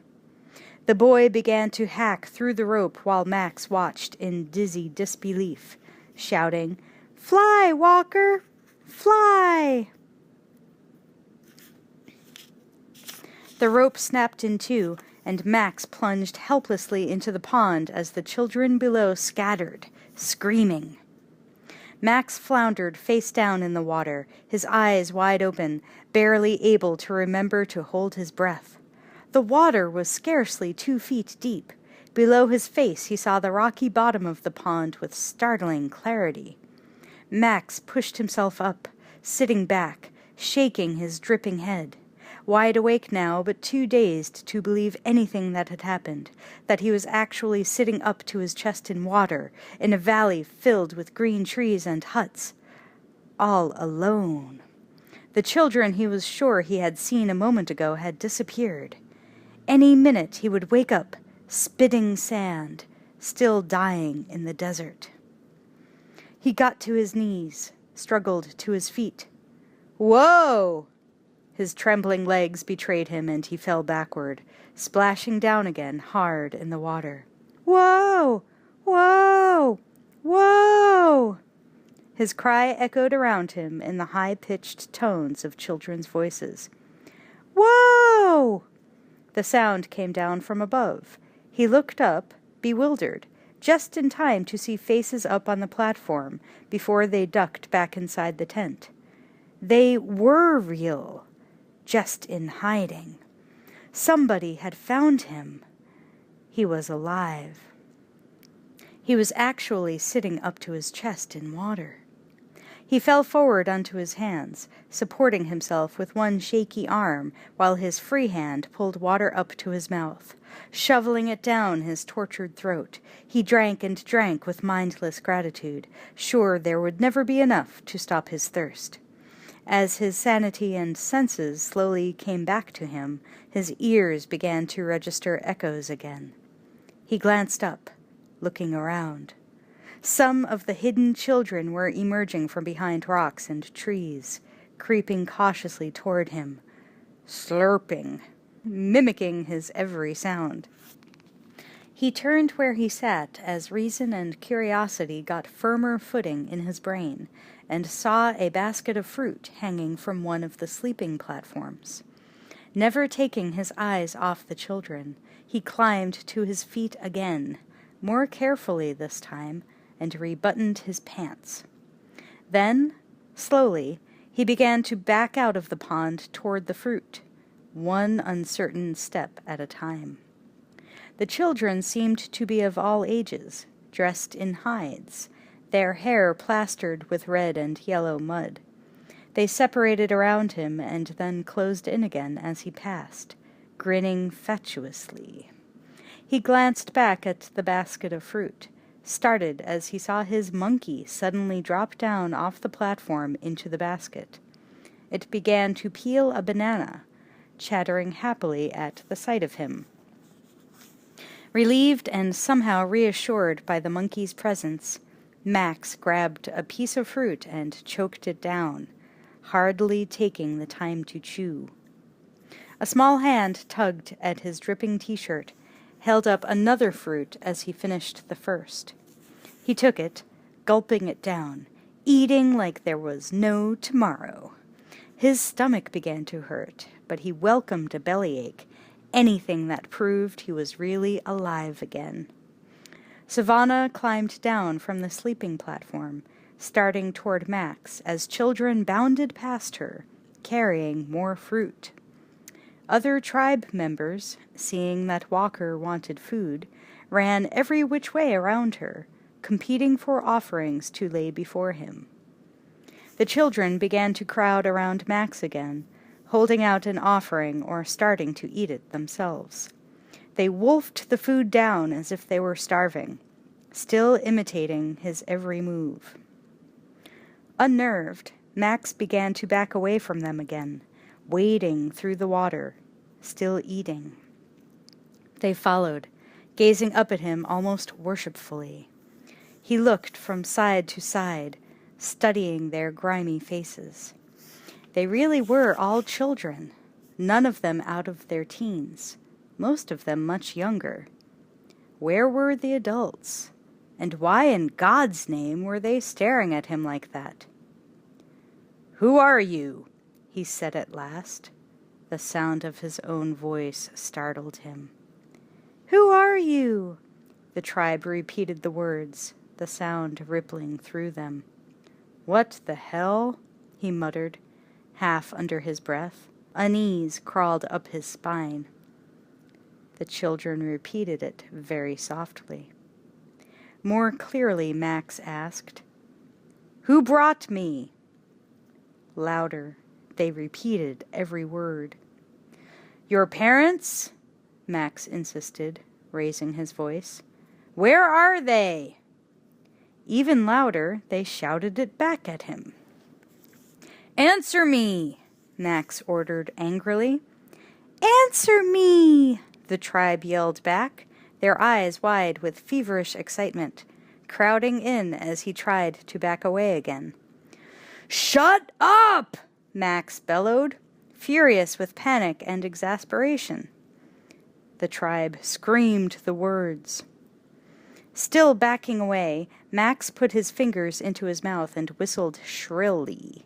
A score of whistles echoed back at him, shattering his nerves. The children had driven him into the center of the camp now. Max stood near the fire pit, at his wits' end, his hands over his ears. Something heavy plummeted down into the mob of children from somewhere up above, landing squarely at Max's feet. The children leaped back in surprise. Max looked down, found a bloody, severed boar's head lying in front of him. Around him the tribe were turning, looking up.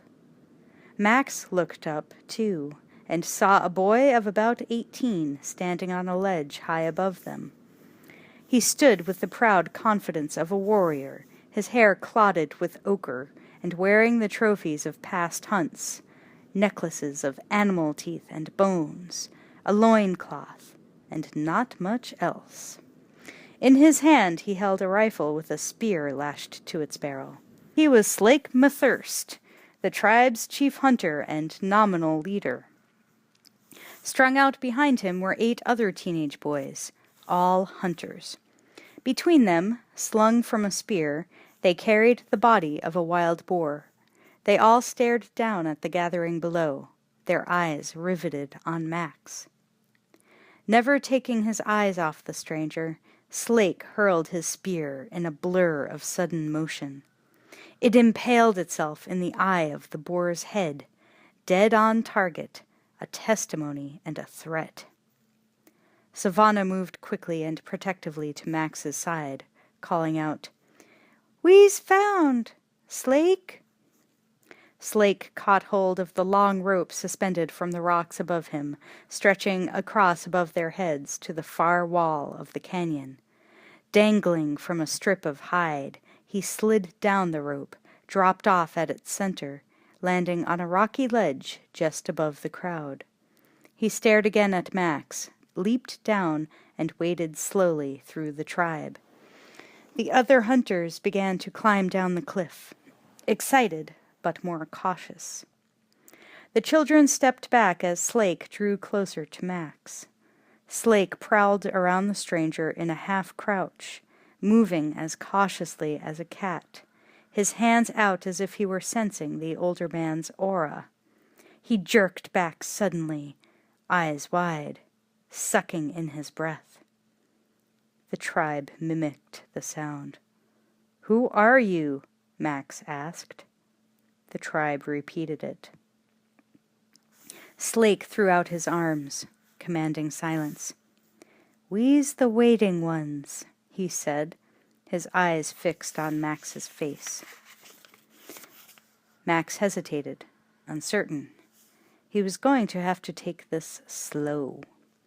Carefully he asked, "Waiting for what?"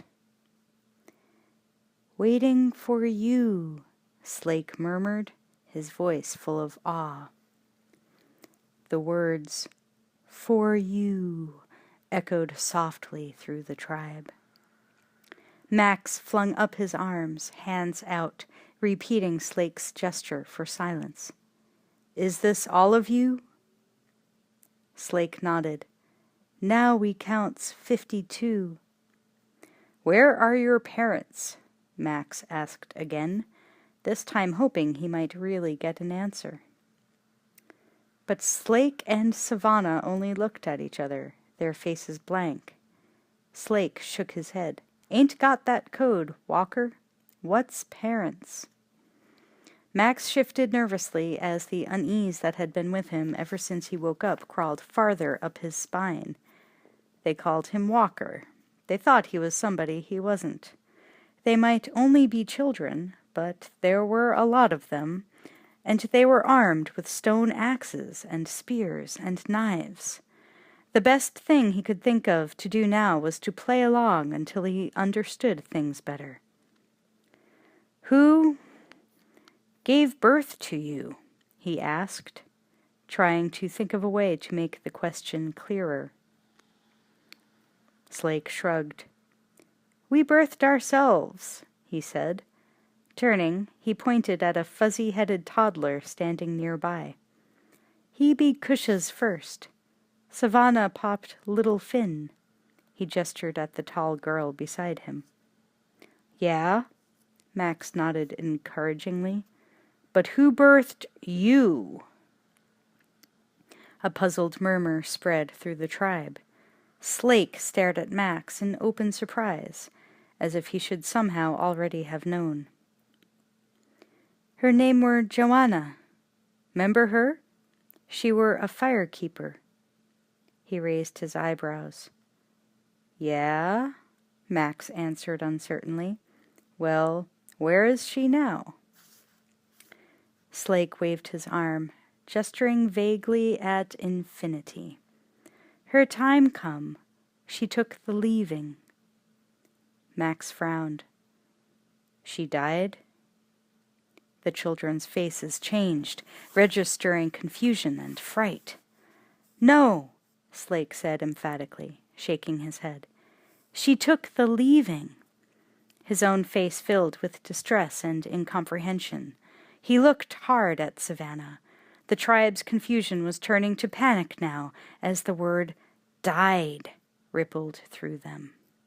"She were one of a count of 8, Savannah said with peculiar urgency, as if she were trying to jog Max's memory. "I 'member 'em, trotting way out till you couldn't sight 'em no more."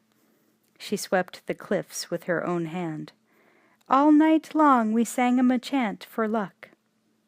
"Oh, yeah," Max murmured, nodding, realizing how closely he had brushed disaster. "Uh-huh, right." Christ, he could hardly remember his own name right now, let alone figure out what the hell they wanted from him. "What you wordin', Walker?" Slake asked anxiously. "They didn't find you?" Max backed up another step, unable to control his desperate urge to get away from this surreal inquisition. "I don't know," he said awkwardly. "You meet a lot of people out there." The tribe looked at one another again, more puzzled now than distressed. Their voices rose and mingled. "What's his program? How come he didn't know? What's happened to his memberment? It were history back. Don't he know his own tell?" The kid with the kite on his back sidled up to Slake, whispering, "I reckon he's testin' us?" Slake's face brightened. He turned back to Max. "This a testin', Captain?" he asked earnestly. "You reckon we been slack?" Max bit his lip. "I don't know," he mumbled. "Maybe." "We ain't." Slake shook his head. "We kept it straight. Everything marked, everything membered. You'll see."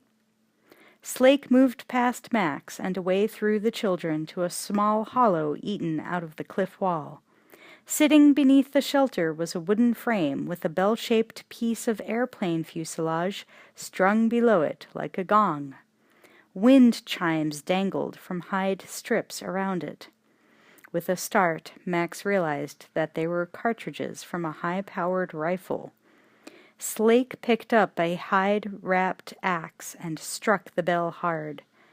The loud bong echoed out across the village and away down the canyon, announcing to the tribe and the desert beyond that the time had come for another tell. Chapter 11. The Tell. For the rest of the day, the tribe allowed Max the freedom to eat and sleep, recovering his strength and gathering his wits for the coming evening's performance, which he hoped would finally explain everything. He had seen a lot of strange things in his years in the desert, but none of them stranger than this. Dusk came early to the canyon bottom. As darkness fell, the tribe reassembled before a stretch of the sheer canyon wall, sitting cross-legged in a circle of blazing torchlight. The pungent smell of wood smoke and eucalyptus rose into the cooling air as they settled down, decked out in their best possessions. A bizarre assortment of metal, fur, and odd relics of civilization dangling from their necks, wrists, and clothing. Max sat in a place of honor, the dusty ruins of an airplane seat, in the middle of the sea of waiting children. The girl who had found him in the desert sat beside him, gazing up at him with an expression that made him uncomfortable. Her close-cropped brown hair and intense, sharp-featured face were framed by a headdress of furs. The two little uns nestled like hounds at his feet. Gus sucked her thumb with a loud, slurping noise, while Eddie hugged his teddy bear close on his lap. Max looked down at them in silent incredulity, their contented presence somehow more unreal than anything that had happened to him so far. Slake stepped out of the shadows into the torchlight, his face stained red with ochre. Gecko and Mr. Skyfish held up torches beside him, illuminating his painted face with a surreal, flickering light. Slake held a small slide viewer in one hand and the telling stick in the other, a handle topped by a rectangular frame dangling with fetishes and feathers. He held the box frame up in front of his face, transforming himself into a demon commentator on some hellish version of the evening news. "This you knows," he said somberly, his tenor voice ringing out across the hushed sea of faces. The children sat staring at the hide screen that obscured the wall behind him, like the crowd waiting for a Saturday matinee. "I be first tracker, and times past count I done the tell. But it weren't me that tumbled Captain Walker. It were Savannah. It were Savannah. It only right she take the tell." The tribe murmured its approval as Savannah rose from her place at Max's side and moved forward to stand beside Slake. Turning to face the others, she accepted the telling stick from his hand and called out in a strong, vibrant voice, "This ain't one body's tell. It's the tell of us all. We got it mouth to mouth, so you gotta listen it and 'member, 'cause what you hears today, you gotta tell the birthed tomorrow." Around Max, the young hunters who stood holding firebrands began to douse their flames. One of the children offered him a bowl filled with what looked like extremely burned popcorn. He took a handful dubiously, flipped one into his mouth, and chewed. Roasted berries. He ate the rest, pleased and somewhat relieved. Gecko and Mr. Skyfish moved to the screen behind Savannah. "I's looking behind us now," Savannah murmured, "across the count of time." She turned, watching as they drew aside the screen. "Down the long hall, into history and back." She raised her hand. On the wall behind her was a series of crude paintings and carvings. The tribe began to make a loud, shrill whistling sound that made the hair stand up on the back of Max's neck. The sound of a bomb falling. Savannah raised the telling stick. "I sees the end what were the start." She pointed with the stick to the first image on the wall, framing a mushroom cloud, the earth and sky around it littered with stick-figure bodies. "It's the pox eclipse, full of pain." Max looked around him in bewildered surprise as the children became a writhing mass, moaning and screaming, their faces contorted with anguish, some of them mimicking the sound of a bomb exploding, acting out the events they were being shown on the wall. Savannah's voice rose above the storm of sound.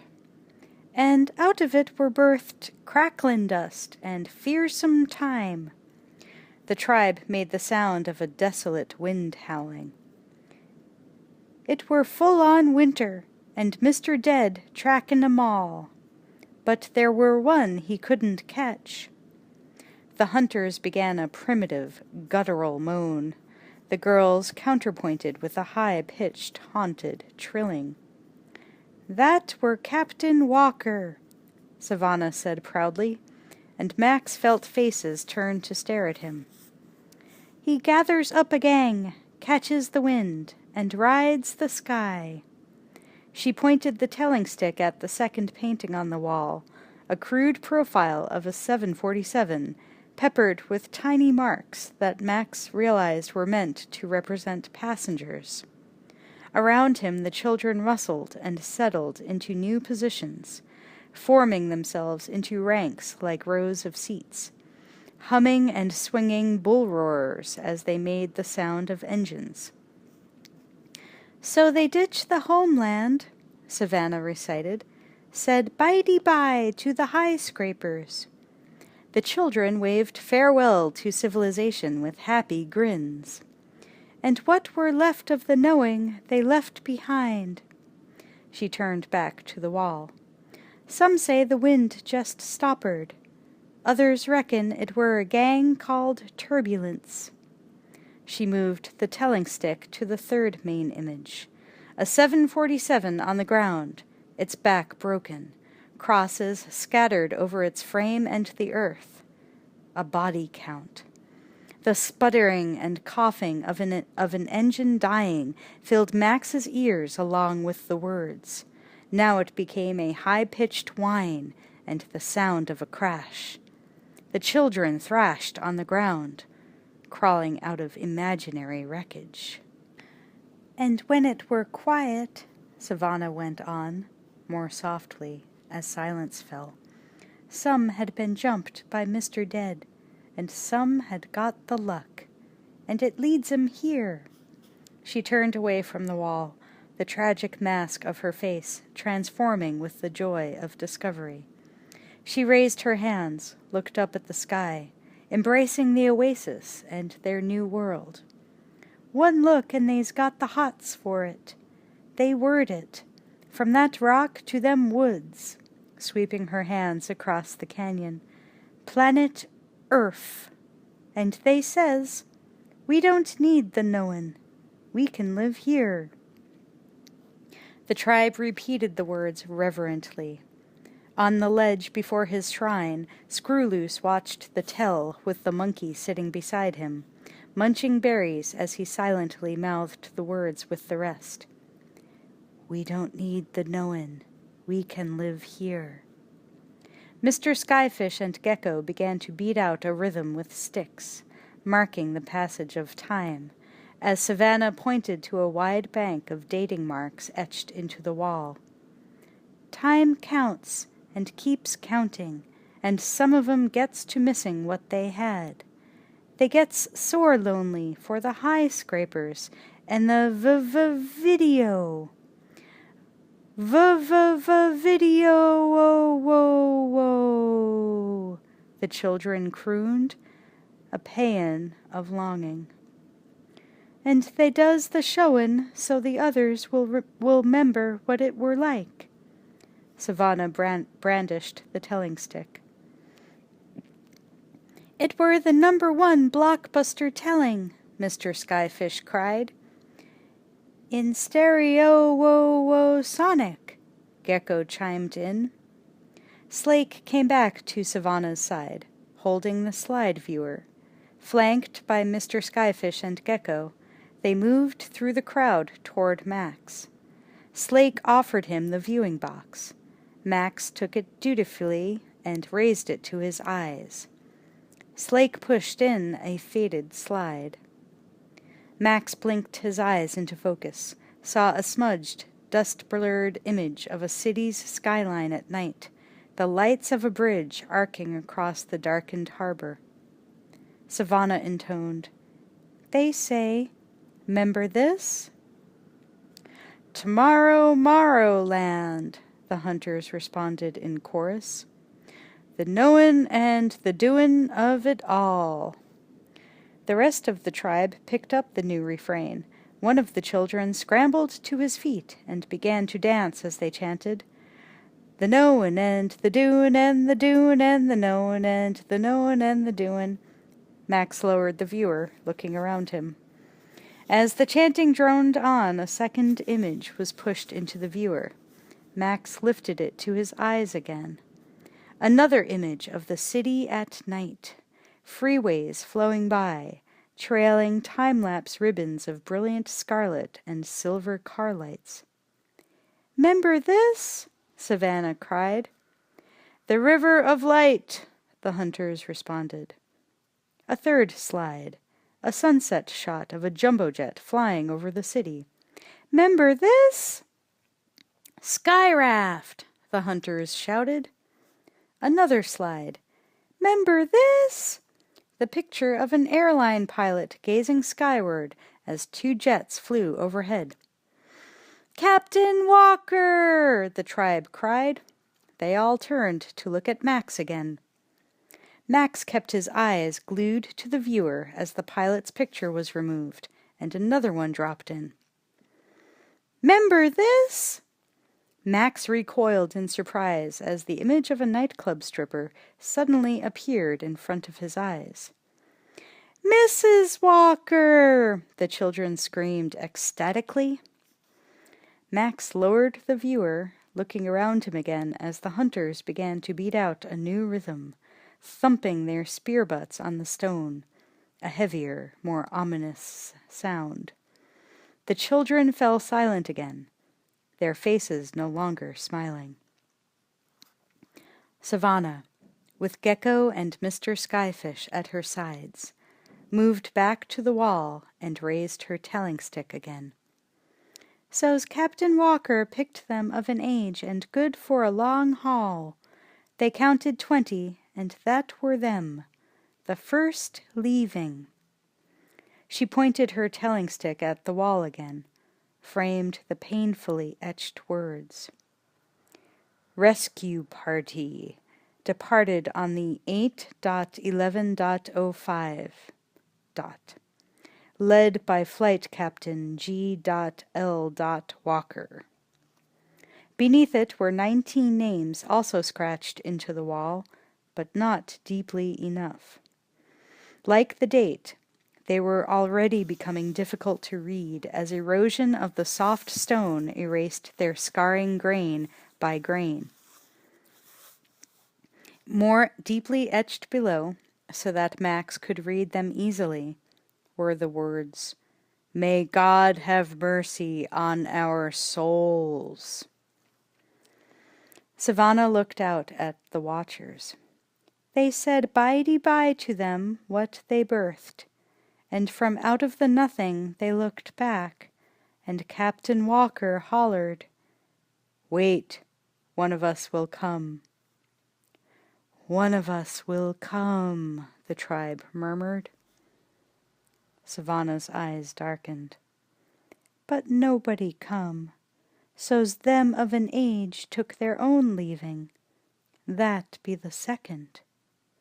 She pointed to a second set of etchings, more primitive than the first. No names, but a clutch of clothespin figures and calendar scratches, decorated with writhing snakes and totem creatures. "Wait," the children droned. "One of us will come." "And then be the third." Savannah showed them the markings of the third leaving.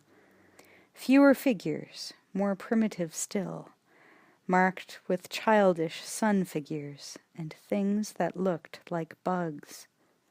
"Wait," the children murmured mournfully. "One of us will come." Savannah took a deep breath. "And then come the fourth." She framed the last drawing of a solitary woman's figure. "Savannah Nix!" Cusha cried out proudly from somewhere behind Max. "It were her time." The tribe picked up the name and began to chant it. Slake flung up his arm impatiently, gesturing for silence.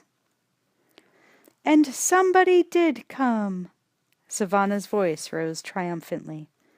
She motioned to a smiling, paint-smeared little boy sitting quietly near the front of the crowd. "Scratch," the tribe's artist. He hesitated, suddenly overcome with shyness as she beckoned him to her side. His friends pushed him up and out until he went forward to join Savannah. Once up there, his pride took over, and he pushed the screen aside to reveal the final painting. Max stared at the wall, stunned, as all around him the children looked up at his face again. On the wall was unmistakably a painting of him, larger than life-size, scar and all, with arms outstretched like Christ on the cross, or the wings of an airplane.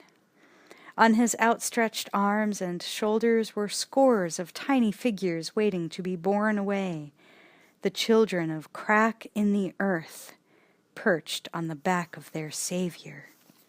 Slake reached up with a stick to remove something that had been hung on the wall just above the painting's head. Max recognized the remains of a peaked airline pilot's cap, decorated with the remains of a dead bird. Slake approached Max again, bearing the cap reverently in his hands, Savannah following at his side. Max sat motionless and rigid as Slake set the cap carefully on his head. "We's heartful to you, Captain Walker," Savannah said, her voice choked with emotion. "We's ready now," Slake murmured, his eyes bright. "Take us home." High above, Screw-Loose looked on, his own eyes spilling tears, the tears running down his cheeks and smearing tracks in his face paint. Max sat staring at the painting on the wall for another long moment, trying to untangle the painful knot of his own emotions. Then, slowly, he got to his feet. Lifting his hand to his head, he took off the cap and dropped it on the chair seat. The children's faces fell. They gasped and murmured with disbelief. Slake's ochre-stained face pinched with dismay. "We kept it straight," he said desperately. "It's all there, ain't it? Everything marked, everything membered."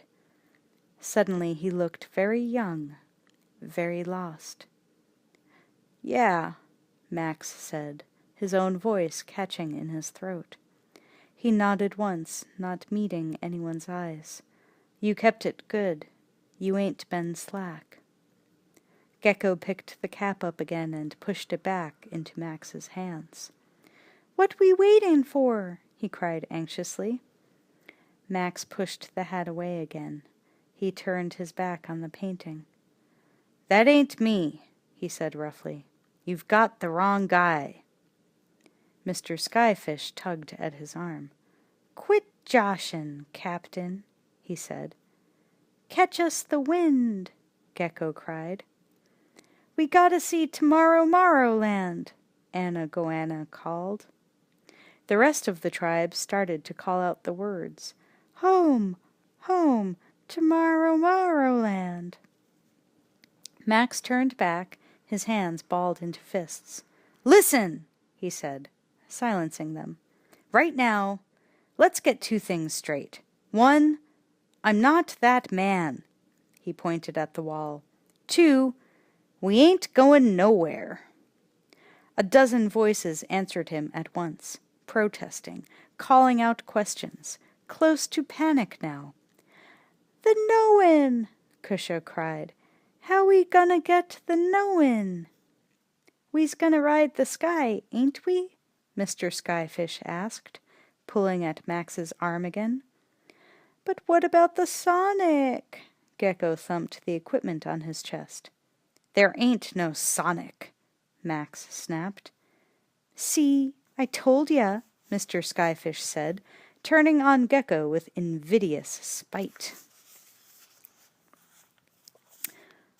Or flying, Max said bitterly, looking down at Mr. Skyfish. That's all finished. He slashed the air with his hand. Mr. Skyfish frowned. Frog shit, he yelled. Eyes seen it. He gathered up the slides and threw them at Max, pushing his lower lip out. What about this? All around him the tribe began the slide-viewing chant again, pushing closer around Max. 'Member this? Tomorrow Morrowland. They got the knowing and the doing of it all. The hunters began to beat out the heavy rhythm with their spears as the high-pitched voices blurred into a cacophony of defiance. 'Member this? The River of Light. 'Member this? Sky Raft. 'Member this? Captain Walker. 'Member this? Mrs. Walker. The knowing and the doing. They were all around him now, shouting him down as he tried to answer, the furious pandemonium ringing in his head until it made him giddy. Listen him! Slake shouted suddenly, lifting his hands, his eyes burning. The voices fell away into blessed silence. Slowly Max leaned down, picking up the slide of city lights. He stared at it for a long moment, closed his eyes. He took a deep breath, looking out at the intent, waiting faces again. There were places like these, he said at last. They were called cities. Lots of 'em. The children's eyes widened with fascination and wonder. Gazing down at them, he felt a dark wonder stir in his own soul. They were all so young. Suddenly, looking down at them, he felt old. The world that he had been born into, the civilization he had always believed was forever, indestructible, was gone. None of them had even been alive while it still existed. Already it was only a mirage, a legend, a dream to them. He was a dinosaur, one of a dying breed. His world vanished, and his fate extinction. He stood staring down into the eyes of the future, shook his head, forcing himself to go on with what he had been trying to say, pushing the painful words out. And they had the high scrapers, and the video, and the Sonic. He glanced at Gecko. You got it right. They had the knowin' and the doin' of lots of things. His throat closed and he forced himself to swallow, turned to point at the wall again, at the mushroom cloud. Then this happened. He looked back at them, lifting his hands helplessly. It just ain't there no more. He leaned down to pick up the cap again, turning it in his hands. Looking up, he said fiercely, You gotta understand. This is home. There ain't nobody coming. There ain't no Captain Walker. He flung the cap away over their heads. The cap spun away like a frisbee, arcing across the canyon, and suddenly began to rise again, as if it had taken on a life of its own. It soared skyward as the rising breeze lofted it higher and higher through the trees. As Max stood, watching its flight incredulously, the freshening breeze began to gather strength, setting wind chimes to tinkling all around the camp. The bullets strung around the summoning gong began to clang against its sides. Inside Screwloose's hidden shrine, even the bones and fetishes began to rattle on their thongs. The tribe watched breathlessly as Mr. Skyfish's kite lifted from its wooden cradle, rising into the trees.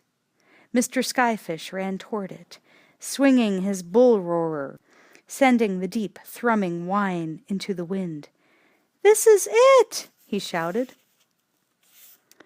The rest of the tribe began to run after him, pouring away down the canyon like a flood in pursuit of the hat, leaving Max abruptly alone. He heard the voice of the wind moaning through the canyons and hollows of the rock, growing stronger and stronger. It pushed against his back like insistent hands. Screwloose dropped down from a ledge near Max's side. Max jerked around, startled, as the wild-faced boy touched him fleetingly and then ran on after the others.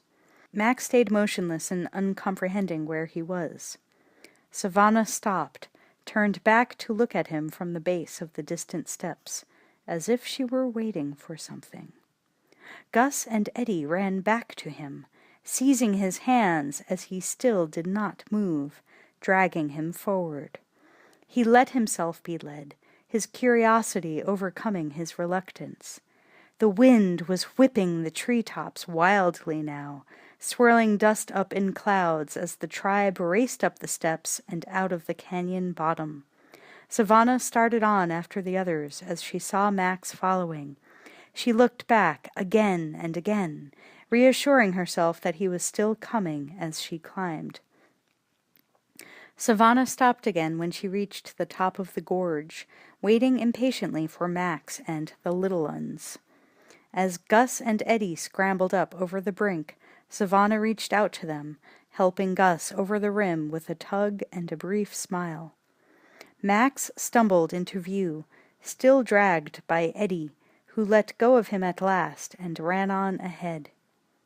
Max stopped, breathing hard, his ribs aching, his body still shaky from his ordeal in the desert.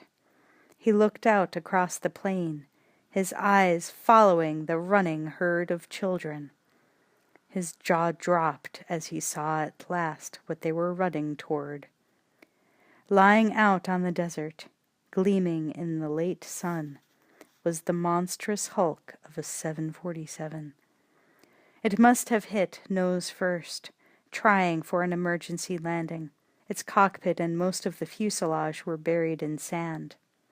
But its gigantic tail section still jutted majestically out of the dunes, a fallen monument to a lost civilization. The sheer size of it filled him with awe. He had forgotten.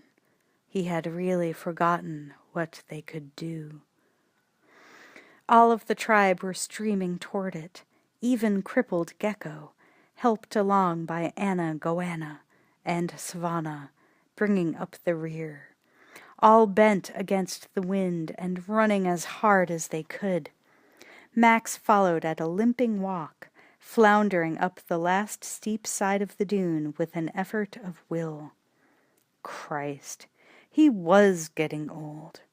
He stopped again at last as he reached the dune's crest, staring, his amazement redoubled. Almost the entire tribe perched on the spine of the 747's tail section, hunched against the wind. Several of the hunters, led by Slake, were whirling bull roarers now. The throbbing drone of sound merged with the wind in a mournful elegy. Only Savannah and Mr. Skyfish were still moving, walking out along the shining metal of the tail to take their positions. "Everybody loaded, Captain," Savannah called as she saw him top the rise.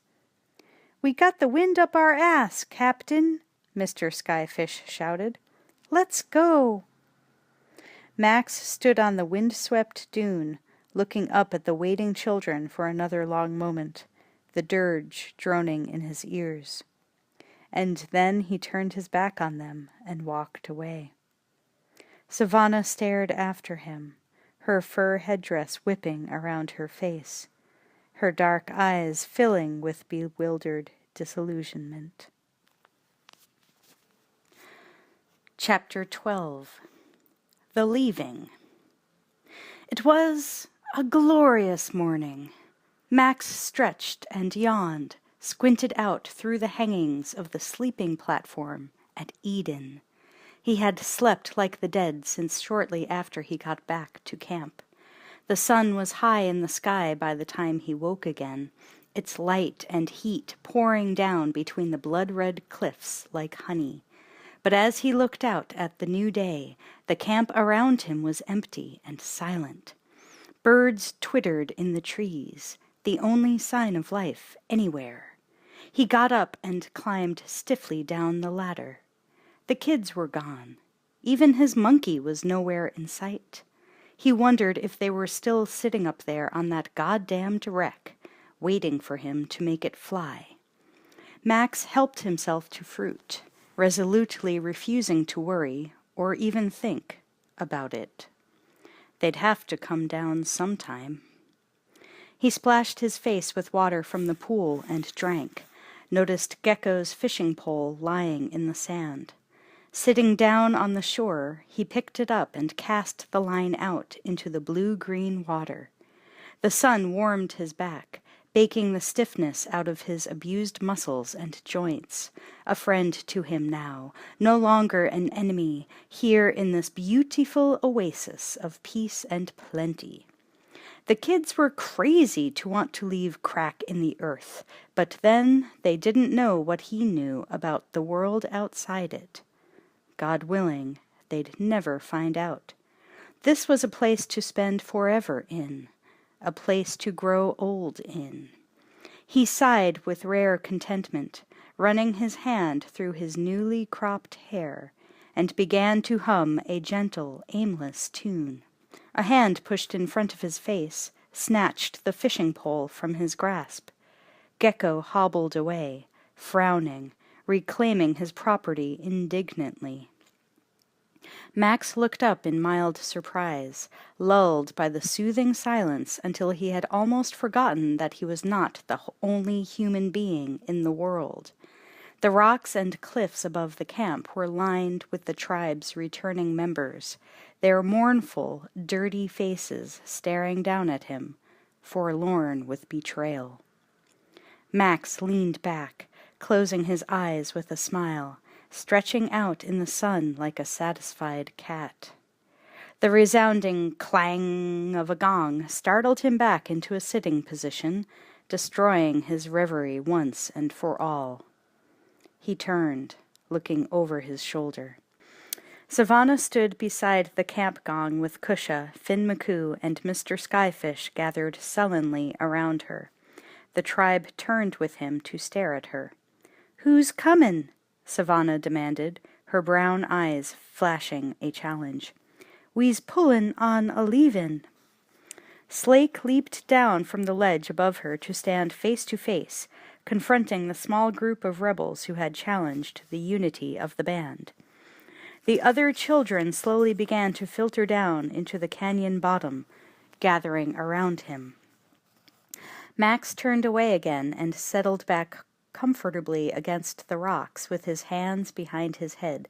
It was their problem, and it was as meaningless as their pathetic cargo cult dreams of rescue. Let them work it out among themselves. They weren't going anywhere. "There ain't gonna be no leavin's," Slake said angrily.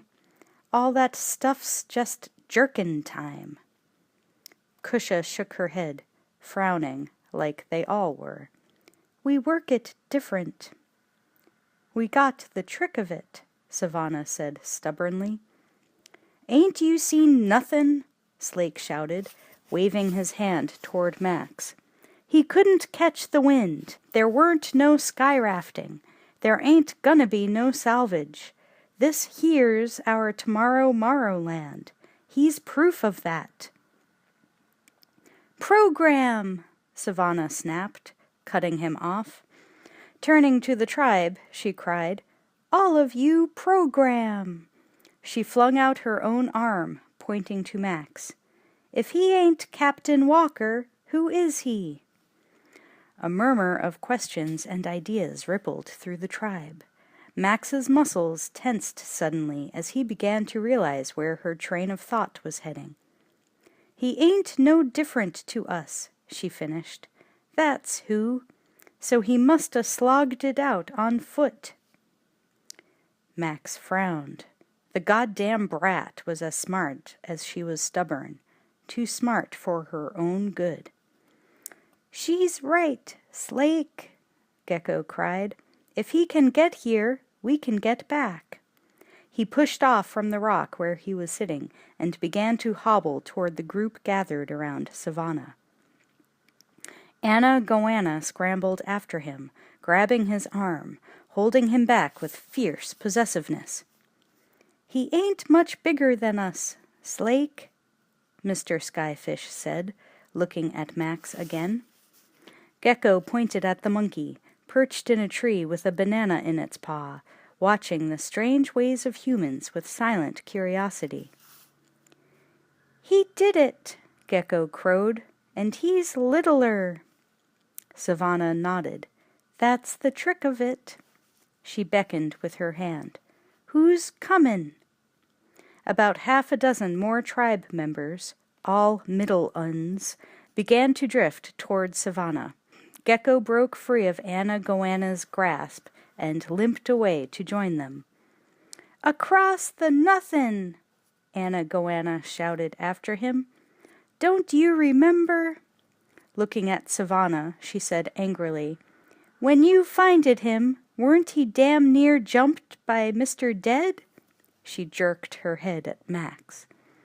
3 of the middle uns, hearing her words and suddenly remembering what Max had looked like when he arrived, turned around abruptly and scurried back to stand by Slake. "Nobody's sayin' it ain't a hard slog," Savannah insisted. "We knows that now, but if we wants the knowin' and the doin', there ain't no easy ride." She put her hands on her hips. "There ain't no knowin' or doin'," Slake said, his voice sharp with the pain of his own hard acceptance. He was the oldest. He still remembered the despair and the loss of the elders. "There ain't no Sonic. There ain't no sky rafting." He glared at the 2 younger boys bedecked in their totem trappings. "You slog out there to nothin'." He waved his arm. "Worse than nothin'," Max said. He got slowly to his feet and walked with deliberate strides to stand beside Slake, his eyes as bleak as winter as he looked at Savannah. "The first place you'll find is a sleaze pit called Bartertown. If the earth don't swallow you, sure as hell that will." His voice grated with memory. Savannah turned and shoved her way between them, refusing to listen, refusing even to look at him. She strode off through the tribe toward the waiting steps. "There ain't no tomorrow Morrowland," Slake shouted. "Listen him." Savannah looked back, her hands clenched. "We done that," she said, her eyes smoldering with betrayal as she glanced at Max. "He's got word stuff from his ass to his mouth." She turned away again in disgust, heading up the trail that led out of the canyon. Without looking back, she called, "Whoever's got the juice, track with us." Kusha, Mr. Skyfish, and Finn McCoo followed. Gecko began to hobble after them. 12 or so more tribe members began to follow her, tentatively, and then more, confidently. Slake stood watching them go, as helpless as if he had suddenly grown roots. Max jerked the empty rifle from Slake's shoulder and tore off the spear that was lashed to its barrel. Reaching out to the gong, he yanked a handful of cartridges from the chimes dangling beside it. He pushed 2 of the bullets into the rifle's chamber with practiced fingers, while Slake stared at him uncomprehendingly. Savannah and her followers were already halfway up the steps. Max raised the loaded rifle and took aim. He fired. The explosion of sound was followed by the crash as a hanging urn shattered beside Savannah. Water poured out its ruined side, splashing on the rocks. Everywhere around them the children screamed in terror and ran for their lives. Little uns climbed up Slake like squirrels up a tree. Even Screwloose, watching from high above, darted back into his cave and hid. Only Savannah stood her ground, her hands still clenched at her sides. Mr. Skyfish, Gecko, and several of her followers cowered among the rocks around her. Slake stood silently, still covered with trembling children, his face filled with sick awe as he realized at last what kind of man was standing in their midst with the eyes of a wild animal. Compared to this man, he knew no more than the little ones clinging to his arms, and never would. "Now listen good," Max shouted. "I ain't Captain Walker. I'm the guy who keeps Mr. Dead in his pocket." He held up the rifle. "And I say we're gonna stay here. We're gonna live a long time. And we're gonna be thankful. Right?" Savannah turned her back on him again and kept walking. Slake watched her go, his sudden respect for her courage matched only by his disbelief at her foolhardiness. Max took aim and fired again. The killing sound echoed ear-splittingly from the rocks. This time the shot ruptured a melon in a basket beside Savannah's head. Savannah winced as wet rind splattered her shoulder. Without hesitation and without warning, Savannah spun around, her own arm up, her spear thrower flashing faster than the eye could see.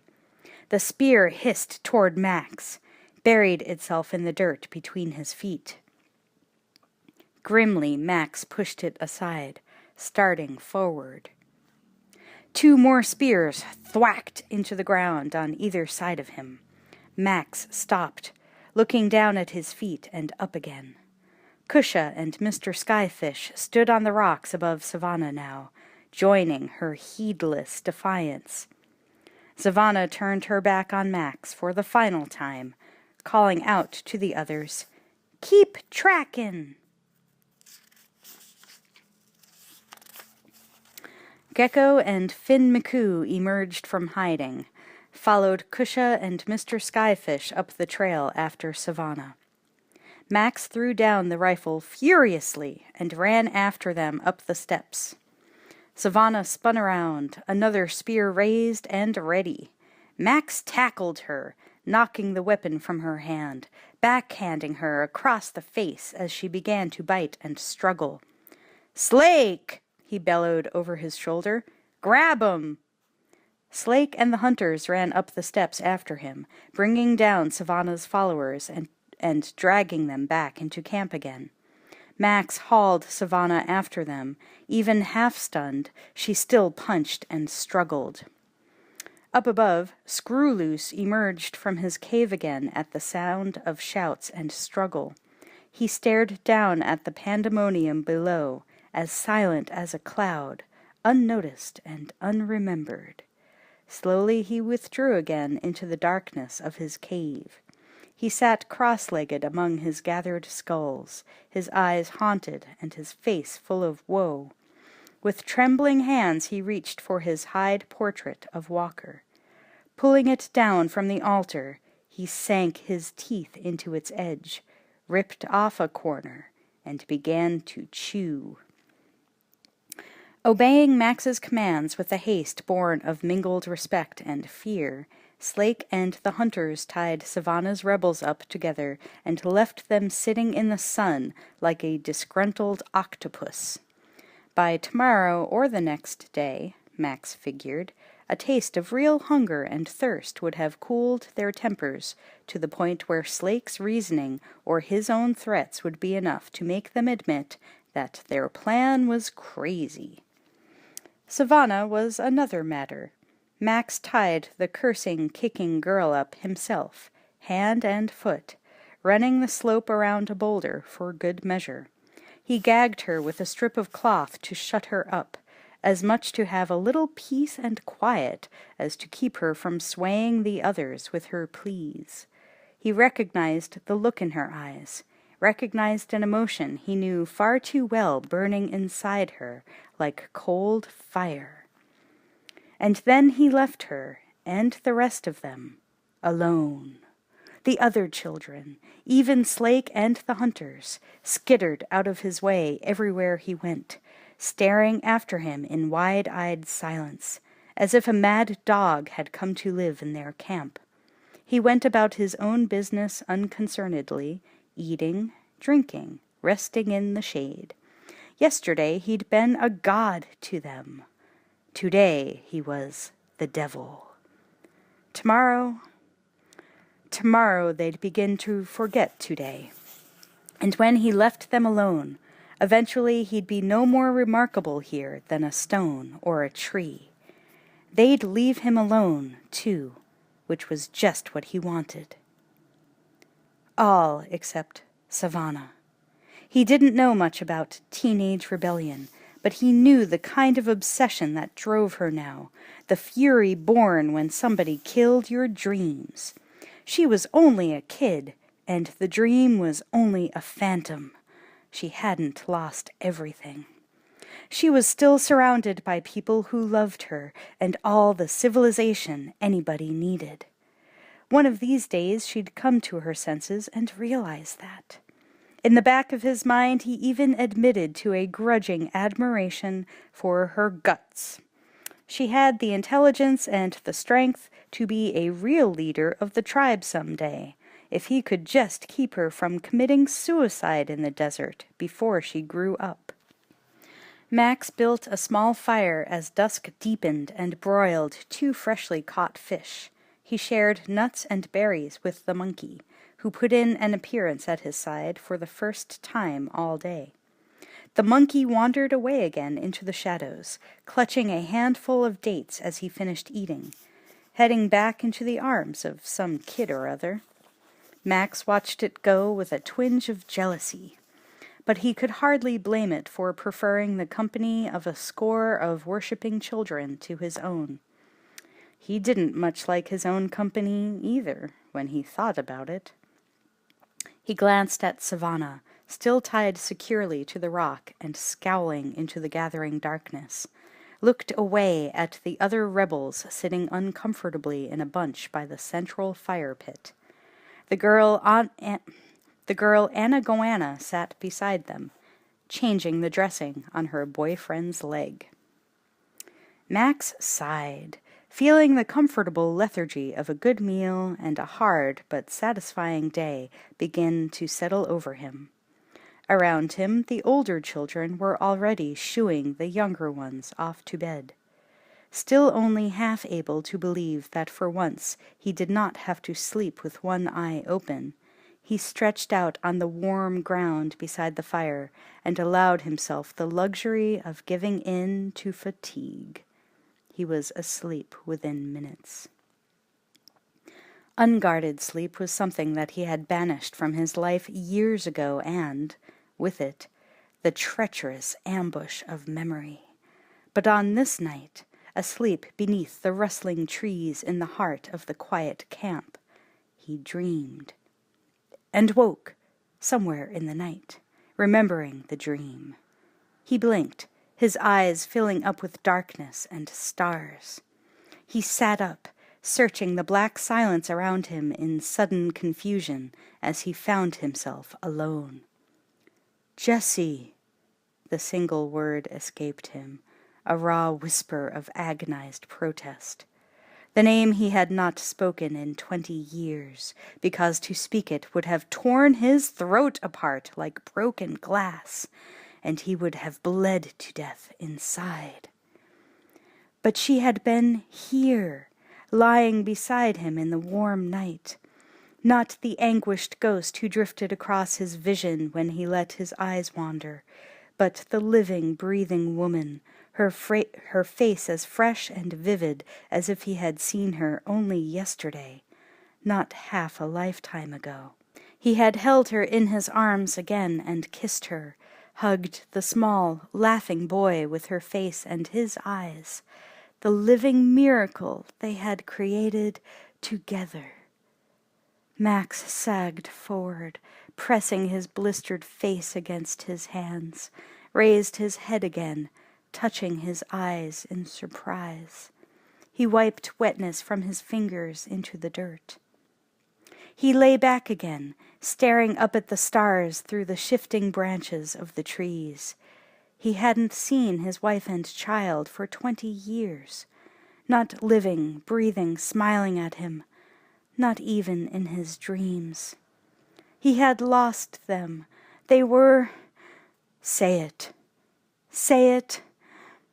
dead, destroyed, butchered, nothing left of them but the image, burned into his brain with a white-hot iron, of their bodies lying like the crushed remains of some animal on the road he had pledged to defend, butchered by renegade bikers, by the same human animals who had killed his partner, the same ones he had thought he was saving the world from. In the end, he hadn't even been able to save his own family. The memories came now, and he couldn't stop them. He had gotten the bastards who had done it, given them exactly what they deserved, made certain that they would never hurt anyone else again. But it hadn't changed anything, hadn't even mattered by then, because nothing he could do could bring back his wife or his child, not even for a second. His own life had come to an end with theirs, prematurely, while civilization's sanity was still crumbling, just before it had committed its own murder. When it had finally blown itself to hell a few weeks later, it had only seemed fitting. He had taken off alone into the wastes, and he had lived there ever since, never knowing why he bothered, never letting himself stop moving for long enough to question his own survival. Punishing himself, a life sentence played out in a living death, never letting himself get close enough to another human being to feel anything for them, because in this post-Holocaust hell he was one of the walking damned, who would fail them, betray them, lose them. He had served his term in hell, becoming the kind of human animal he had always despised, no different from the ones who had destroyed the ones he loved. It was no wonder the tribe acted like he was crazy. Max sucked in a deep, uneven breath, and another one, forcing himself to close his burning eyes. He relaxed his rigid body mechanically, as he had learned to do so long ago. The life he had once known, the woman, the child, had been as much of a lost dream for him as civilization was for the children of the tribe. But his time in hell was over. For the first time in half a lifetime he had been able to dream about the past, and it had been a good dream. Maybe, given enough time, he could learn to let go of his own dream time and start over, like the children, learn to live again like a human being. After a time his heartbeat slowed, and his breathing grew even and deep. He sighed, shifting onto his side, and let himself drift, feeling the peace of the whispering night settle over him again, feeling the darkness. Chapter 13. The Search. Max woke with a start, with someone's hands on his shoulder, shaking him awake. Blinking sleep from his eyes, he looked up into the anguished face of Anna Goanna. "He's gone," she said, sobbing. "You gotta get him back." Him? Her boyfriend? Gecko? Max raised his head, looking around the camp. It was full day already, but the village was deserted again. The hog-tied rebels were nowhere in sight, and Savannah was gone. "Savannah took him all," Anna said, tears running down her face. Max took a deep breath. "Who let 'em loose?" he asked. "Screw loose," Anna said. Max half frowned. "Who?" Anna touched her head, circled her finger in the air. Max had a sudden image of the kid with eyes like a raccoon, who hid in some cranny in the wall all day long. He grimaced. Scrambling to his feet, he began to run toward the steps, Anna Goanna running after him. As Max reached the top of the canyon, he heard an eerie wailing filling the air, found Slake and most of the tribe still there, standing motionless on the sand, staring out past the wrecked 747, looking toward the Devil's Anvil. The desert beyond was empty for as far as he could see, except for a trail of footprints leading away toward the horizon. Slake turned back with pathetic eagerness as he approached. "How long?" Max asked, shielding his eyes as he followed the tracks toward the horizon. Slake shrugged unhappily. "Half a night, maybe less." Max looked back at him. "They can't be far." "They be doin' hunter trot," Slake said flatly. "Not Gecko," Anna Goanna protested. "His leg ain't healed." "Good," Max nodded. "He'll slow him up." One of the girls had been pregnant, too. "It won't," Slake shook his head. "That's hunter law. Stand or fall." Stand or fall. The law of the wilderness. Maybe some of them would even make it across the desert to the other side, where there were no laws at all. Unless somebody went after them. Max stared at 5 sets of footprints and the tracks of a sledge leading away into hell. Anna Goanna's face crumpled. "You gotta bring him back. You gotta, Captain." Max turned on her, frowning. "Don't call me Captain." Behind him, stretching away along the dune, the tribe kept up its wailing. None of them had gone after the runaways into the nothing, and none of them would. He glanced at Slake, saw the fear and the guilt on the boy's face. He'd done too good a job on them. Max turned back, looking out into the glaring furnace of light. The sun beat down on his unprotected head. Its heat was dizzying. Hell lay waiting patiently, holding hostages. Max's hands tightened into fists. He looked at Slake again. "I'll need water, as much as I can carry." Anna Goanna's face filled with sudden relief. Slake nodded and raised his hand. The wailing stopped as tribe members began to come forward one by one, dropping their water bags into a pile. Max stood silently, listening to the skin bags plop to the ground behind him. As the last of the bottles was deposited at his feet, he turned back again.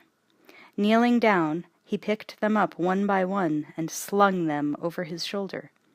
As he loaded himself up, a pair of slim legs crossed his line of vision. Anna Goanna bent down beside him and began to pick up water bags. Max looked up, frowning again. "What are you doing?" She stuck her chin out, frowning back at him. "I's coming salvage for my buddy."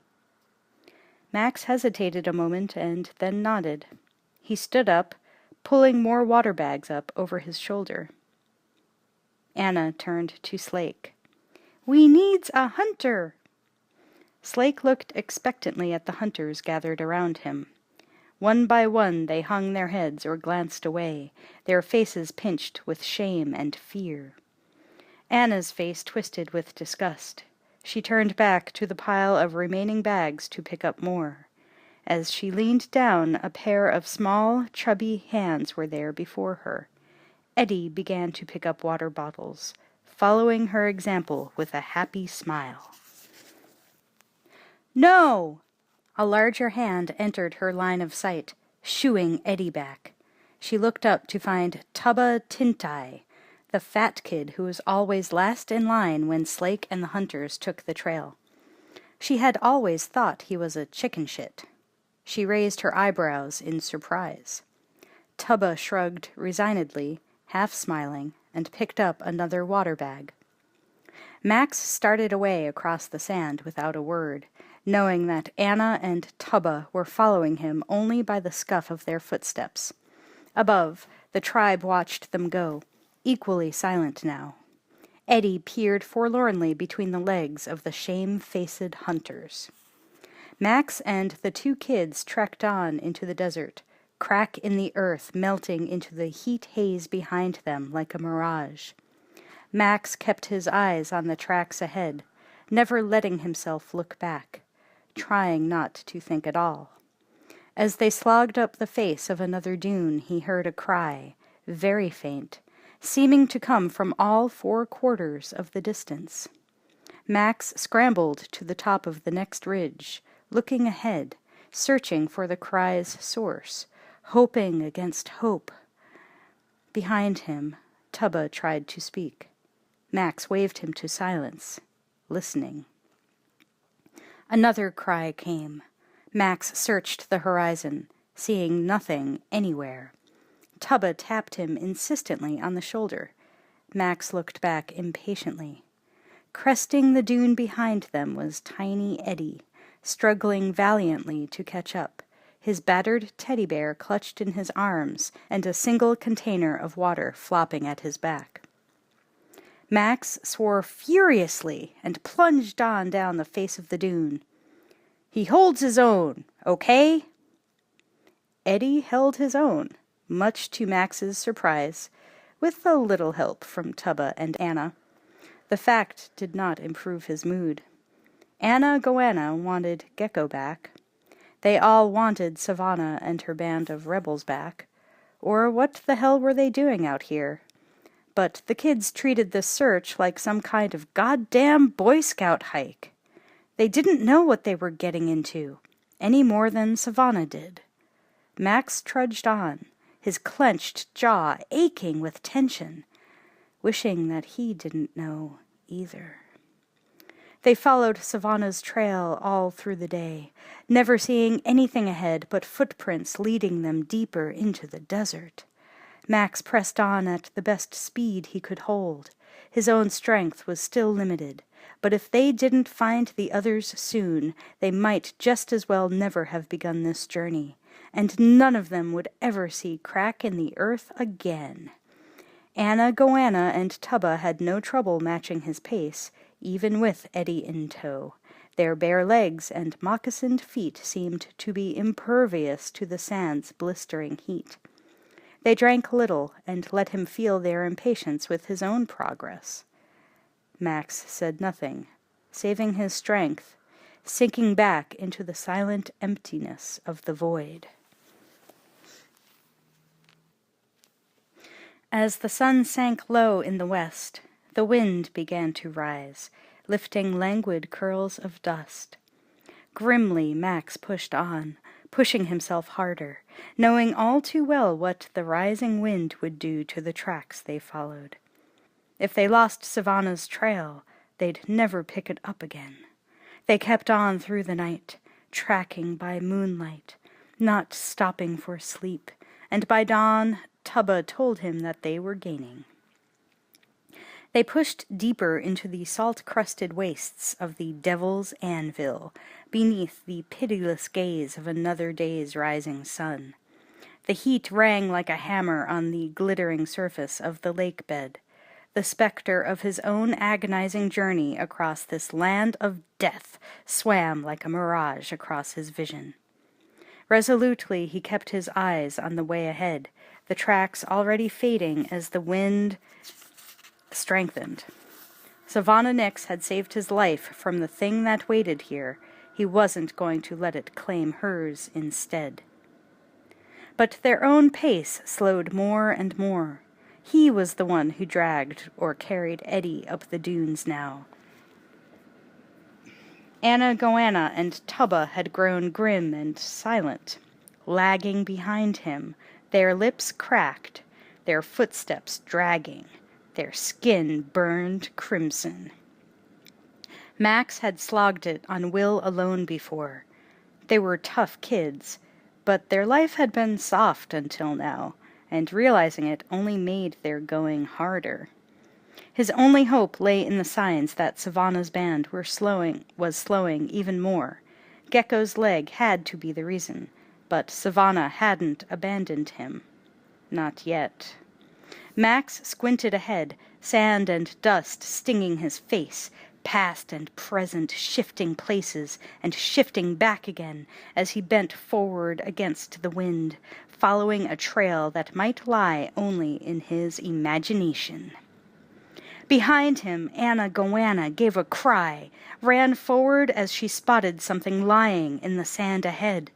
Max began to run too, and as he saw what she held up, Gecko's forked stick, the phonograph record still wedged onto one branch. Anna scrambled on again, climbing the next rise, shouting, "Gecko! Gecko!" She disappeared over the top. Max reached the top of the dune behind her and stopped, looking down. Below them a solitary figure crawled in hopeless circles in the sand, groping futilely, searching for something. Gecko. Anna plunged and slid down the face of the dune to his side, calling his name. He turned, looking up at her cry, his blistered face anguished, his gaze wandering aimlessly, dazzled by the glare of sun on sand. Anna reached his side and dropped down beside him, grabbing his shoulders. He twisted, struggling in her hold, not even seeming to recognize her. His eyes were glassy with fever. The Sonic," he whimpered. "I's lost the Sonic." Anna pushed the forked stick into his hands, tears filling her own eyes. She pulled a water bag off her shoulder and unstoppered it, holding it to his lips. Max stood with Tubba and Eddie on the ridge, watching through the wavering fog of heat and dust as the two figures merged into one in the valley below. He stared at them for a long moment with shadowed eyes before he started down the hill. With the help of Tubba, Max lashed together a litter of spears and hides like the one that had carried him to crack in the earth. Together they loaded the helpless boy onto it, still clutching his stick to his chest, and tied him in place. Max leaned down, not meeting Anna's eyes as he slung the litter's straps over his shoulders. The sandstorm grew worse as they went on. The sun seemed to hang motionless behind its veil of dust and sand as the afternoon became an eternity of struggling forward and sliding back, climbing and falling, moving through the long dead sea like swimmers under water. Dazed with exhaustion, slowed by the burden of Gecko, Max and the trackers continued to lose ground. At last, cresting another wave in the endless sea of dunes, Max stopped short, staring out at the desert ahead, and saw nothing at all. The trail of footprints had vanished, swept away completely by the storm. The small band stood uncertainly, each one looking in a different direction, searching for some trace, some sign. No one spoke, afraid to give that much power to their fears. Suddenly Eddie pulled at Max's arm, pointing up into the sky with a gleeful grin. Very high up, something was flying, wheeling and circling on the currents of heated air. "Yeah," Max murmured, his voice thick with dust. "It's a hawk." Tubba looked up, squinting at the strange motion of the bird. "That ain't bird rafting," he said with sudden excitement. "That's Mr. Skyfish." Around Max all the children broke into smiles for the first time. They started on at a jog trot, the sight of it giving them fresh strength. Reaching the last rise, they slithered to a stop again, their gaze following the kite string down. Max's heart sank into his boots.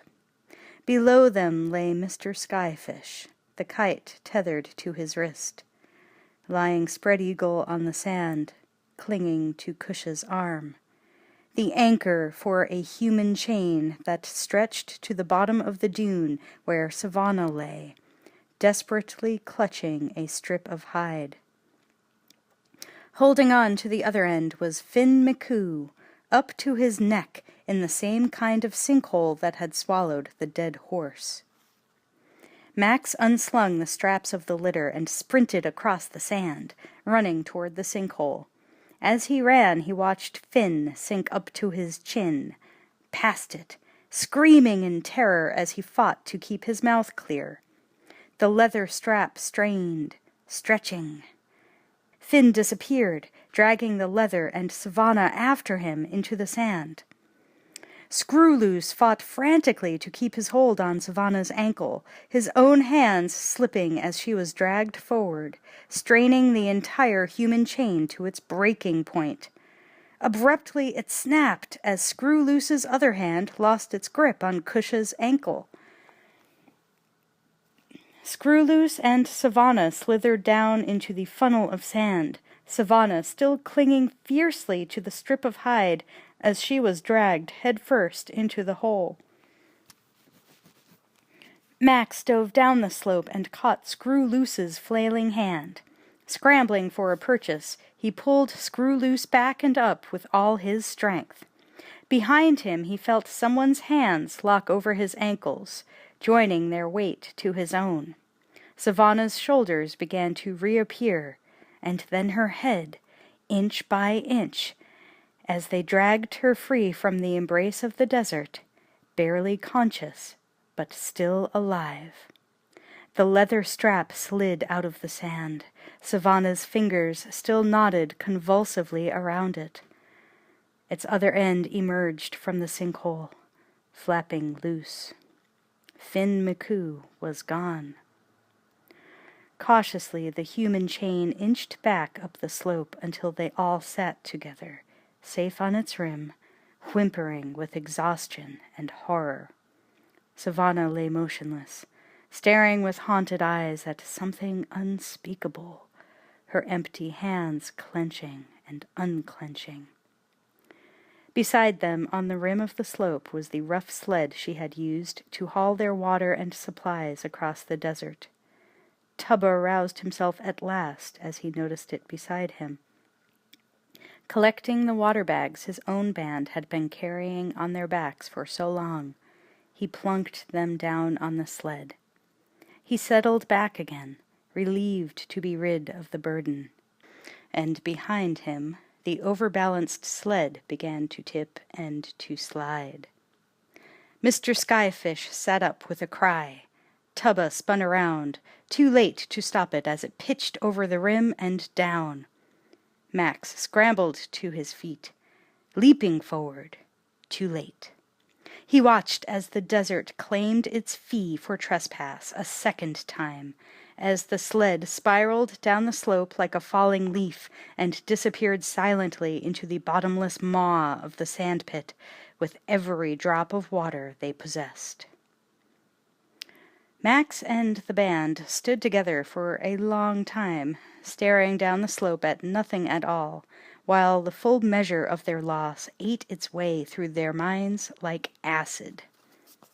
Max glanced at Savannah, who stood apart from the others, her eyes bleak, but without tears. Finn McCoo had been her own child. In the communal family of the tribe, all the older ones treated all the little ones as their own, but she would have died with him before she would have let him go. Silently, Savannah reached down, taking in her hands the small, battered globe of the world she wore slung at her waist. She unscrewed it and carefully removed what lay inside, an emu egg filled with water. She gave it to Eddie, who took a sip and passed it to Mr. Skyfish. Mr. Skyfish shook his head, glancing away toward where Anna Goanna crouched beside the litter, cradling Gecko's head in her arms, shielding him from the wind-driven sand. "Give it to Gecko." He passed the egg to Kusha, who shook her own head and passed it to Screwloose, who gave it to Anna Goanna. She pressed it to Gecko's lips. He opened his eyes and turned his face away. "No, no," he whispered. "We's gonna need it later." "Come on, Gecko," Savannah urged softly, crouching down beside him. "We's got plenty. Drink." Gecko took the egg in trembling hands and drained it, settling back with a sigh. The wind gusted suddenly, wailing like a chorus of lost souls, making them stagger. Sand blew into their eyes, into their noses and mouths, scouring their exposed skin. One by one the children crouched down again, defeated, turning their backs to the storm. Max settled down among them as they huddled together, sharing what little protection they could, while time and the desert closed in around them. The sun grew weary in time, rolling down the sky toward its night of rest. Even the wind grew weary at last, and laid down its burden of sand, breathing gently. Sand poured from hunched, motionless backs and shoulders as Gecko crawled forward, heading out across the quiet desert toward the top of a nearby rise. "I can hear it," he called. His sunken, fever-bright eyes were fixed on the sunset horizon. "I's hearing the sonic." Anna Goanna roused from her half-stupor, half-sleep at the sound of his voice. She shook herself off and stumbled to her feet, starting after him. "It's there!" Gecko cried as she caught up with him, lending him the strength of her supporting arm. "I's hearing it." Anna looked out with him across the dunes, searching in vain for whatever he saw, listening for what he heard. Her breath caught, her own eyes suddenly widening in disbelief.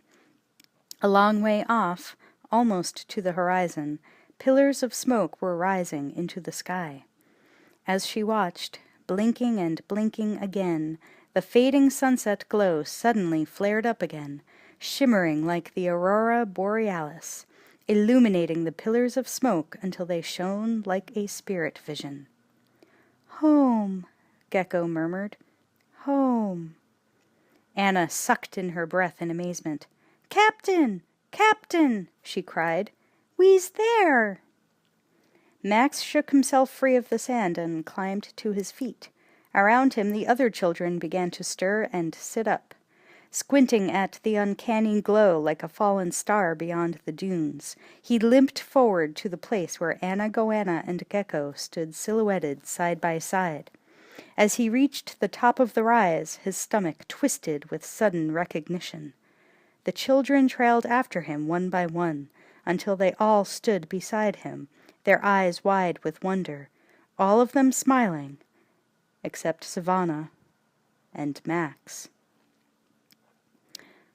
"Bartertown," Max said at last, spitting out the word.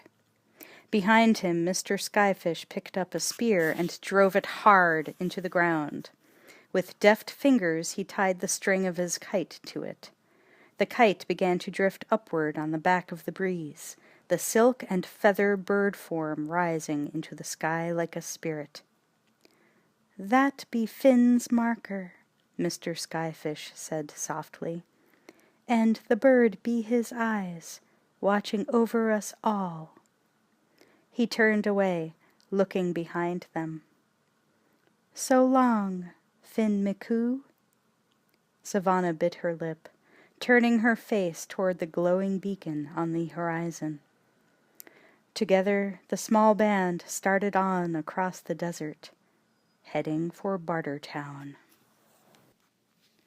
Chapter 14. 33 Poles. They reached the 33 Poles sometime before dawn.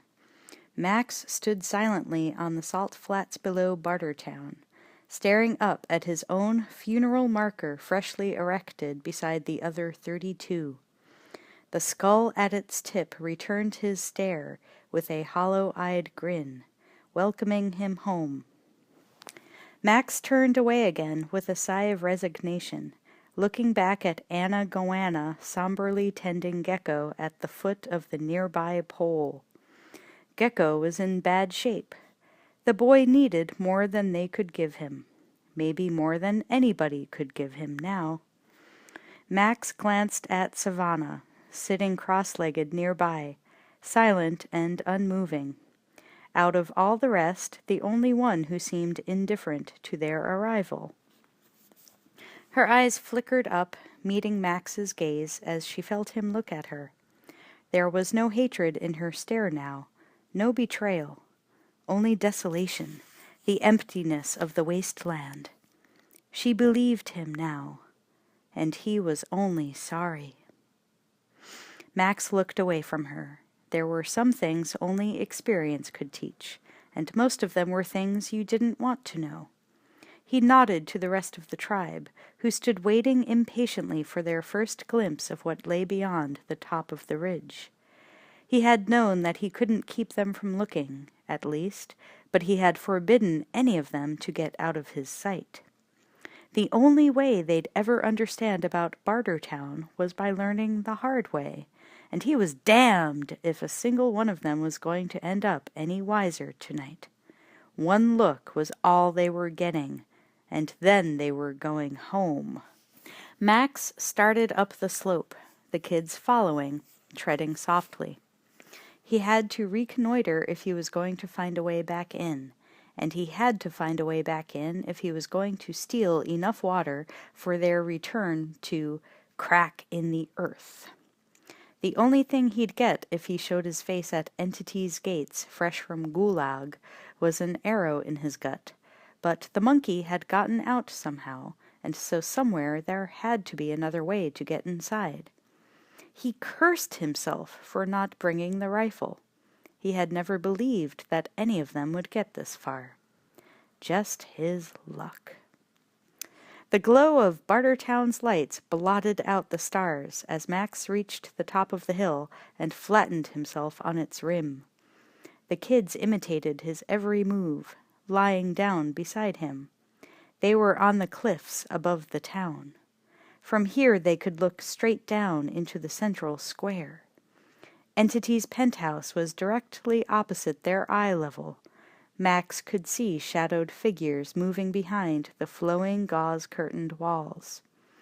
All around the tower, Bartertown was hopping. The shouts and laughter and wrangling carried clearly in the still desert air. Thunderdome's sign was flashing, and a fair crowd was gathering outside it. He wondered who would be getting killed in there tonight. The kids gazed down on Bartertown, their breath hissing in a group gasp of wonder. And then the words came pouring out of half a dozen mouths at once. "We's there! Tomorrow Morrowland! Where's the video? They got their own stars! We's home! Morrowland! A high scraper!" Max gestured fiercely, trying to silence them. "Shut up!" he rasped. "It's not Tomorrowland. It's Bartertown." He looked out and down again as a movement partway down the cliff caught his eye, a unit of Entity's Imperial Guards on patrol. He tugged sharply on shoulders and ankles, forcing the tribe to back off, herding them back down the ridge into the darkness. It was like trying to herd mice. No sooner had he gotten the last one pried loose and sliding down the hill than Mr. Skyfish was back at the top. Max caught hold of the boy's arm again and shoved him ungently after the others. Risking a final glance over his shoulder, Max saw the silhouette of a woman's figure, very clearly outlined behind the gauze of Entity's penthouse. He slid hastily down the hill after the kids, halting them halfway down the slope and doing a rapid head count. 1 short. "Where's what's-his-name?" he snapped. They looked at him blankly. "You know," he said impatiently, making the crazy sign beside his head. They looked at each other now, realizing suddenly that Screwloose was gone. "Not just him," Mr. Skyfish said. "Co-pilot's gone the lost." Co-pilot? After a moment he remembered that they meant his monkey. He hadn't seen any trace of it since he'd met up with Savannah's group. Anger and exasperation struggled for first place in his mind. Goddamn stupid kids! On top of everything else, they'd taken his goddamned monkey too, and now they'd lost it again. He swore with useless frustration, shepherding them down to the bottom of the hill. Max looked around in the darkness, searching for Screwloose as they gathered again beneath the 33 poles, nearly jumped out of his skin as a hand fell on his shoulder from behind. He spun around to find Screwloose's wild, grinning face staring up into his own like a jack-o'-lantern. Screwloose took hold of his arm, tugged on it with obvious urgency, trying to force Max to follow. All right, Max said, taking a step forward. He stopped, looked back at the others. You lot, stay here. He put up his hand, palm out, glaring a threat at them as he followed Screwloose away into the darkness. A dozen yards along the foot of the hill, Screwloose stopped again and pointed ahead proudly. In a shallow cul-de-sac, the dark mouth of a drain pipe owed in surprise, drooling a thin stream of seepage. The monkey sat perched on top of it, chittering happily as it spotted them. So this was the secret entrance. The monkey must have gone on ahead when the others got into trouble, knowing what they could not, that Bartertown was just over the horizon. Good, Max muttered, nodding. Screwloose grinned even wider, obviously pleased with himself. Max wasn't sure how much the crazy kid understood, but maybe it was more than he'd given him credit for. Now wait, he said quietly but firmly. Wait here. Understand? I'll get the others. He turned away, jerked to a halt as he found himself face to face with every single one of the others except Savannah, Anna Goanna, and Gecko, all of them standing and watching his reaction with wide-eyed interest. Max took a deep breath and said with murderous intensity, Everybody waits here. Get it? Leaning down, he picked up a stick and held it out to Screwloose. Use this. The first person who moves, belt 'em. He pressed the stick into Screwloose's waiting hand. Understand? Screwloose nodded earnestly. Max turned away. The length of wood came down on his head with a resounding whack. The other children jumped back in surprise. Max shook his head, more in disbelief than in pain, looking over his shoulder. Screwloose stood before the drainpipe, thumping the stick on his open palm like a night watchman. Max sighed heavily and started back along the base of the hill. Anna Goanna and Savannah were both crouched beside Gecko now, trying to tend him, with nothing to ease his suffering but the comfort of their hands. Max stood over them, looking down at the boy. Gecko's eyes were glazed, his blistered face wet with sweat, his breathing shallow. He was muttering to himself, incoherent words and phrases. Anna Goanna looked up, tears running down her face again. He's talkin' to Mr. Dead. Max's hands tightened helplessly, opened again. He kneeled down beside them. Gecko's wandering eyes fixed on his face. That you, Captain? He mumbled. We's there? Max gathered the boy up gently in his arms. The thin, fever-wasted body scarcely seemed to weigh anything as he lifted it. Carrying him easily, Max began to climb the hill again toward the lights of Bartertown. This time Anna and Savannah followed him. Max reached the crest of the hill and dropped to his knees with infinite care, lowering Gecko, supporting the boy's head against his shoulder as he pointed at the lights below. Savannah and Anna Goanna crouched down beside them, looking out at the lights and back again in wonder as Gecko tried to focus his eyes. An expression of uncertain awe filled his face. "I sees it," he whispered. "I sees the river of light." He struggled to lift his head, gazing across at Entity's penthouse, a glowing, amorphous shape floating in the air. He reached out for it, stretching his arms. "Sky raft.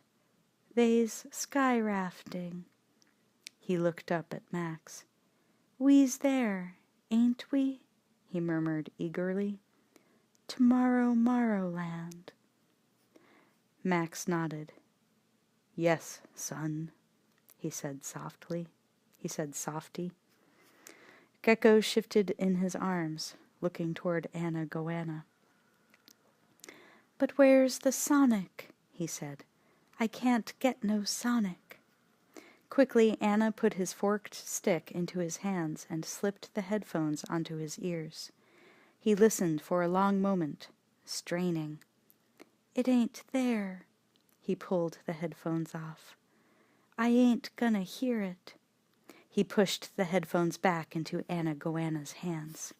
"But you will. You'll hear it for me."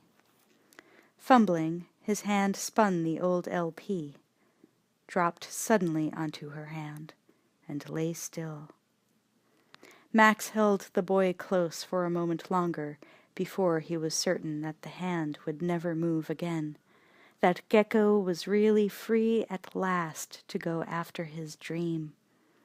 Gecko's eyes still stared out at the lights of Bartertown. Max made no move to close them. Max swallowed with difficulty, forced himself to look up at Anna Goanna's face. "You want me to bury him?" he asked at last. She shook her head. Max, Savannah, and Anna Goanna made their way slowly back down the ridge, Anna carrying the old LP. She looked up one last time at Gecko's body, silhouetted by the lights of Bartertown. He sat cross-legged, his forked stick in his hand, still staring out at the river of light. Max led Savannah and Anna silently back through the alley of skulls, along the hill to the drain opening, stopped short as he reached it. Nobody stood there waiting for him. The rest of the tribe had disappeared. "Shit!" Max lifted his hands in a spasm of exasperation, looked from side to side, searching the darkness around him for what seemed like the 1,000th time. Abruptly, Tubba's head popped out of the drain. The round-faced kid glanced over his shoulder, pointed back into the drain with his thumb, and disappeared. Max shepherded Savannah and Anna Goanna into the drain with heavy reluctance and started after them. As he stepped into the drain pipe, he hesitated, realizing that he could actually see what he was doing. He glanced back over his shoulder. 33 poles rose like mourners in black silhouette before him. The first light of a new day had broken in the east. Somewhere to the east was a crack in the earth. For a brief span of heartbeats, Max watched the sun rise, its fluid face enormous and blood-red, before he turned back, following the others into the darkness. Chapter 15. The Fall of Bartertown. Max followed Savannah and Anna Goanna through the tunnel, the ruddy dawn lighting their way. Savannah crawled past a large side pipe. Anna hesitated, turning into it as if she had decided to explore. Max grabbed her roughly, pushing her back down the main drain. Ahead of them the drain pipe curved. Savannah disappeared from his sight. As he followed the others around the bend, he suddenly saw the drain's end ahead, blocked by a grid of iron bars. Kusha and Tubba sat there, both of them too big around to squeeze through the grate. Kusha held the monkey in her arms. She smiled happily when she saw Savannah. Max and Anna joined them, crouching in front of the bars. "Where are the others?" Max said, already guessing where they'd gone. "For Christ's sake, why couldn't something be simple just once?" Kusha pointed forlornly through the bars into Underworld. Max pushed closer to the grate, looking out. Beyond and below him was the familiar reeking sea of pigs. He saw no human figures moving among them yet. Probably it was still too early for even convicts or slaves to be up and working.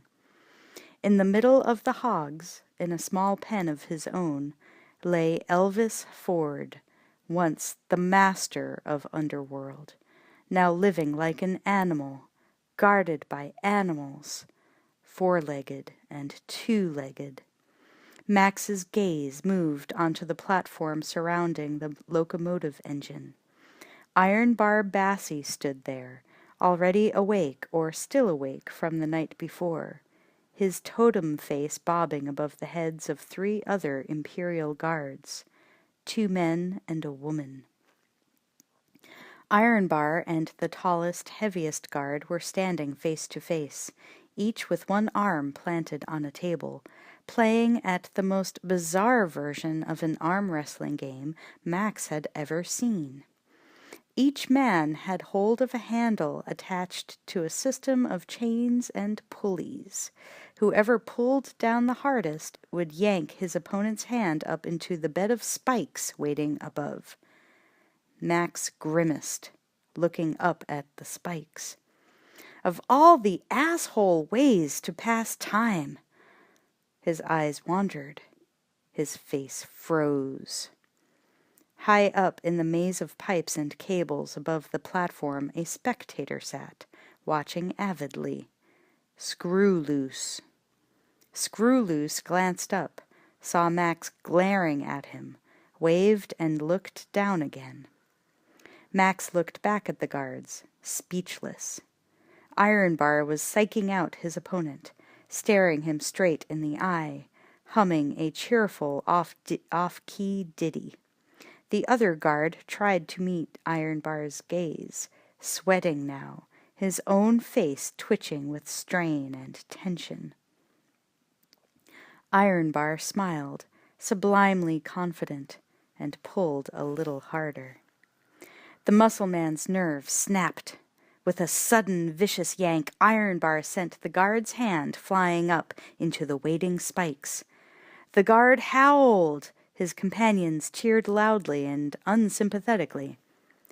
So did Screw Loose.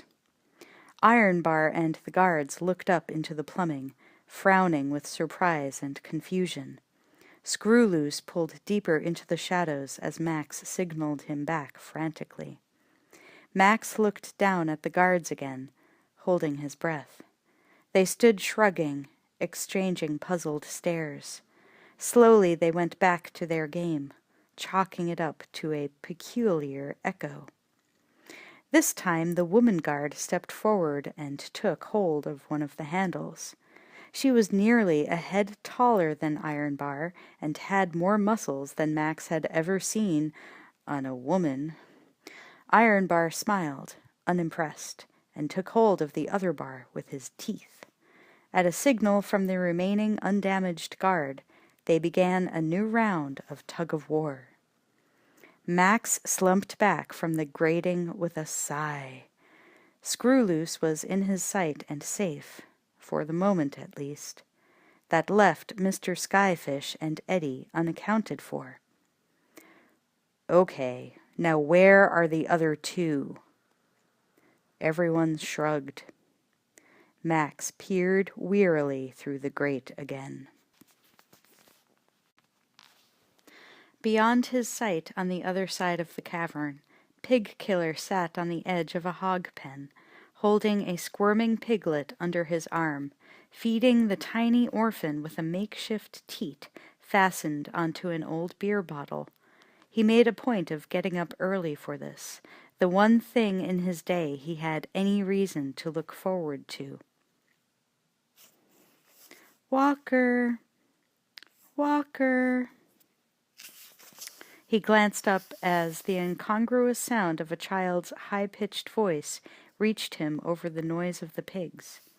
He turned, looking down from his seat on the fence, to find a little boy of 4 or 5 standing in the walkway, a teddy bear tied onto his back like a papoose, watching somberly. "Captain Walker?" the little boy said, with the sudden smile of an angel.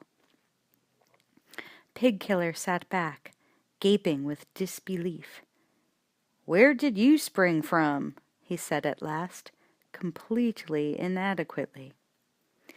The little boy's smile widened. "Planet Earth?"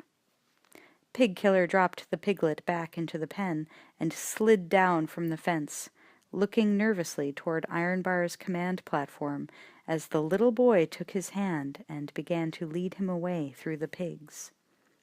Up on the platform, totally oblivious, Ironbar was still engaged in his wrestling match with the woman guard, which was not ending as abruptly as he had anticipated. The other 2 guards watched, urging the wrestlers on, their eyes riveted on the straining bodies in front of them. Max glanced back at them again, having searched the rest of his range of vision, finding nothing but pigs. The muscles and veins stood out on Ironbar's neck and shaven head now, bulging at his teeth pulled down on the handle like a bulldog's. Up above, Screwloose leaned out over the edge of the boiler, his bared teeth clenched tight, mimicking the struggle. Ironbar grunted loudly. Screwloose grunted too, even louder. Ironbar looked up, losing his concentration. The woman guard jerked down on her handle. Ironbar's head flew up, crashing into the spikes. He screamed, staggering back, clutching his torn, bleeding scalp. But the other guards were looking up now, peering into the darkness among the overhead pipes again. Max saw their expressions freeze as they spotted Screwloose. They ran for the access ladder, the woman leading the way. Master stirred in his pen, awakened by Ironbar's scream.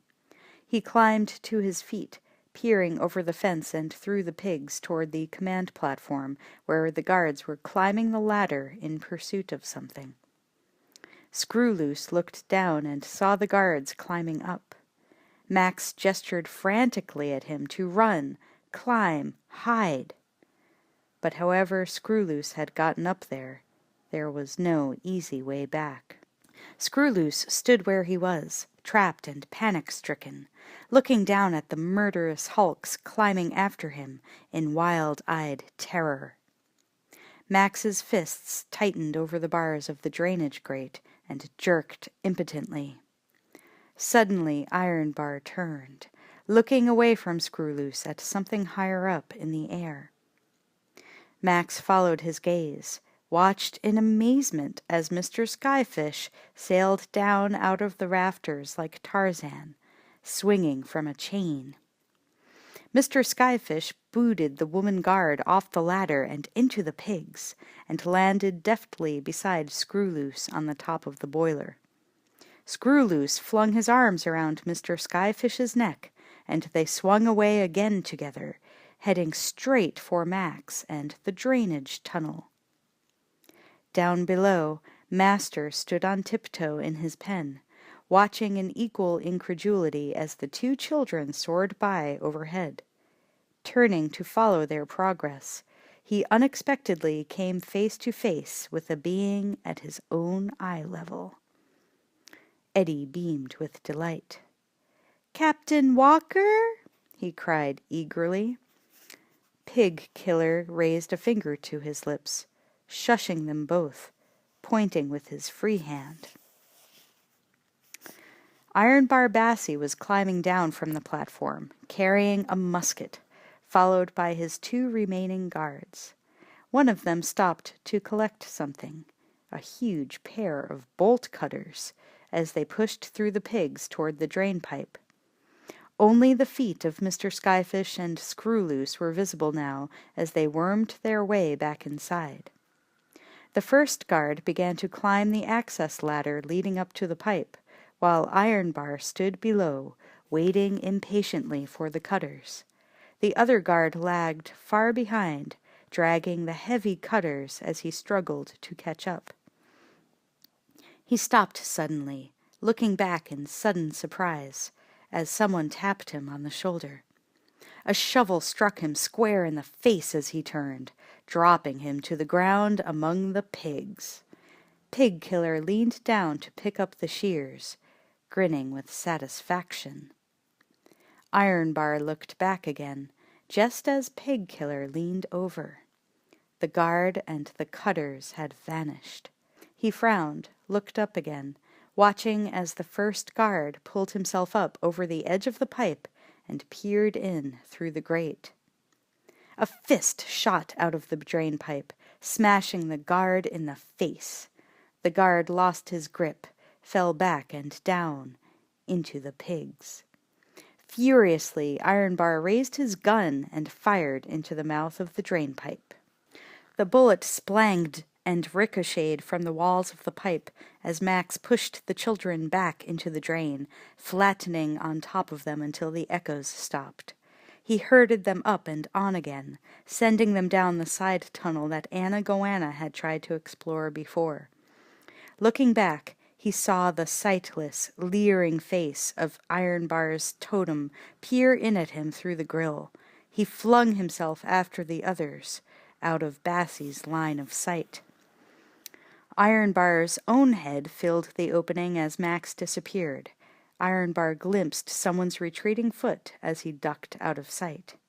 Scowling with frustration, Bassie dropped back to the ground, pushing through the hogs, tracking the pipe away across the cavern.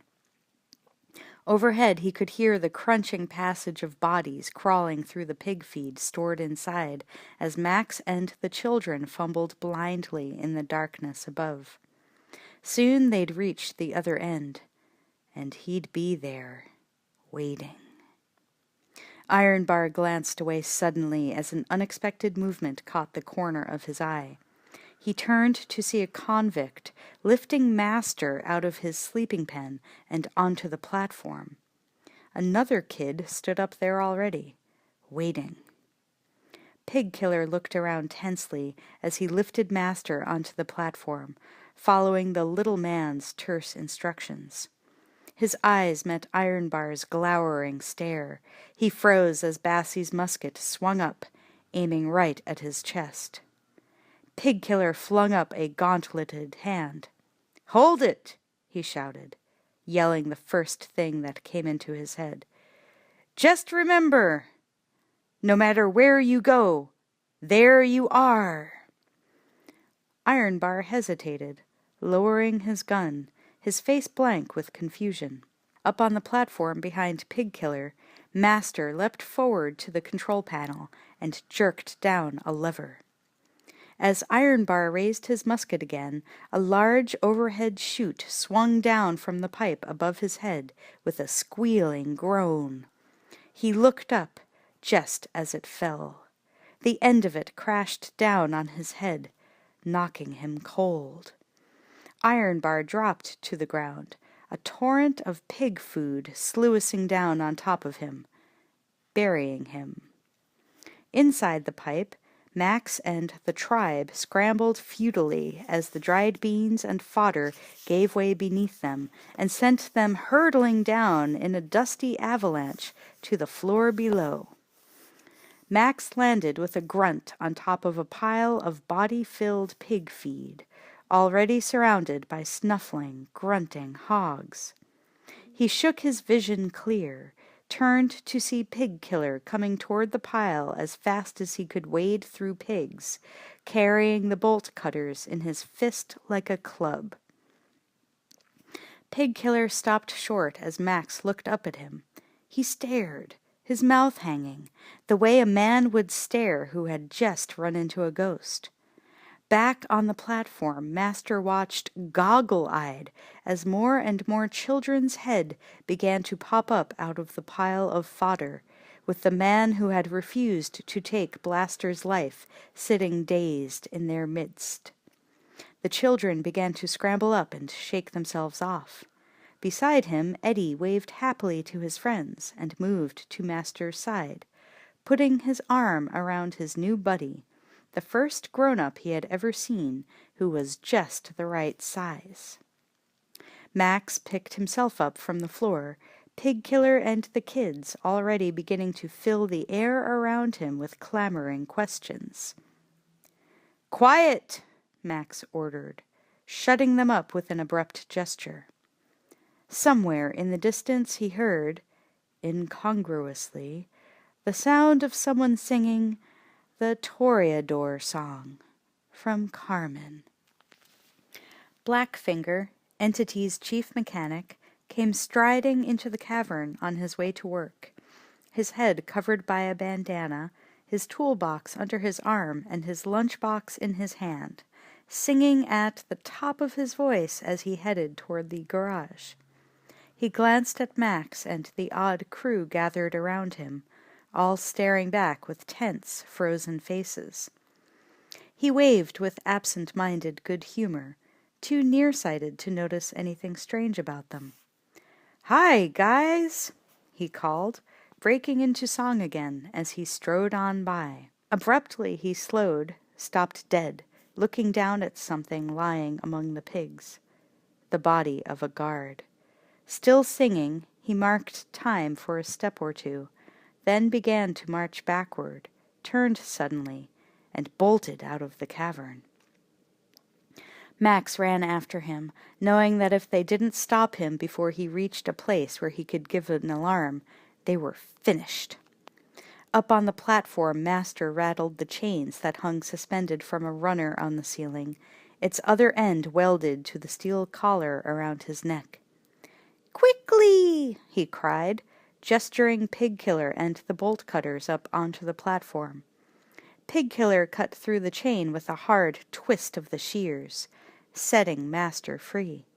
Master beckoned the tribe forward, taking command with a confidence born of long experience.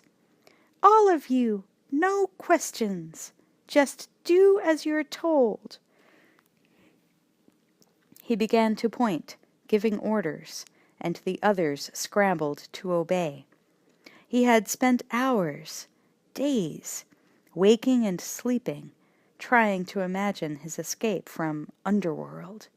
Now that he had allies again, the time had come, and he knew precisely how to make it happen and take his revenge on Entity in the process. Max raced after Blackfinger up a tunnel passageway.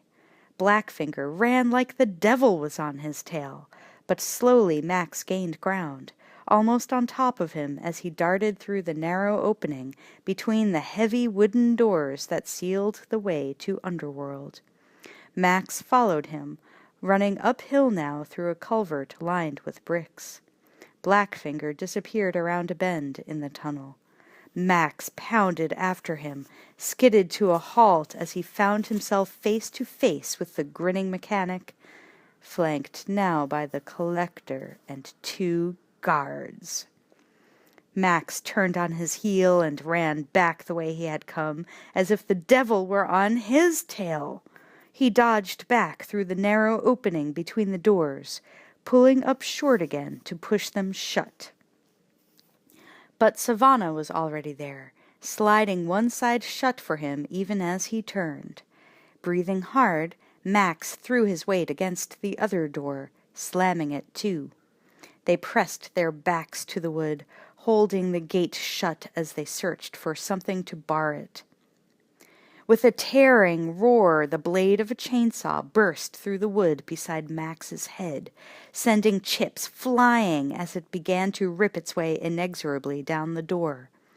Max stumbled back, barely saving his shoulder from the blade as he watched the hungry saw chew its way toward the floor.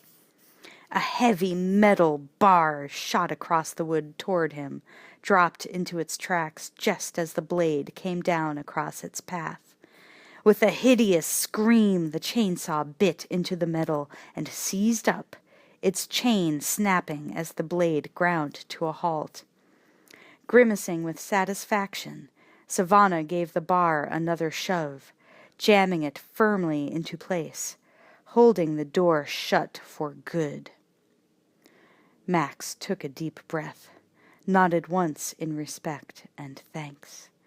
A fleeting smile twitched Savannah's face. Together they started back down the tunnel. Max shook his head, muttering a curse. "What now?" A sledgehammer crashed against the door behind them, making the wood jump. Max and Savannah began to move faster. As they re-entered the cavern, the shrill echo of a train whistle sounded once, twice.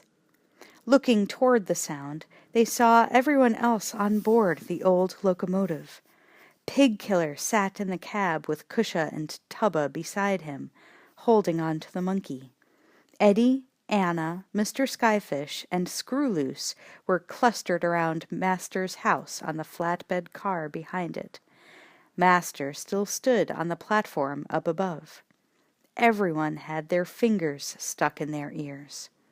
Max and Savannah covered their own ears as they realized that what they had heard was meant for a warning. Master pulled down on a lever.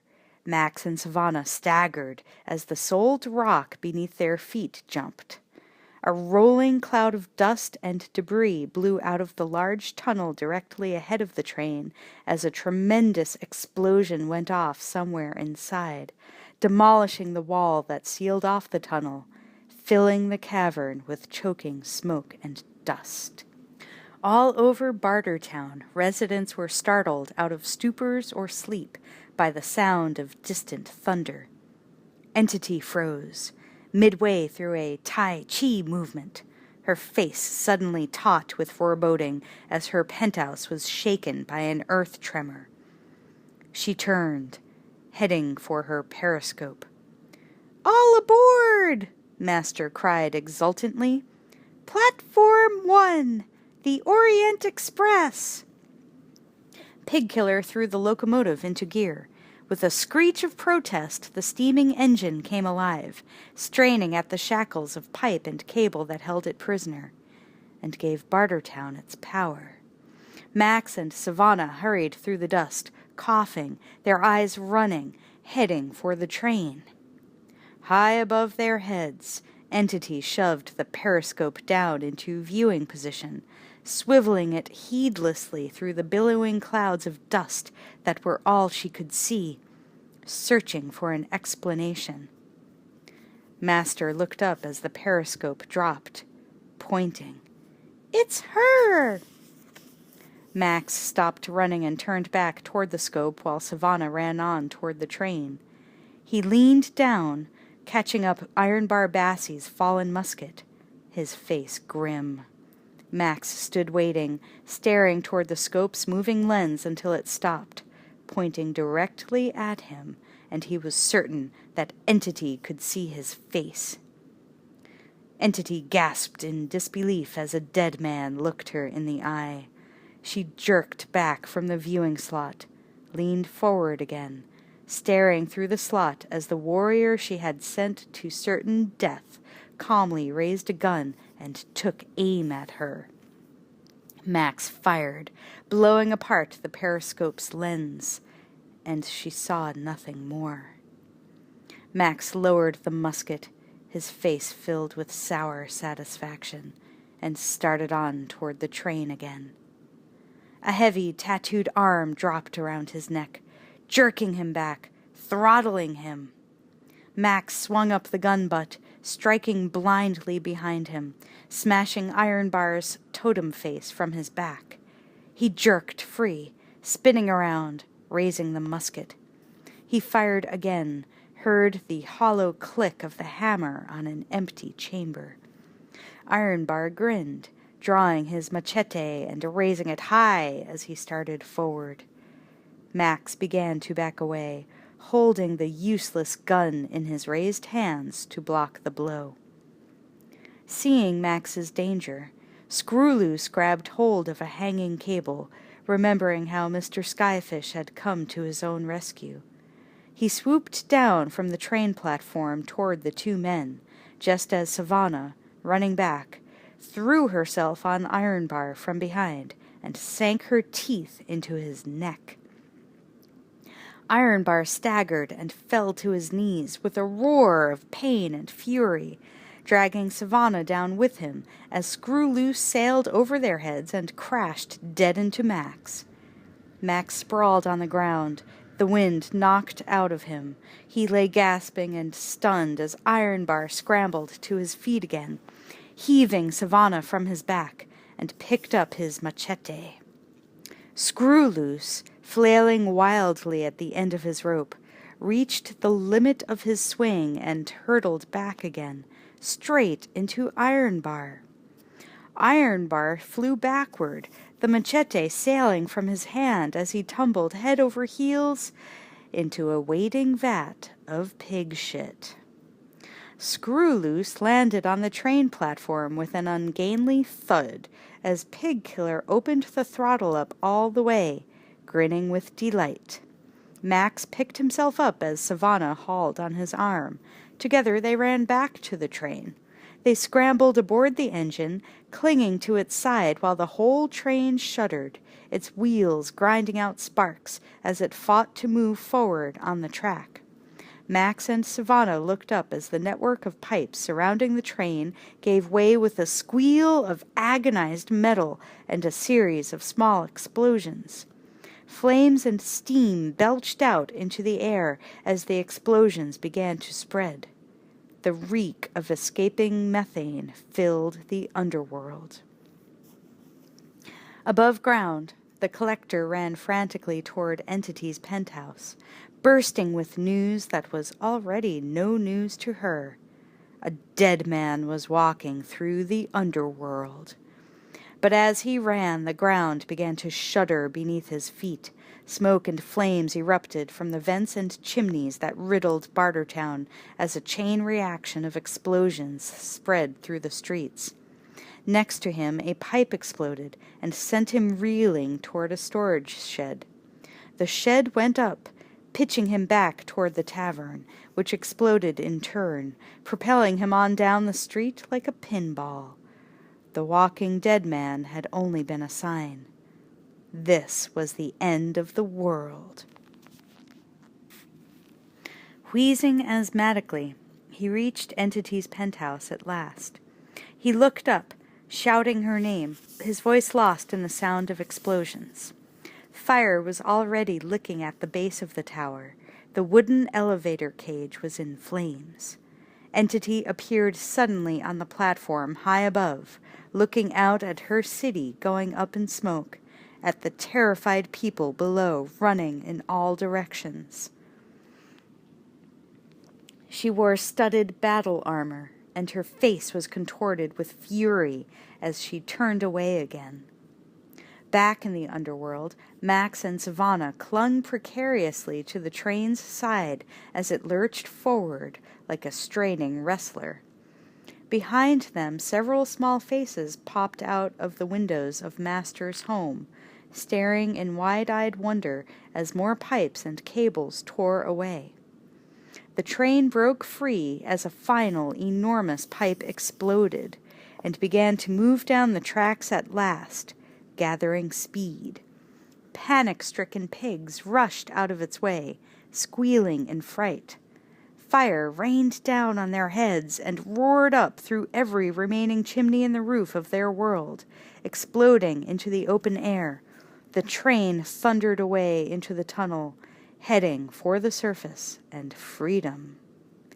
The underworld was closer to resembling hell than it had ever been before, a sea of billowing fog where broken pipes belched smoke and licking tongues of fire. The train had disappeared and, with it, all signs of human habitation. Slowly, the top of a shaven head emerged from a vat of excrement. The eyes, the dripping face of Iron Bar Bassie. He gazed in stupefied rage at the destruction around him, the ruins of his kingdom.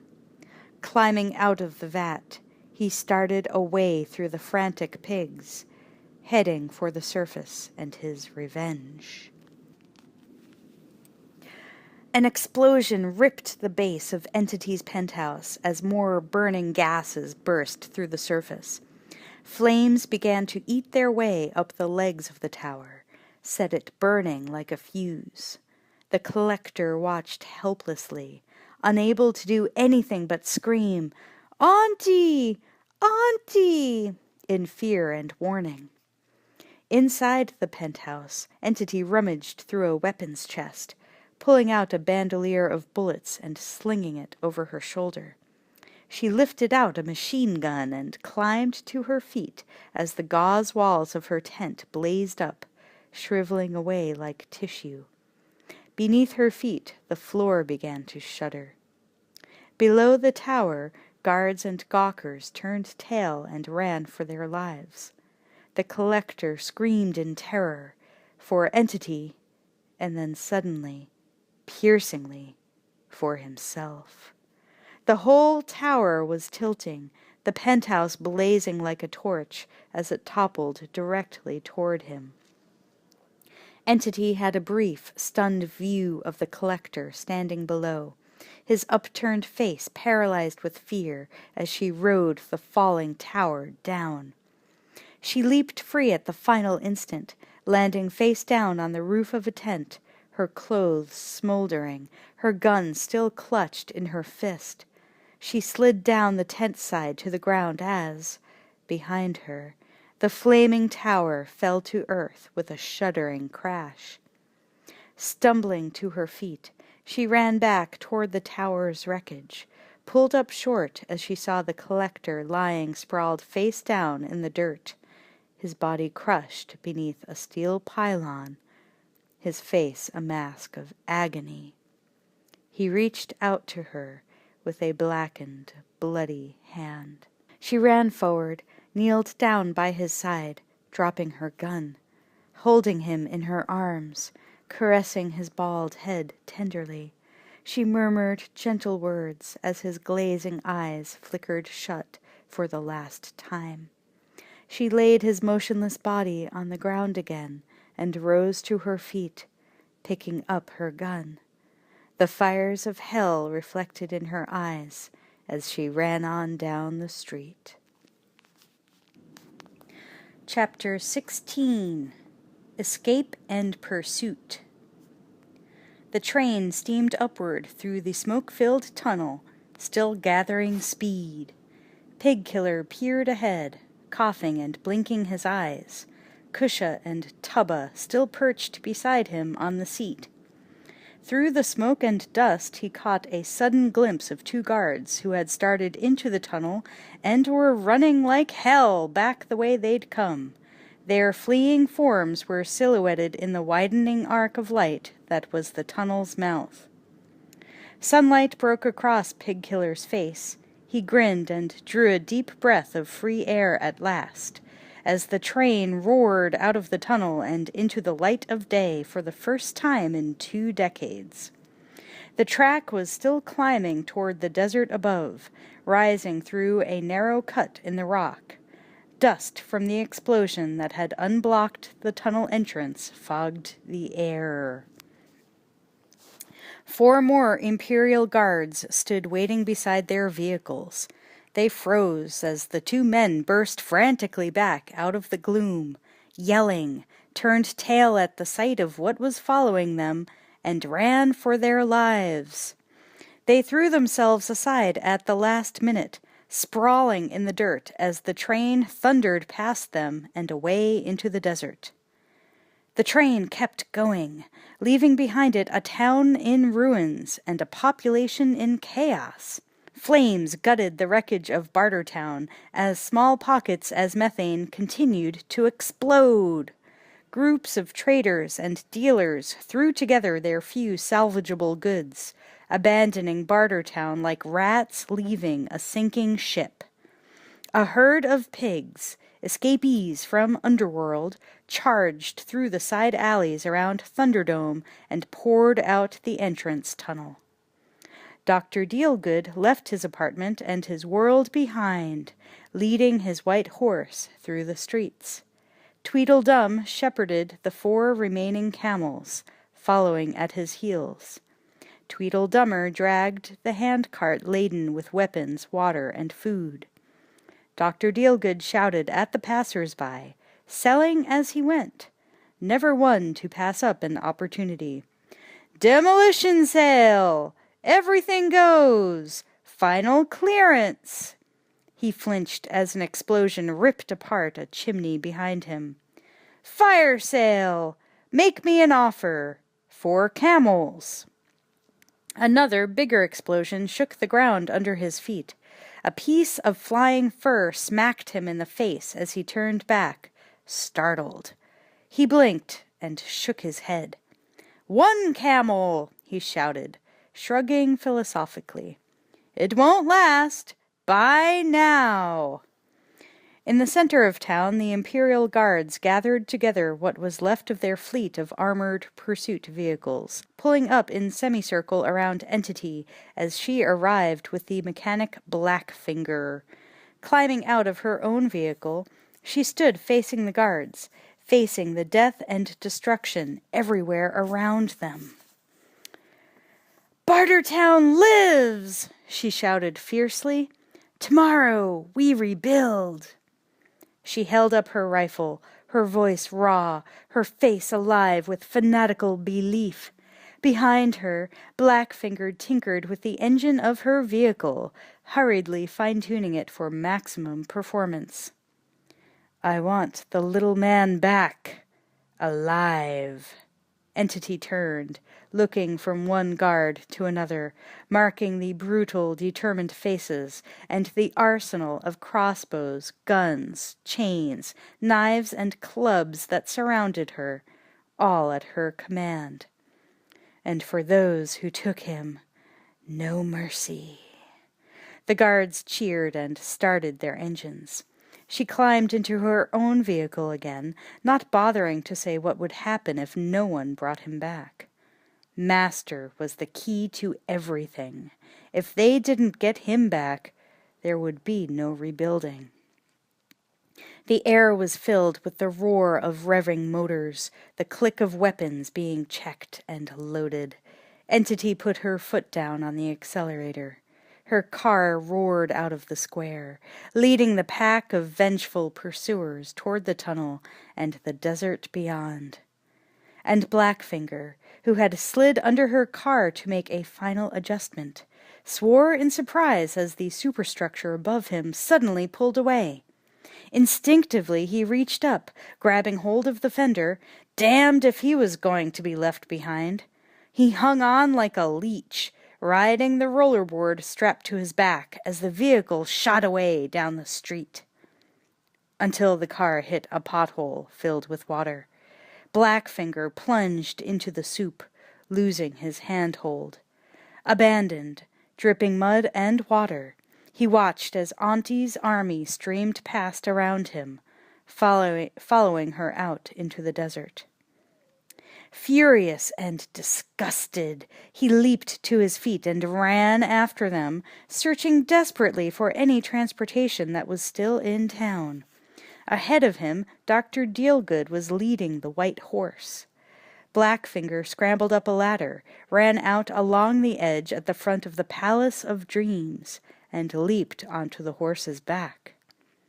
Dr. Dealgood looked up, astounded, as Blackfinger landed on his horse. The frightened horse reared in surprise and lunged sideways. Blackfinger slid from its back, half falling, half surrendering, realizing he knew everything about cars and nothing whatsoever about animals. Dr. Dealgood jerked the horse forward with a curse, hurrying on his way. Swearing a black streak, Blackfinger climbed back onto the ledge as Tweedledum passed, leading the last camel. He leaped onto the camel's back. The camel sat down in the street with a grunt of outrage. Blackfinger slid off again, defeated, and raced on toward the gate. An enormous armored attack vehicle, the one Blackfinger had fondly dubbed Bigfoot, came charging down the street behind him. Blackfinger leaped onto a barrel as it passed, threw himself on board as it slewed by. He hauled himself up onto its rear end, hanging on, and gave an exultant rebel yell. Out on the desert, the train steamed on across the empty plateau, trailing pipes and wreckage. Pigkiller was still at the wheel with the two kids beside him, the wind whipping their hair as they hung out the window, watching the landscape pass with delight and wonder. Max climbed forward along the side of the engine until he reached the window on Pigkiller's side of the car. "So, what's the plan?" he shouted. "Plan?" Pigkiller shrugged, still grinning, living for the moment. "There ain't no plan." Max frowned. Master had gotten them all out of Bartertown alive, something Max could still hardly believe. He must have had something more in mind. There was no sign of pursuit yet, but there would be, and this train hadn't been built for speed. Their trouble wasn't over yet. "Where are we going?" Pigkiller looked ahead again. "The end of the track," he said good-naturedly. "Where's that?" Pigkiller laughed. "Who knows?" Max turned away from the window with a grimace, signaling to Savannah with a jerk of his head. Together they began to inch back toward Master's house on the flatbed car behind him. Inside his former home, Master stood packing his valuables into a battered satchel, preparing for the moment when they would have to abandon the train. He had no idea how far this line ran now, or how far the train would get before its fuel ran out. But he had no illusions about what they would find at the end of the track. Around him, Mr. Skyfish, Anna Goanna, Eddie, and Screwloose poked and prodded at the mind-boggling array of mementos he had collected over the years.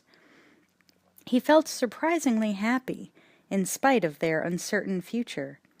He was free, and he was surrounded by children, which made him think of Blaster.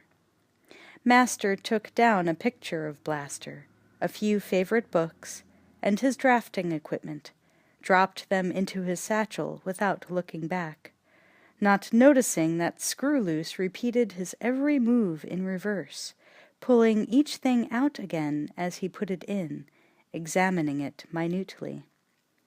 Master dropped in a handful of pencils, turning away again. Screwloose retrieved them, studied them, stuffed one into his mouth, and bit it in half, chewing experimentally. Anna Goanna stood beside an ancient hand-cranked gramophone, winding its handle. Nothing happened. Disappointed but still curious, she peered underneath it, then into its horn. Eddie turned away from her, getting restless. He moved back to stand beside Screwloose, who offered him a pencil. Eddie stuck it into his mouth and bit down as Screwloose looked into Master's bag again. Pulling out a splayed toothbrush, he stared at it and grinned with sudden inspiration. Raising his hand, he began to brush his hair. Anna discovered the gramophone's dust cover and raised it, jerked back in surprise. A record was revolving slowly on its turntable. She grabbed Mr. Skyfish's arm, pointing at it, wide-eyed, whispering, "He's got his own Sonic." Reaching into the folds of her clothing, she pulled out the record that was her legacy from Gecko. Mr. Skyfish took the battered record from her, turning it over in his hands, staring at the revolving turntable. "Gecko had it straight," he murmured with mingled amazement and sorrow. "It ain't bullshit." Maybe one day his own dream would even come true. He set the record on top of the one already resting on the turntable. Anna began to crank the handle. The record began to spin again, faster and faster. They pushed their faces up close to the horn, listening. But still there was no sound from it. Behind them, Screwloose retrieved a pair of binoculars from the satchel and raised them to his eyes. He peered through the wrong end, lowered them again, unimpressed by the results. Max stood in the doorway of the carriage, watching in silence, a strange play of expressions passing over his face. He stepped aside again, out of their sight, as Anna and Skyfish began to recite, "Delta Fox X-ray," in eager unison. Standing on the platform outside the house, Max reached in through the open window beside them and dropped the gramophone's needle onto the record. The static crackle and pop of the record's badly scratched surface echoed from the gramophone's speaker horn. Screwloose dropped the binoculars and crowded in beside Anna and Mr. Skyfish as Max turned up the gramophone's volume. Behind them, Eddie stooped over to pick up the lenses as the others pressed their ears closer to the horn. A woman's voice began to recite, very precisely. "Repeat after me. Bonjour, monsieur. Comment allez-vous? Good morning. How are you?" "Bonjour," Anna and Mr. Skyfish repeated obediently. "Good morning. How are you?" "Où allez-vous?" the voice said. "Where are you going?" They echoed the words again. "Je vais chez moi. I am going home." "Je vais chez moi," they murmured reverently. "I am going home." Max's mouth stretched into a wry smile as he listened and watched. Savannah stood beside him, smiling too, as she watched the awe-stricken faces of her friends and heard the message they were being given by the disembodied voice. Behind them, Eddie wandered away toward the back of the house, peering out the rear window. He giggled with delight as he discovered the end of the glasses that worked. Looking out the window and down the tracks behind them, he discovered a hand-powered rail cart. Pumping furiously up and down on its handle was Ironbar Bassie, gaining on the train with maniacal determination. Eddie laughed out loud as he watched, screamed suddenly as the enormous, snarling face of a monster filled his view. The guard smashed his way in through the window, knocking Eddie sprawling as he lunged after Master. The tribe scattered in fright as his hand closed over Master's collar, dragging the small man toward the window. Max caught up a frying pan from Master's stove and swung it, smashing the guard in the head, knocking him back and out as a second guard burst in through the window on the far side of the carriage. Screwloose grabbed up a pot and walloped him in turn. Max grinned. The kids laughed with wild triumph. Their faces changed as another guard's arm locked around his neck, wrenching him away from the window. Max lost his grip on the sill and his balance with it, falling out and away from the train with the guard still hanging on to him. Together they crashed down with jarring force onto the rear end of a pursuit vehicle tracking beside the train. Max drove an elbow into the guard's ribs, breaking his stranglehold as they slid down the fender toward the wheels. clawing for a handhold, he locked his arms through the framework that held the car's methane tanks and hung on with all his strength.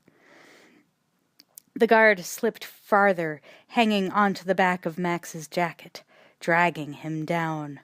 Clinging to the framework, his muscles straining, Max let one arm, and then the other, slip out of his sleeves, lashed out viciously with his feet.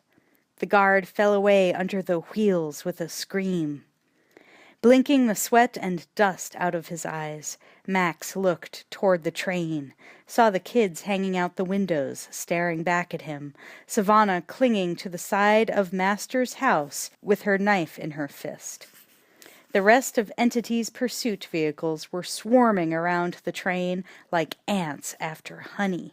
They were out of the calm eye and back in the full fury of the storm again. Max hauled himself up over the vehicle's rawhide-covered rear end, clambering forward toward the driver. He pulled himself up over the lip of the car's open cockpit just as the driver looked up. Max drove his fist into the guard's upturned face. The car lurched and veered away from the train, careening out of control as Max hauled the unconscious driver aside and dropped down into his seat. Back on the train, the tribe still stood at the window, watching in awe as Max brought the car back under control, heading back toward the train, all except Screw Loose. Screw Loose climbed lithely up onto the balcony at the front of the little house, frying pan in hand. He grinned as what had once been Max's own dune buggy drew up even with the train. He crouched and leaped. Screw Loose landed on the rear of the buggy, still clutching the frying pan.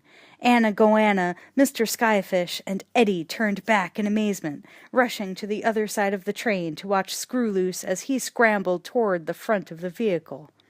Squatting on the framework of bars directly above the driver, Screw Loose waited for him to look up and brought the frying pan down on his head with a ringing thud. The driver slumped over the wheel, his foot still jammed down on the accelerator. Screw Loose hung on, settling back with a grin of triumph to enjoy the ride.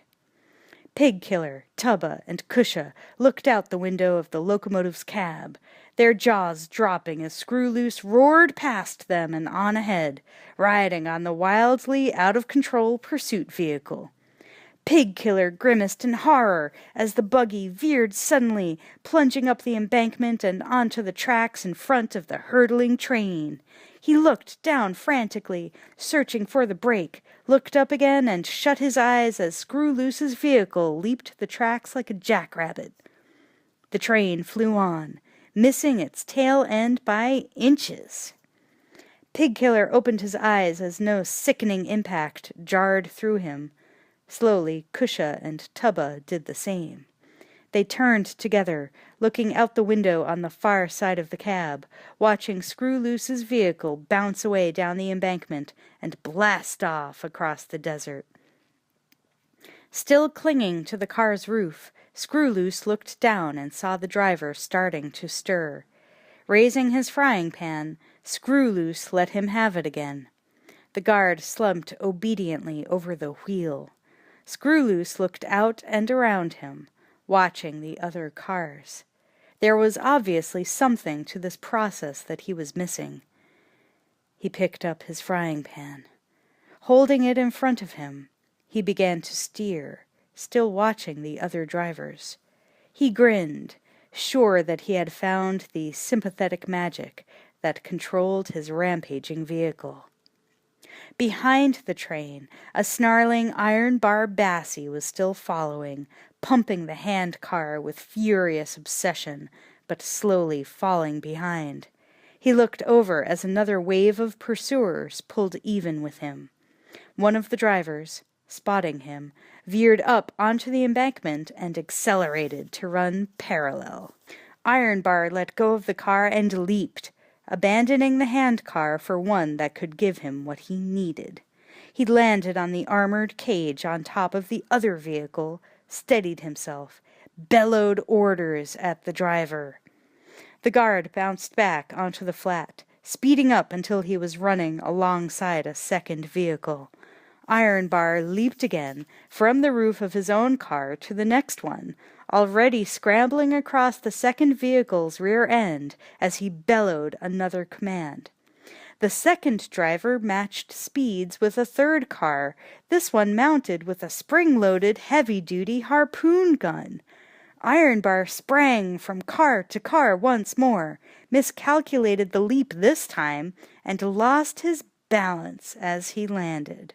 Tumbling down over its side, he hooked a hold on the nest of tanks and snarled hoses with a muscle-wrenching effort, his steel-shod boots dragging in the dirt, kicking up sparks. He hauled himself back aboard. The driver gunned the engine as Ironbar scrambled into position behind the harpoon. Murder in his eyes. The harpoon vehicle charged up through the marauder pack, gaining fast on the locomotive. Passing the flatbed car like a cruising shark, it drew even with the engine. Pigkiller looked out the window at the sound of it pulling up alongside. His face fell as he saw Ironbar Bassi swiveling the gun toward the train with the grinning anticipation of Ahab. His hands tightened on the wheel as he saw the weapon, the harpoon shaft as thick as his wrist, the gleaming steel barb at its tip circling toward him. He watched Ironbar take aim with horrified fascination. Ironbar fired. The harpoon smashed into the door of the cab with a shuddering impact. Pigkiller grinned in astonished relief. His eyes glazed, and he slumped against the door, unconscious. Kusha turned in sudden fright, looking down to see the harpoon's dripping point buried in his thigh, pinning him to the cab door. Calmly, Ironbar reloaded and recocked his weapon as the driver swung closer to the train, coming in for the kill. Max pushed his commandeered vehicle to its limit as Savannah signaled frantically from the roof of Master's house. Aiming for the tracks at top speed, he ramped up the embankment. The car sailed into the air, slammed down on the other side with a spine-jarring impact. Max accelerated again, hurtling toward the vehicle ahead. Every sense was heightened, his nerves singing like electric wires with an intensity that he only felt at a moment like this, behind the wheel of a speeding car, on the tight wire between life and death. The merciless concentration that had made him the best pursuit driver on the main force patrol took him by the throat as he saw the harpoon gun and who was riding it. Max skidded into position behind the harpoon vehicle, bumper to bumper, and stepped on the accelerator again. He rammed the car ahead with a grinding crunch of metal. The harpoon vehicle lurched crazily with the impact. Ironbar pitched forward over the gun, losing his shot. Gritting his teeth, Max slammed into the car again, harder this time, driving it on past the locomotive's cab, ruining Ironbar's line of fire, rammed it again and again, shunting it forward of the train. Veering to the right, he slammed into its rear end one final time, driving it up the embankment and onto the tracks. The engine hurtled toward the stranded car. Ironbar struggled upright, dazed, swiveling his head. His eyes bulged. He screamed. The driverless train smashed into the harpoon vehicle, obliterating it. Pieces of car flew into the air and rained down over Max's vehicle, over the engine roaring on down the track. Still pacing the train, Max looked across and stared in disbelief. Clinging to the front of the locomotive, looking like a slab of charred meat but still alive, was Ironbar Bassi. That son of a bitch had more lives than a cockroach. Max stayed even with the engine, groping beside him on the seat for the guard's shotgun, twisted and looked back over his shoulder as he heard another vehicle closing with his own. The pack had laid off him until now, not realizing that he wasn't one of their own.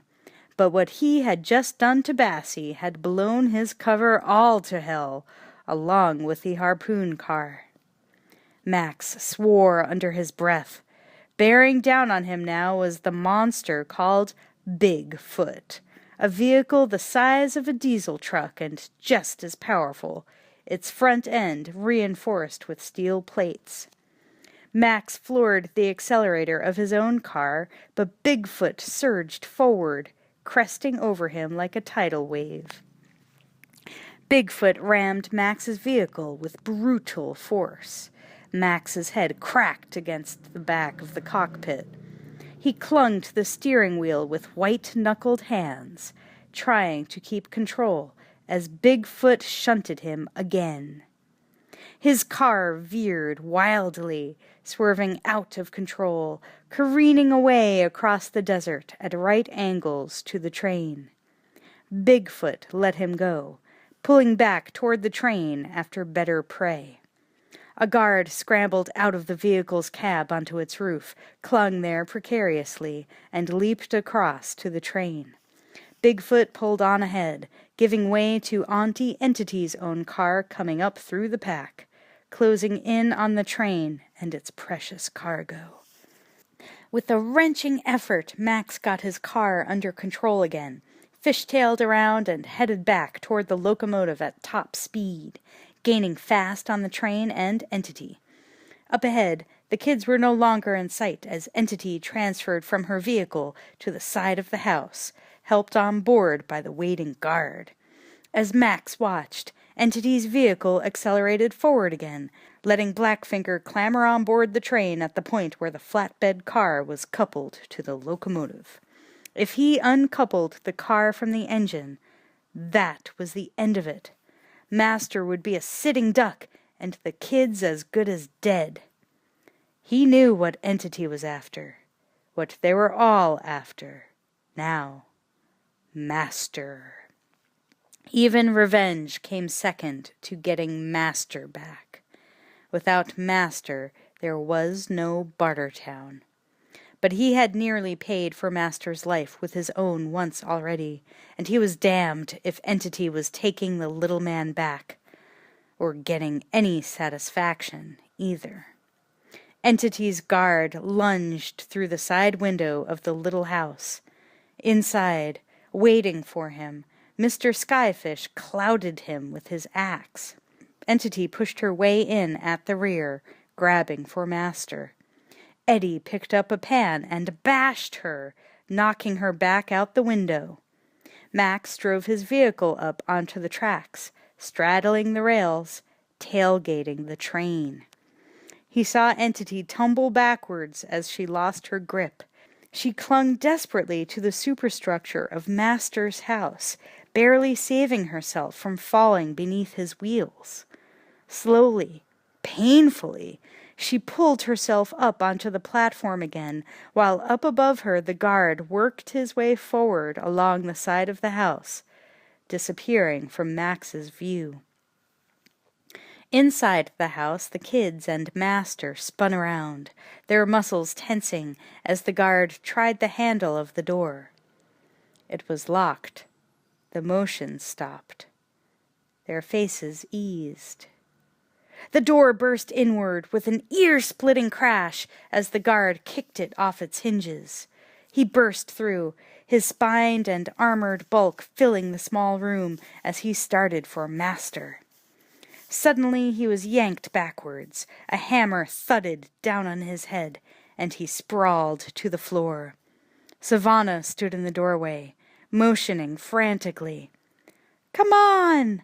She hurried Master and the others out onto the balcony, looking down at Blackfinger working below to pry loose the coupling pin. Guided and pushed by Savannah, Anna Goanna and then Eddie made the leap across the house to the engine. Blackfinger looked up, swore in frustration as he saw them leap past overhead. Entity inched her way along the side of the flatbed, matching his curses with her own as she saw the children make the leap to the engine. But as she reached the front of the house, she saw Master, still aboard on her side. "Pull the pin!" she shouted. Blackfinger jerked out the pin. The flatbed car began to slow imperceptibly, drifting away from the locomotive.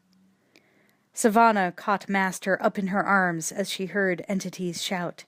Darting forward, she made the leap across onto the engine. The others reached out for her as she landed, dragging them both aboard. "Hold it!"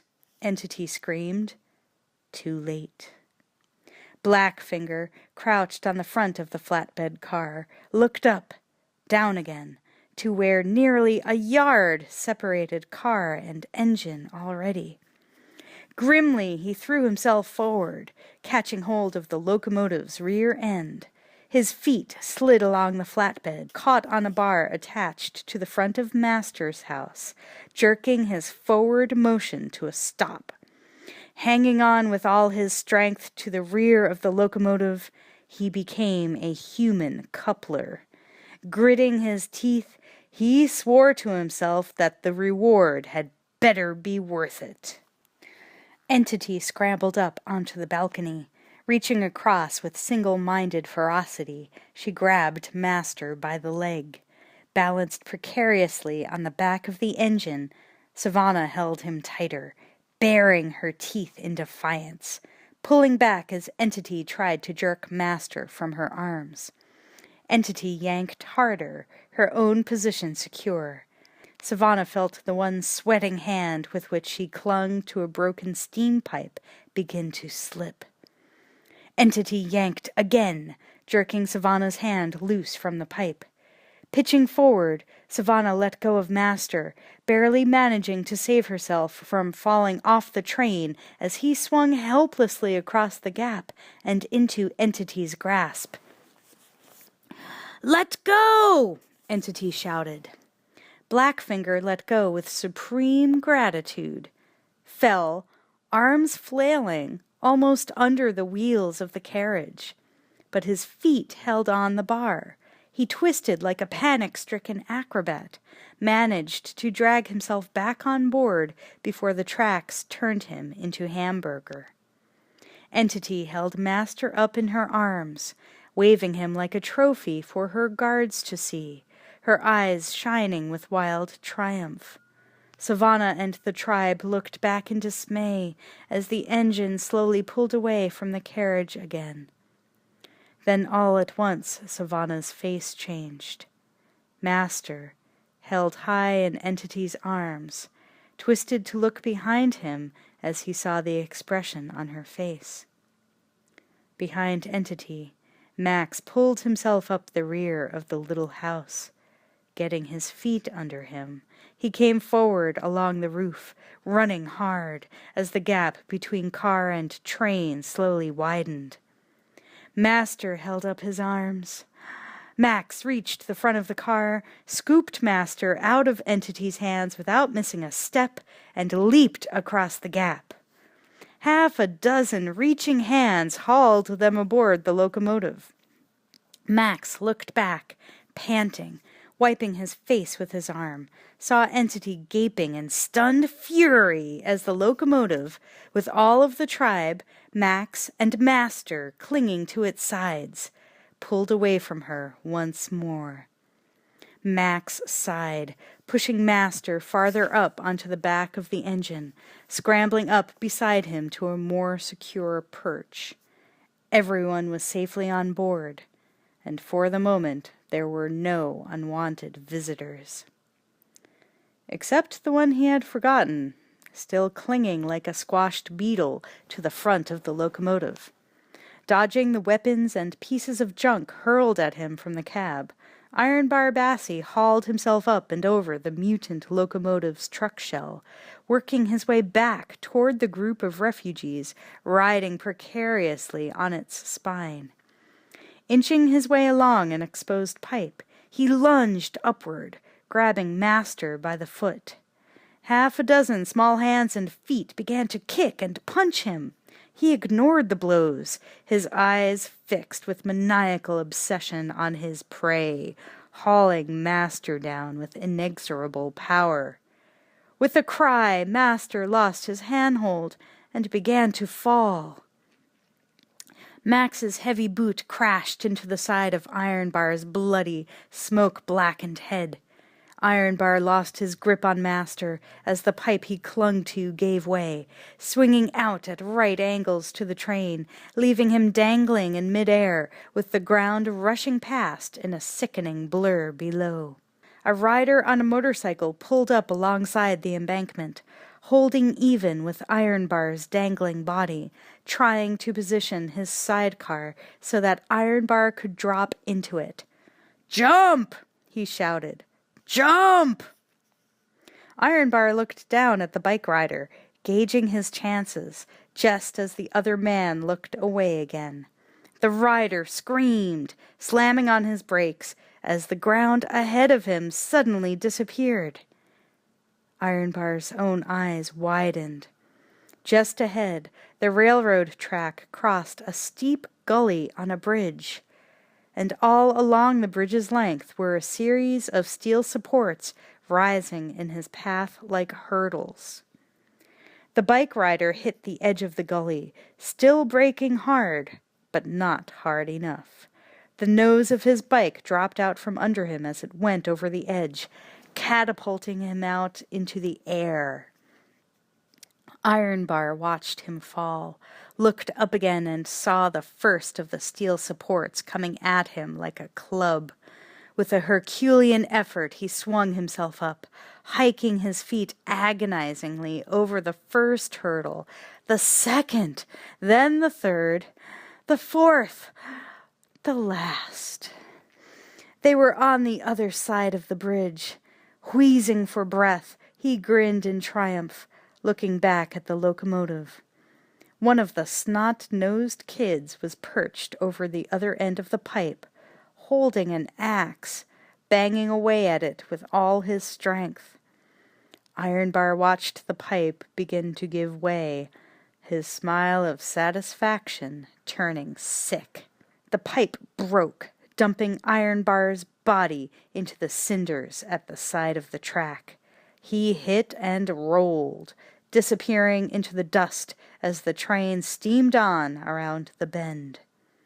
Max and Savannah climbed down from the engine's back and scrambled forward to the cab door. Pig Killer, conscious again and propped up in the driver's seat, looked out at Max with a feeble grin. Max looked down at the harpoon shaft protruding from the door, looked in through the window at the damage it had done. Taking a deep breath, he said, "I'm gonna open the door. I'll count to 3. Pig Killer nodded weakly. 1, Max said. Pig Killer echoed his count. Max yanked the door open before Pig Killer had the time to think about it, wrenching the harpoon out of his leg. Pig Killer's eyes glazed with pain. He slumped sideways, close to passing out again. Behind Max, Savannah reached forward, clutching his shoulder, pointing ahead in sudden fear. Max looked up. His breath caught. He swung into the cab, shoving Pig Killer aside as he jammed on the brake. Up ahead of them now was nothing. They had reached the end of the line. Chapter 17. The End of the Line. The train squealed to a halt in a shower of sparks, groaning in protest, with everyone on board gaping ahead now. The tracks stopped in the middle of nowhere and totally disappeared. A funeral mound of dirt and rubble marked the dead end of their trip. Not far beyond was the sheer drop-off of the mesa's edge. There was no sign at all that the tracks had ever gone any farther. But sitting on the mound of rubble, brandishing a massive rifle, was a young boy in a pith helmet. He held his ground as the train came to a halt less than 5 feet in front of him, calmly aimed his rifle at the staring faces inside the cab. Max climbed down, the others piling off the train behind him, ready for a confrontation. Savannah helped Pig Killer from the cab as Max stood glaring at the pint-size hijacker with grim impatience. "Stick 'em up," the kid said arrogantly, "or dead meat." Before they could even respond, the boy suddenly looked past them, his mouth dropping open. "Oh, shit," he muttered. "We're all dead meat." He dropped the rifle and ran. Scrambling like a mountain goat, he disappeared over the edge of the cliff. Max looked over his shoulder, saw the rising, spreading cloud of dust behind them. Auntie Entity and her army, far behind but coming fast. Max shouted at the tribe to follow and took off after the fleeing hijacker. The kid must have come from somewhere, and right now, anywhere had to be better than this. By the time Entity and her marauders reached the end of the track, the fugitives were only a cloud of dust on a distant mesa top, with the wide floor of a canyon between their fleeing bodies and her revenge. She slammed on her brakes as she saw the edge of the precipice ahead, heard the other vehicles scream to a halt behind her. She sat staring out across the plain. There was no bridge this time, no way for her vehicles to reach the canyon floor safely. Her fists clenched on the steering wheel. She twisted in her seat at the sound of another vehicle coming up from behind, the driver making no move at all to brake as he neared the cliff. As she watched incredulously, what had once been Max's dune buggy blasted through the gathered guards and past her like a bat out of hell. The buggy showered her with gravel and dust as it shot off the edge of the cliff, driving straight down the mesa's side. She stared in disbelief at the kamikaze courage of the maniac who was driving it. She watched him bounce and slew down the mesa wall, and land right side up at the bottom, gunning away across the flat canyon floor after the distant fugitives. Her disbelief crystallized into resolution. That son of a bitch had guts, but no more than she did. If he could make it, they could all make it. She hadn't lost master yet. Stamping hard on her accelerator, she drove forward over the edge, and the guards followed her in a mass. Down below on the plain, Screwloose sat behind the wheel of the dune buggy, roaring on toward the distant mesa, his eyes popping, his mouth hanging open, terrified and completely out of control. Up on the mesa top, the kid hijacker was gaining ground on his pursuers, but Max could still make him out up ahead. On the flat mesa top, there was nowhere to hide. Abruptly, the kid disappeared. Max sprinted forward, leaving Savannah and the others to help Pig Killer and Master. He ran until he reached the spot where the boy had suddenly ceased to exist. A shaft wide enough for a man opened downward into the mesa. The rungs of a ladder led down into the darkness below. That was where the kid had disappeared to. Something must be down there. Right now Max didn't even care what it was. He scrambled down the ladder, hearing the others follow behind him. Landing on his feet in a dimly lit tunnel, Max blinked his sun-dazzled eyes until he could see in the gloom and started off in the direction of the kid's retreating footsteps. The tribe straggled after him, one by one. Room after room, hewn out of the rock, opened off of the corridor, all of them empty, until finally Max reached the one that was not. The kid bolted on through a door at the other end, leaving Max confronted by a perfectly normal-looking bedroom with a double bed sitting against a side wall. Someone was lying in bed in calm repose, reading, their face obscured by the full-color cover of an ancient magazine. Max slid to a stop, staring at the startling blues and greens of a tropical island paradise and, in large red letters, the title, Dream Vacations. Slowly the hands that held the magazine lowered, revealing a face framed by a pith helmet like the kids, and Coke bottle-bottom glasses. Jedediah stared back at Max in incredulous astonishment. "You!" Max gasped in equal disbelief, face to face at last with the sole cause of all his troubles. His fists clenched. Behind him, Savannah and the others began to stumble into the room, their curious stares mirrored dimly in the shining aluminum headboard of Jedediah's bed. A guilty grin spread over Jedediah's narrow equine features. "Me?" he quavered, mentally riffling the files of his past and recent sins, wondering why the man from Thunderdome was standing here in his own bedroom like the ghost of errors past, looking at him with an expression that suggested bloody murder.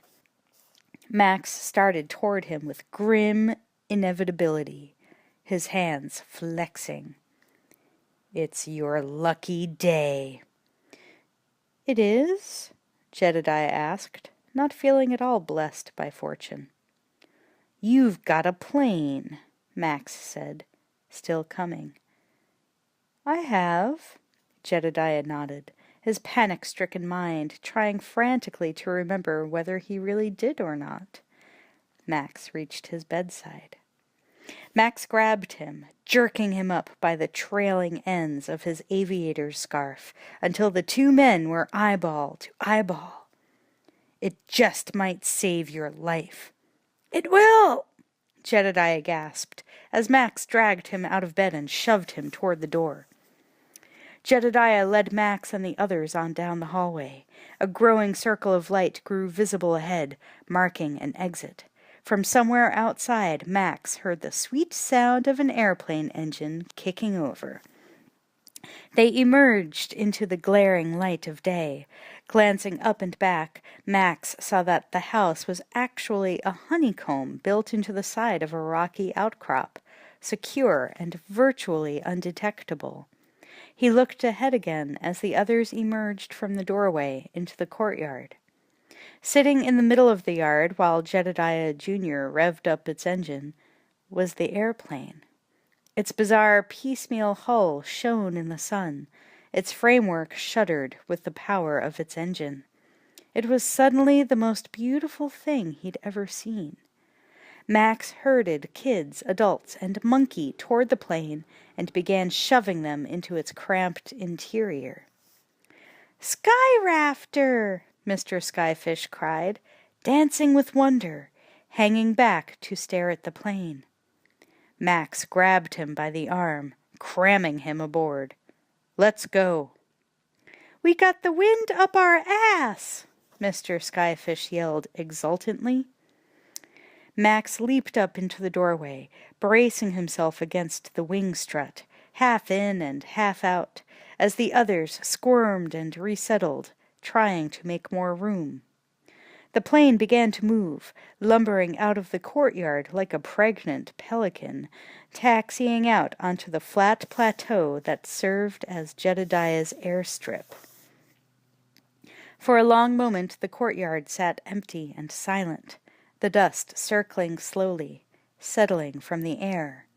And then the sound of more approaching engines shattered its quiet.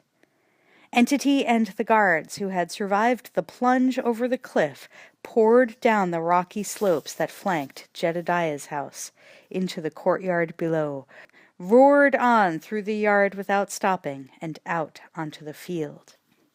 Still far ahead of the pack, Screwloose gunned his motor, driving confidently at last, having finally mastered the controls. He glanced over as the driver stirred on the seat, lifting his frying pan nonchalantly, and splanged the guard again.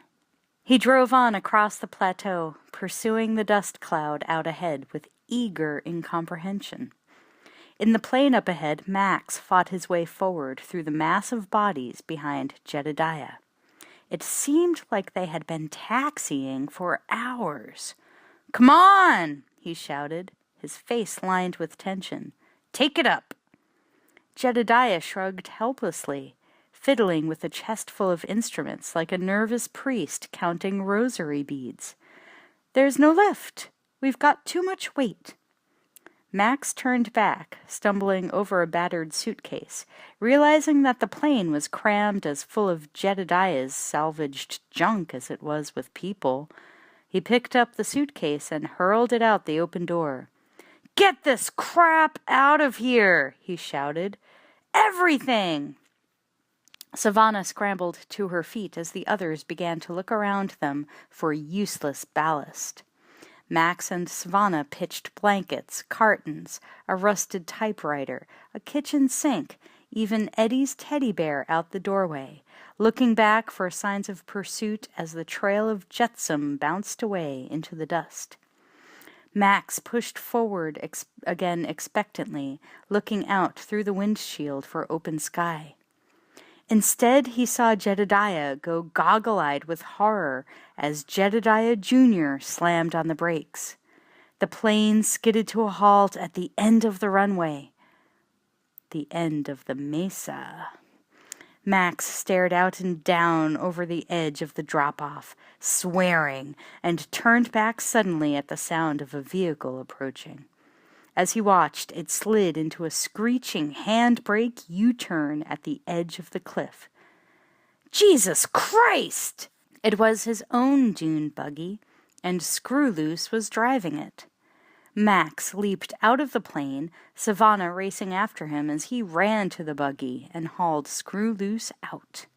The plane was already turning around at the brink of the mesa as they dragged him bodily back to it. Max jammed Screwloose and Savannah into the plane, which was now facing back the way it had come. He started to climb in. Abruptly, the engine died. Max spun around, his eyes cold with fury, to see Jedediah and Jedediah Jr. scramble down from the cockpit. Man and boy stood side by side, staring away across the plain. Jedediah raised an arcane set of opera glasses, peering through them like a distressed playgoer. Perfectly visible even to his naked eyes, Max saw what Jedediah was looking at. The dust cloud approaching like a storm across the plain. Below it, the vehicles of Entity's army racing toward them for the kill. Max ran forward as Jedediah pulled a white handkerchief from his pocket and began to wave it, abandoning the plane, lurching toward the approaching storm. "We're friendly! We're friendly! All men are brothers!"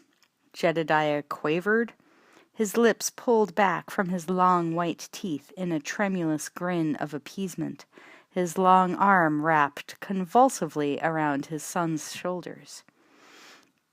Max caught hold of Jedediah, pushing him back toward the plane. "Start her up!" Jedediah fiddled infuriatingly with the pile of junk hanging around his neck, still grinning like a jackass as he mumbled nervously, "You might not understand this. It's very technical, but we haven't got a chance." He peered at Max with the expression of a man trying to explain aerodynamics to an irate gorilla. "There's not enough runway." He waved his arm, looking back toward the approach of doom, his face as white as a sheet. Max's fists tightened on his scarf, twisting. "There will be," he murmured, his voice soft and deadly. He shoved Jedediah back toward the plane. Savannah and Pig Killed stood waiting, knives drawn, by the cabin door.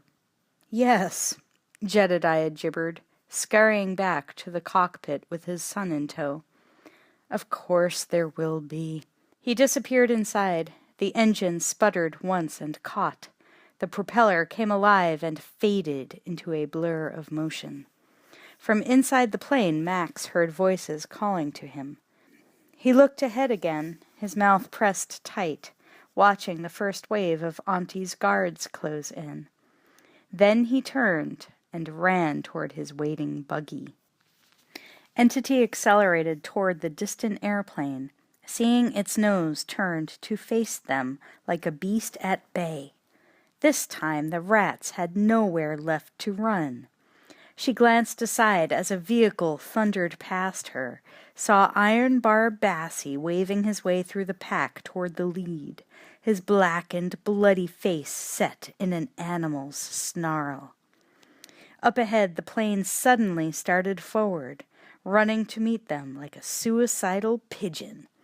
As Entity watched it come, frowning with surprise, she suddenly saw another vehicle emerge from the dust behind it and draw even with the plane. One of her own vehicles. Who the bloody hell was driving that thing, and what the hell was he doing? And suddenly she knew. Max gunned the engine, pulling abreast of the plane, amazed at how much power his own vehicle had, souped up and running on methane. He glanced toward the cockpit. Jedediah looked back at him with mingled panic and desperation, looked ahead again at the oncoming wall of death. Max pulled even with the plane's open doorway, saw Savannah and Pigkiller looking out at him, saw in their eyes for one brief second something far more profound than gratitude. He raised his hand in farewell, looked ahead again, jamming the accelerator down to the floor. Savannah and Pigkiller watched as the dune buggy surged out ahead of the lumbering plane, with no words for what they felt. No time left to speak them. Max left the plane behind, outdistancing it with ease as it fought to reach airspeed. Up ahead now, he began to make out detail on individual vehicles. He picked out entities, saw one car pull out ahead of the rest, realized that it was Iron Bar Bassie bearing down on him, leading the pack, hell-bent on vengeance. Max smiled. If there was one person in the approaching mass of metal and flesh that he could take with him into hell, Iron Bar was the one he would have chosen. And he knew that Bassie wanted it just as much as he did. Iron Bar would hold to this collision course if it killed him. And that was just what he needed. He was alone. He had never felt more alone in his life, or more alive. Fear was screaming somewhere deep inside him, held captive behind the bars of his will, as he was held inside this cage of metal. It had always been that way, when he had been a bronze, hurtling down the road toward what could be his own death coming straight at him. It was fear that gave him the razor's edge, that honed every movement, that set his mind free and his nerves on fire, that slowed time. Max reached out, caught hold of the guard lying dead or unconscious on the seat beside him. Dragging the body toward the driver's seat, he shoved it into position, jamming the guard's foot down on the accelerator. He had one chance left to survive this. A snowball's chance in hell, but he had to take it.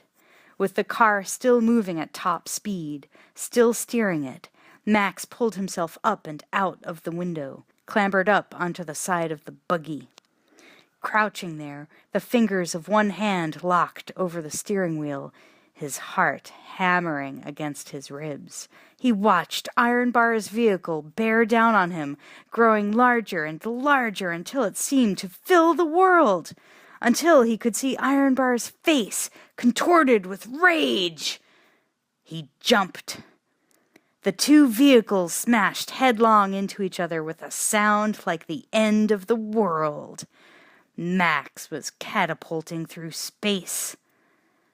Time seemed to stop. For an endless moment he was flying, weightless, while below him pieces of his car and iron bars rained down like shrapnel. The vehicles following hard behind iron bars swerved, too late, screeching, rolling, crashing into the wreckage below. The mass of twisted metal went up in a fireball as fuel from smashed tanks ignited. Jedediah's plane gained critical momentum at the last possible moment. With a final, jarring bounce, its wheels left the ground for good, and it staggered into the air.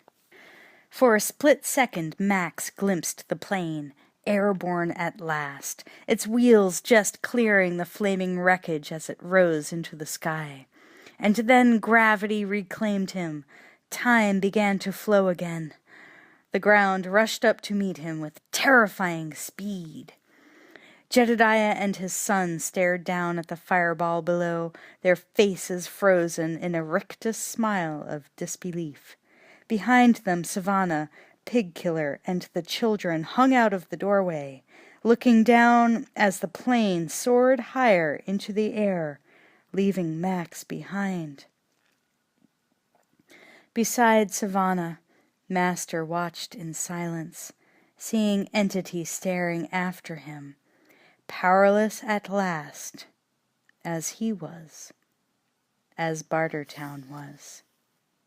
Entity slowed her vehicle as she watched the plane bank away from her, rising like a phoenix, already beyond her reach forever, growing smaller and smaller in the infinite reaches of the sky, taking Master away from her, and with him all hope she had had of rebuilding her city.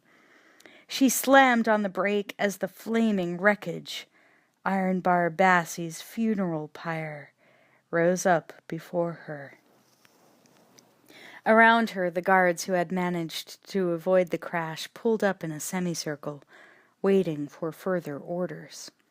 She stopped her own vehicle and climbed out. The two guards riding with her followed, flanking her, their weapons ready. Slowly she crossed the space of ground that separated her from the place where Max lay sprawled in the dirt. Behind him the air was filled with smoke, the ground littered with wreckage, tires, twisted metal, broken glass. She stopped, looking down at his motionless body, her face clenched. Beside her the guards cocked their crossbows, preparing to make certain that he would never get up again.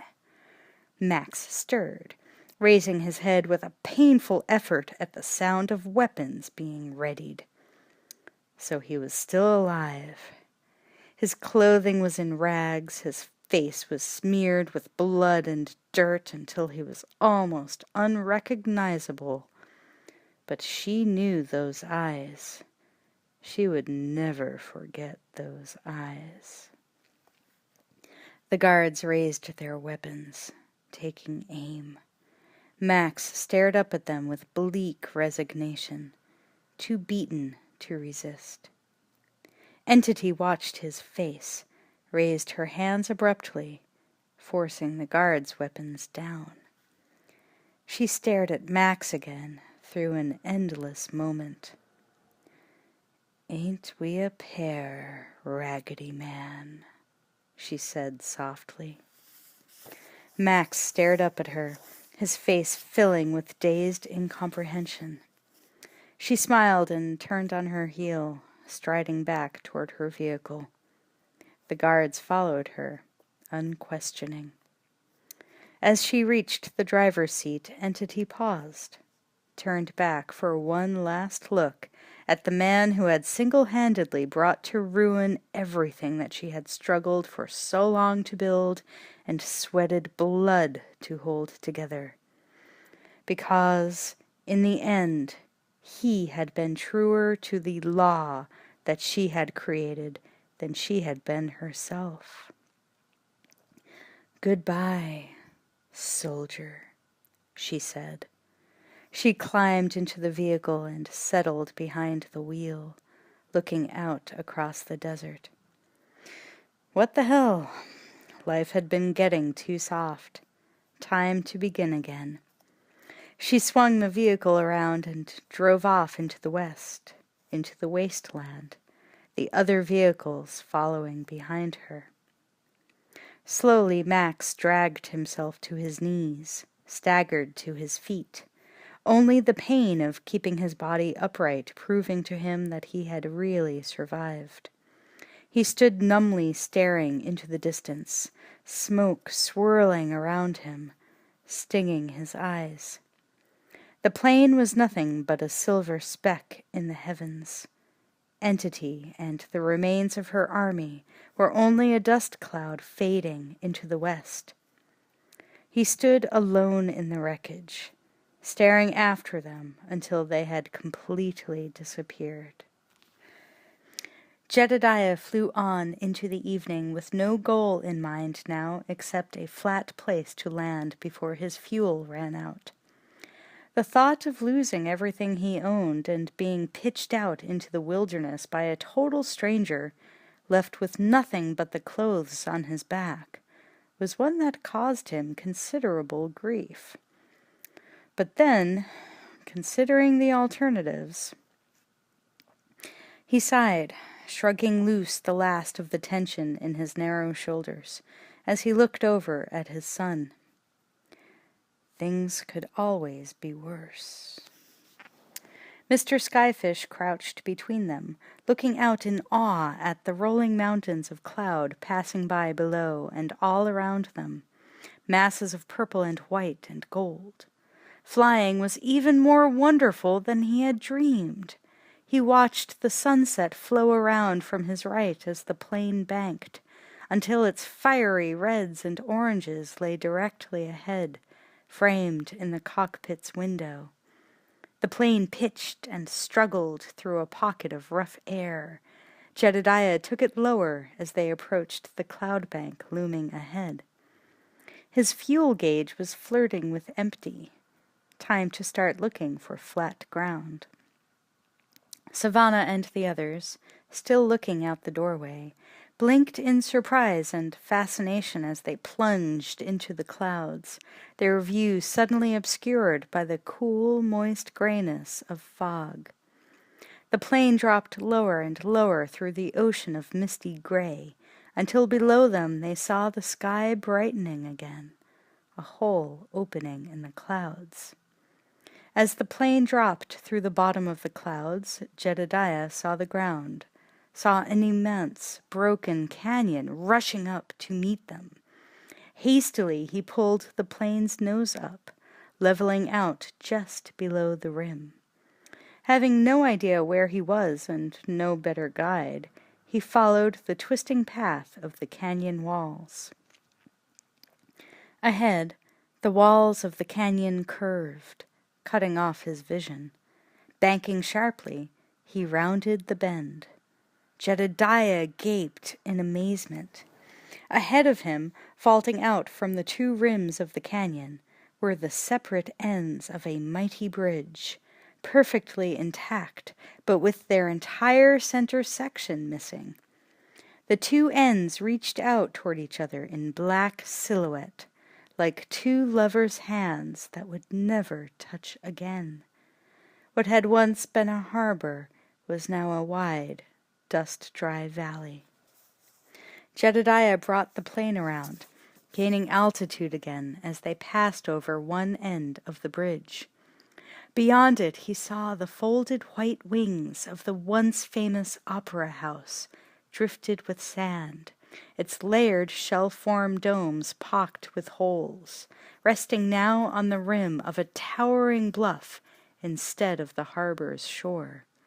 Beyond lay the city, the monolithic ruins of its buildings jutting like crystals from the encroaching desert sand, abandoned and silent, waiting.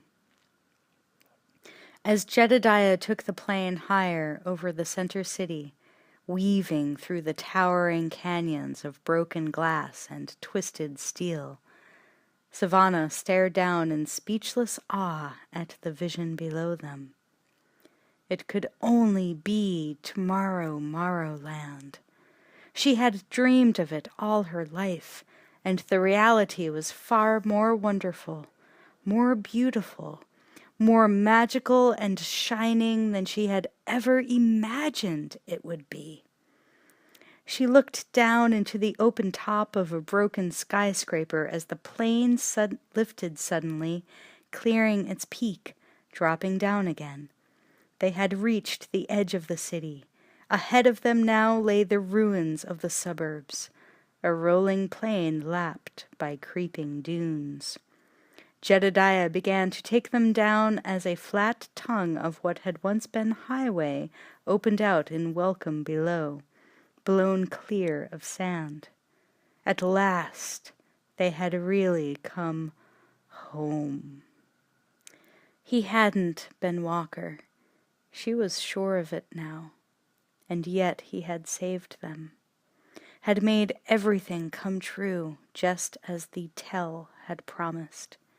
The image of his face looking back at them for the last time, with an expression she had never expected to see in his eyes, filled her memory. She would never forget that look, or the truths he had taught her. She glanced over at Pigkiller and Master, past them at the tribe. She would never let any of them forget. Epilogue. The wasteland lay waiting for him, as it had lain waiting for him for years, would lie waiting until eternity. Vast and empty, its secrets slowly falling into shadow once more. The last light of the setting sun made stained glass of the western sky, amber and rose and violet, and unearthly purity of light illuminating the west as he slung the bedroll and water bottle at his back and picked up his gun. Limping painfully, he began to walk, not looking back, because there was nothing to look back after. "This you knows," Savannah said, her voice ringing out across the firelit sea of faces. "I be first tracker, and times past count I done the tell. But it ain't one body's tell. It's the tell of us all. And you gotta listen it and 'member, 'cause what you hears today, you gotta tell the birthed tomorrow." And she recited the words that she had spoken so many times. She looked out across the ruined city, its towers silhouetted against the star-hung indigo sky. The lights of other fires flickered here and there among the ruins. "I's lookin' behind us now, into history back. I sees those of us that got the luck and started the haul for home. And I 'members how it led us here, and how we was heartful, 'cause we seen what there once was." Here on this rooftop, so unimaginably high above the ground, so close to the sky, the gathered members of her own tribe sat around a bonfire, listening as they had listened so often over the years to their story. There were nearly 50 of them now, most of them children, many her own. So many new faces. Her eyes touched briefly, fondly, on the handful of faces that she had known from the beginning, their smiles mirroring the passage of years, mirroring the changes in her own face. "One look, and we knowed we got it straight. Those what had gone before had the knowin' and the doin' of things beyond our reckonin', even beyond our dreamin'. Time counts and keeps countin', and we knows now. Findin' the trick of what's been and lost ain't no easy ride. But that's our track. We gotta travel it, and there ain't nobody knows where it's gonna lead. She looked away from them again, into the flames, her gaze on something beyond reach, beyond sight. Still and all, every night we does the tell, so that we'll 'member who we was and where we came from. But most of all we 'members the man who finded us, him that came the salvage. At her signal, 2 of the tribe moved forward to stoke the fire so that it blazed up like a beacon in the night. In the flames, she could still see the face of the man she had sworn would never be forgotten, for as long as there were memories or words. And we lights the beacons, but not just for him, for all of them that are still out there. She looked up again, away toward the desert, her voice rising. 'Cause we knows there'll come a night when they sees the flickering light, and they'll be coming home. He made his way along the crest of a ridge as the last fires of twilight faded into ashes, following the mesa's meandering course because all directions were the same in the wasteland, walking the knife edge above a black shadow sea, lost in the darkness like a single star. He traveled alone, deeper into the night. Thank you for listening to Mad Max Beyond Thunderdome, a novelization by Joan D. Vinge, based on the screenplay by Terry Hayes and George Miller. This is your narrator, Amy Mullen. I have to say, this book itself was quite a journey. You see, the way a pretty engaging adventure story, post-apocalyptic wasteland violent fun is written. It's written with a ton of ellipses and semicolons and dashes and sentences that last for half a page. And when you're reading something out loud, it is different than, you know, your eyes can skip over all that stuff or pause at that stuff and it's not a big deal.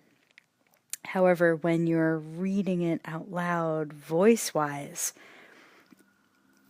and you read a sentence that's half a page and all you want is a sip of beer like this, and it takes forever because the writer doesn't know how to use a period or a full stop, it can get pretty annoying. And yeah, this book pissed me off a great deal for, I'd say, the first 2/3, first 3/4. But like I said, it is a really good story. There are some really good characters. And, you know, some of the action was a bit too detailed. Like, we got every toll chalk to every head and every grip of every neck and, like, every fucking blow by blow, which also doesn't work as well in print as it might in cinema. But still, it was a good story. So by the end, I was just really digging it. And it was quite a pleasure to read by the end. Even though a pleasure to read was also probably because it was kind of fun to make fun of some of the some of the writing as well. So it wasn't anyway.